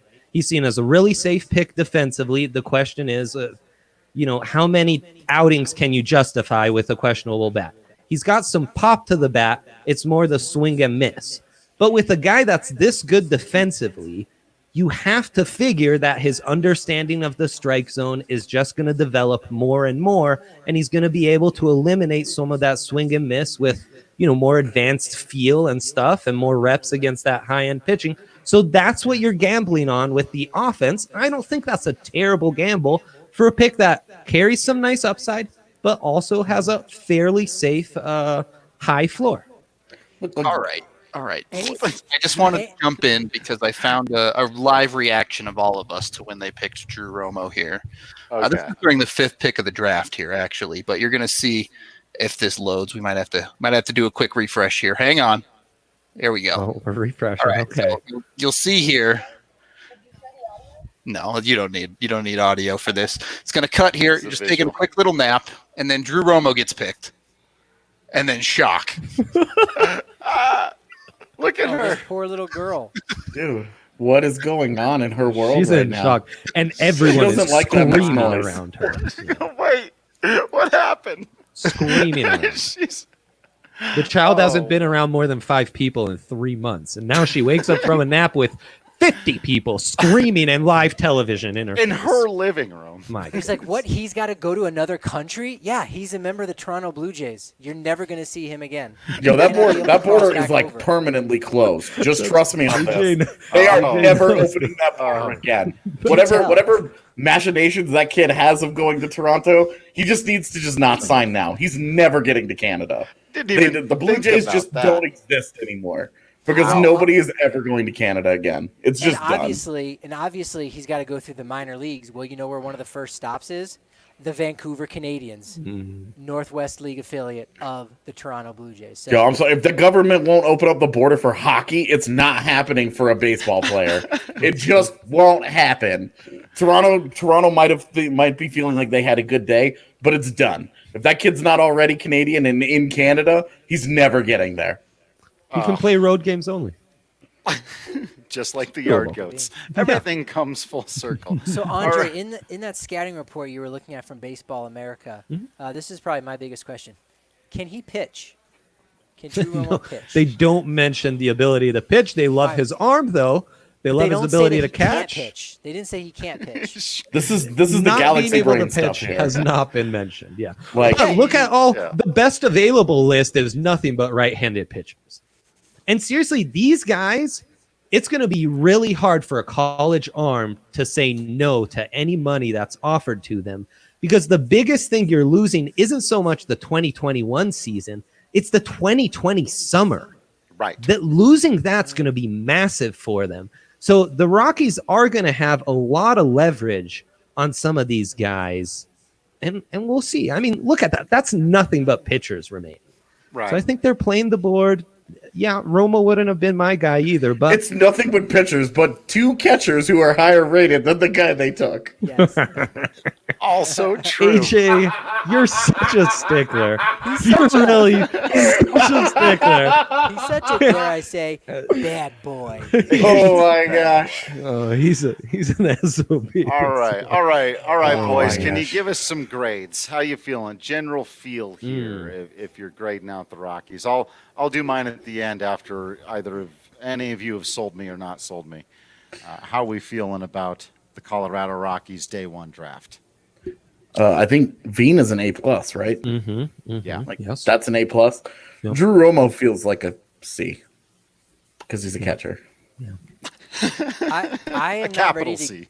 I'm not necessarily ready to give Zach Veen an A+ because, I mean, again, I guess if we're giving grades to guys individually is one thing, but overall, looking at the entire package, you know, it's incomplete right now, right? You like that Zach Veen fell to Colorado, and you looked at his projectable upside, and man, it's really exciting.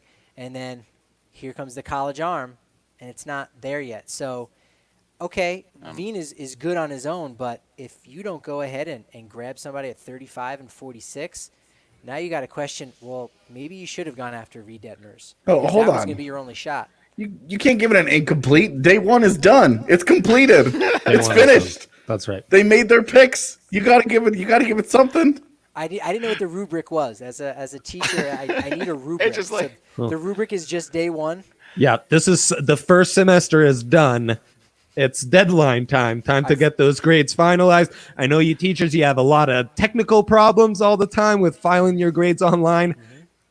Time to get to it, Patrick. Time to get to it. It's panic They're time, just like brother. side-swiping teachers. Yes. According to my My grade family's nothing but teachers, so I know I'm traumatized with Yeah. teachers struggling with filing the online grades. It's truly, I would rather be out of the country when that happens. But I think AJ's more or less spot on. So what's an A? I would counter with it's an A and a C plus. You know, you don't want to get too excited with your A pluses. Romo, nice safe pick. You know, a guy who can give you 80 games at catcher one way or another, and is a safe pick, and is going to be a major leaguer. I think that's almost deserving of a B. So I think you're right in that B plus range. And if they can get one of these best player availables remaining on the pitching side, you're really talking about a pretty special class. I'm giving them a GPA of 3.0. Is that? That's solid. That's solid. I would give Veen an A, and I would give Romo a C. So I'm not too far off from AJ. I think we're all in that range. If you'd have told me before today that I'd be happy about Drew Romo when there were 3 other catchers I was more interested in before today, I would have been shocked. But as these reports come in about this kid's defense, if there's probably nothing I've said more on the DNVR Rockies podcast than great defensive catchers are the most underrated athletes in all of professional sports, because we don't fully understand how their value comes from. And AJ, I saw you. I've only known anything about hockey for the last 3 months. So goalies, okay, fine. You can put them in that conversation as well. But it's just tough to know what separates a good catcher from a great catcher from an elite catcher. And just on some level, if this kid never hits, but he's a Gold Glove defender who really helps the Rockies in their run prevention game at Coors Field, then it's a B pick. If he's an okay defender who gets to the big leagues and it never turns out he can hit, or he never gets there, we're going to look back on this as a really, really bad pick considering the talent that was still available. In recent memory, only 4 of 15 first-round high school catchers have even made it to the majors, and Blake Swihart has had the most games, and he's no longer a catcher right now. Okay. So, What about in the comp round A though? well, all the guys I'm giving you were higher ranked. Right. But maybe this is the sweet spot. Maybe the data shows this is the sweet spot for prep catchers. I bet it's just now. The other thing, he's a switch hitter, right? They've got him messing around with this switch hitting much better on the left side than on the right side. Abandon the right side, kid. Let's stick to the left. Let's get some pop. I don't care if you're striking out a bunch, whatever. Once in a while, you'll get us a jack and we'll be excited about it. Just focus on that defense. Let's help this pitching staff out. Andre, DNVR bets. What is the over-under for when he makes his MLB debut? Give us a month. Give us a day and a time, because it could factor in if it's a day game or a night game. Go. Okay, so I definitely think we're talking September. Okay. And I think we're really looking. I know how the Rockies are. Well, if it's September 2024. September 2024. Yeah, that's where I'm setting it. I say he goes under. I'm taking the under too. Boom. And he'll beat it. I like that. Yeah, I guess. AJ's taking the under too. Are we including a new CBA that doesn't have service time manipulation? That was loosely factored in while I factored in all the other factors, Because I'm gonna go April of 2026. All right. Wow. I look forward to watching that game at the DNVR bar all together. July 2025. Because it'll be on the road. Okay. Oh wow. They'll be playing in shots. Atlanta. Yep. I'm with Dre. They'll be playing in Atlanta. That's great. A game against the Braves. Save this audio / video. But I'm with Trey. I think it goes a little quicker. Again, now I am trusting. I have read like 2 paragraphs on this guy. Both the picks they took tonight was not expecting. I've got a lot more research to do. But if the calling card is the defense, and the defense is there, then yeah, a 4-year truck through the minors I think is reasonable. So I'll take the under on Patrick's July of 2025. I think. Okay. I like it. AJ will almost certainly end up being right, which is irritating. How about the rest of the NL West? Huh, I do guys? what I do. Yeah, this was the other thing Didn't I wanted they to do stink it before up? we get out of here. Yeah, I was not impressed with what the Giants, Padres, Dodgers, or Diamondbacks did. Yep. For sure. Yeah, very true. Giants first pick, probably. I mean, it's the worst of the first round in regards to at least the top Mickey 15. At least in regards to what was going on in the depth in their system. They already had a catcher that they selected second overall just 2 years prior, and now you're drafting another one. When, oh, by the way, you have one of the greatest catchers, of his generation. Yeah, he's going to move over to first base. Of course, we're talking about Buster Posey, but that's a real strange one that I can't really make heads or tails of at all. Yeah. Yeah, I'm with you. And then the only two teams to pick two preps in the first round with the Padres and Rockies. Interesting, the kind of pitching combo that the Diamondbacks went with, and Bryce Jarvis and Slade Ciccone, two guys that AJ and I had prepped. Yeah, intriguing, though. Frankly, I would have gone with some of the other arms you see remaining, especially with going with two college arms seems odd. Like, wouldn't they have been in a perfect spot to take a Josh Kelly, for example, and then fall back on that college arm that you might be able to get at more of a bargain? I'm not sure I love their strategy. And, I'm sure you'll turn into a stud, but Bobby Miller is an interesting pick by the Dodgers for sure. He fits their profile. And it's interesting how they've stayed with college players, but they go with the high upside college guys. And that seems to have panned out for him. Worked out with Walker Buehler. I think he was taken 21st. He ended up slipping. I was kind of surprised he went that low. Miller, I think, might have been more of a reach, but you're right. Going college pitcher there. Same thing with the Diamondbacks. Took two guys, and yet the rest of the West, no arms whatsoever. Kind of strange. No. AJ, what do you think of the way the NL West is shaping up? I mean, I just trust the Dodgers. They're such a well-oiled machine at this point. They don't make mistakes. They spend their money, all of it, really well. They get away with everything, and their development is perfect. Like, what in the world do you do to combat that? So until Bobby Miller is a bust, I'm convinced he's winning at least a Cy Young, at least one. Under Cy Young. Yeah, like they just get away with everything. So. Yeah. Every guy that they draft turns into a superstar, and you're just like, it's exhausting. But it is. On a day like this, you just give them credit where it's due and hope that they're finally wrong someday. Not that you're like actively rooting against Bobby Miller, but I definitely am. So I think I know the answer to this, but who would you rather have, the Rockies with Reed Detmers or Bobby Miller going way back? Clearly the number 2 guy behind Detmers. But going 29th to the Dodgers. Bobby Miller with the Dodgers, or like who would Detmers you stake your claim to be the better pro of those Louisville starters? Oh, if Detmers was taken by Colorado and Miller was taken by the Dodgers, Miller. Yeah. Same. Right. Yeah. Like, without a doubt. Unfortunately. Such an advantage. And I think that's part of the reason why the Rockies went, to hell with it. Let's just take these guys we like. Right. Well, and Veen fell into their lap. Let's be honest about that too. Like Zach Veen just fell into their lap. Yeah. I will. All jokes aside about Romo, the one thing I do like about it, we talked about maturity, we talked about polish, how you're not gonna have a proper development for a year, and if the guy's defense is really that legit, and you can really fall back on that and say, even if he can't hit for a year or two, he's still gonna get it. You're still gonna be able to advance him. Because the defense will continue to be really, really good.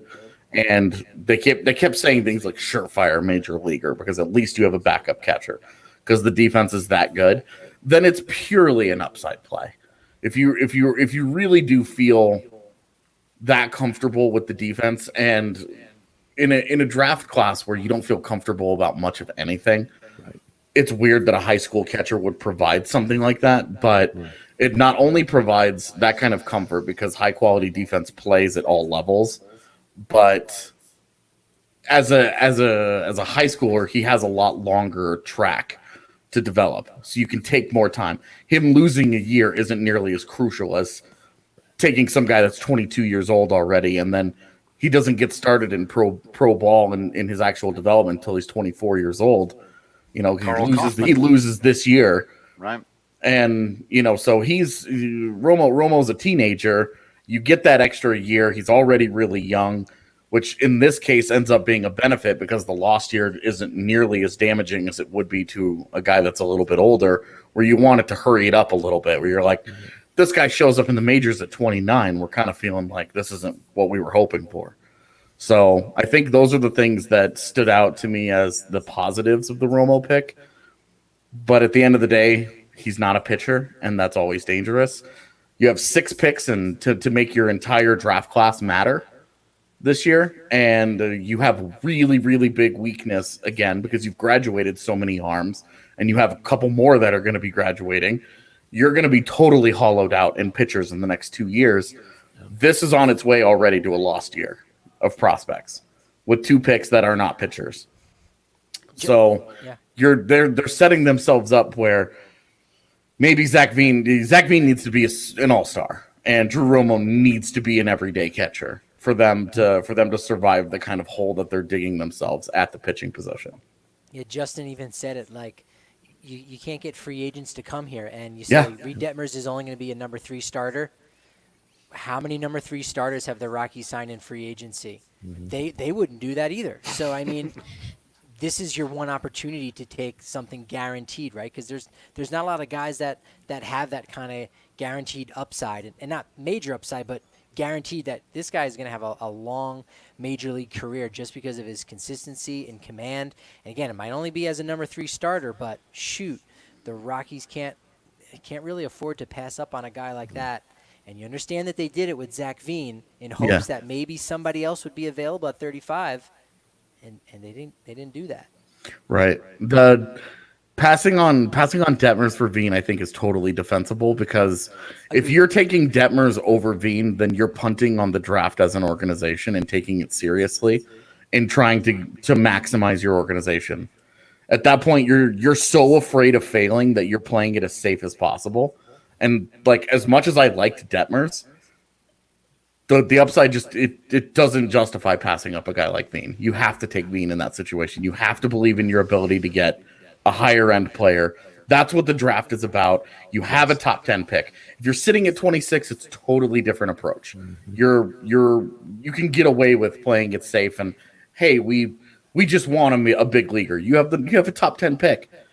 You've got to at least try to shoot for the moon if you can. And when Veen fell into your lap, like, sometimes the universe is trying to give you a gift, just get out of the way and accept it. And the Rockies did that part of it. I think they might have gotten a little too cute with the Romo pick, but there are things that you could talk yourself into as to why they're good. I'm gonna stick by my he will be the best Rockies catcher ever prediction. That's a solid thing to hang your hat on if you're hoping the guy's going to be pretty good there. So, yeah, all right. From the doctors, the professors of mathematicians, and any final thoughts from the two of you on just how this draft went, how it played out for the Rockies before we get ready to sign off here? No, I think that they really played the strategy with best player available in the first pick. And I think they were targeting Romo. They always can kind of have their own particular targets in those comp rounds. And they're always intriguing guys, and they don't always work out. So, hopefully AJ's prediction's correct, and he is the best catcher in franchise history. But even though we got on to Patrick because he didn't want to give a grade right away, it's true. It's incomplete. We'll see how the Rockies can really take advantage of the depth in the college arms that's still all there, and what they can do with the next few picks to solidify and add that much needed depth to the pitching group. Because the way they've set it up, this could still be a really nice draft. It could also be a bit of a puzzling draft if they don't get things fixed with that next pick, basically. Absolutely. All right. Well, we'll look to check back in with both of you tomorrow once we know who those picks are going to be, and we appreciate your time. It's been a lot of fun, gentlemen. We'll see you the next thing. Well, there it is, Patrick. The 2020 MLB First-Year Players Draft is in the book. Reminder to everybody out there, we will be back with live coverage at 5 o'clock tomorrow. The Rockies should have taken some more picks by then. They do have 4 remaining, and we will have analysis of all of those. We've got some more guests for you. We'll have breakdowns of everything that they have done. Jacob made it the full 4 hours. We've almost made it 4.5 hours now. We have been live on this broadcast. It doesn't feel like that, Patrick. It's been an extraordinary night.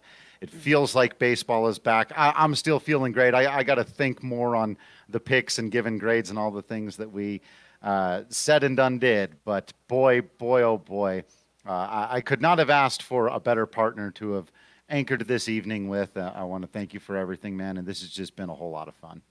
Absolutely, man. You were in control of the board there and getting our guests on and off with the transitions. And It all flowed together really nice. Thank you to everybody that was a guest on the show. We had a blast, and we wanted to obviously cover the draft first and foremost, and put that at the front of our coverage. But ultimately, we wanted to have this be a collection of members in the Rockies community, from the players and the personnel and those in the media that cover the team. And this is we talk about DNVR being a family and a community. And all of you that are watching right now, you are exactly that for us. And everyone you saw here today is a part of that family and community. So it was so exciting. And we get to do it again tomorrow, too. Absolutely. That's sweet. That's great. It's right. As you said, it is not over. There is a lot of fun yet to come. So make sure you're joining us for tomorrow. And as Patrick said, thanks to everyone who came on, all the players, all the other people in the media, especially to Zach Wilson, who's working very hard this evening as an actual job to do and is out there doing that. I thought he provided some great insight for us. And thanks to all of you, like Jacob, whether you hung in for 4.5 hours, you were in and out with us during it. This is the first time we've ever done anything like this. Certainly on the Rockies side, it's only the second time here at DNVR. We did so with the NFL draft. This has been so much fun, so we hope that you will join us again. Do all that normal stuff. Make sure that you are subscribed to the DNVR.com, that you're following everybody on social media, including all of our guests from today. Make sure that you're getting that cool merch. There's always stuff on sale at DNVR. And just continuing to stay absolutely awesome out there. We will remain absolutely Patrick Lyons and Drew Creasman in here. Thank you for tuning in to DNVR's coverage of the 2020 MLB Draft. And until next time, we will see you at the ballpark.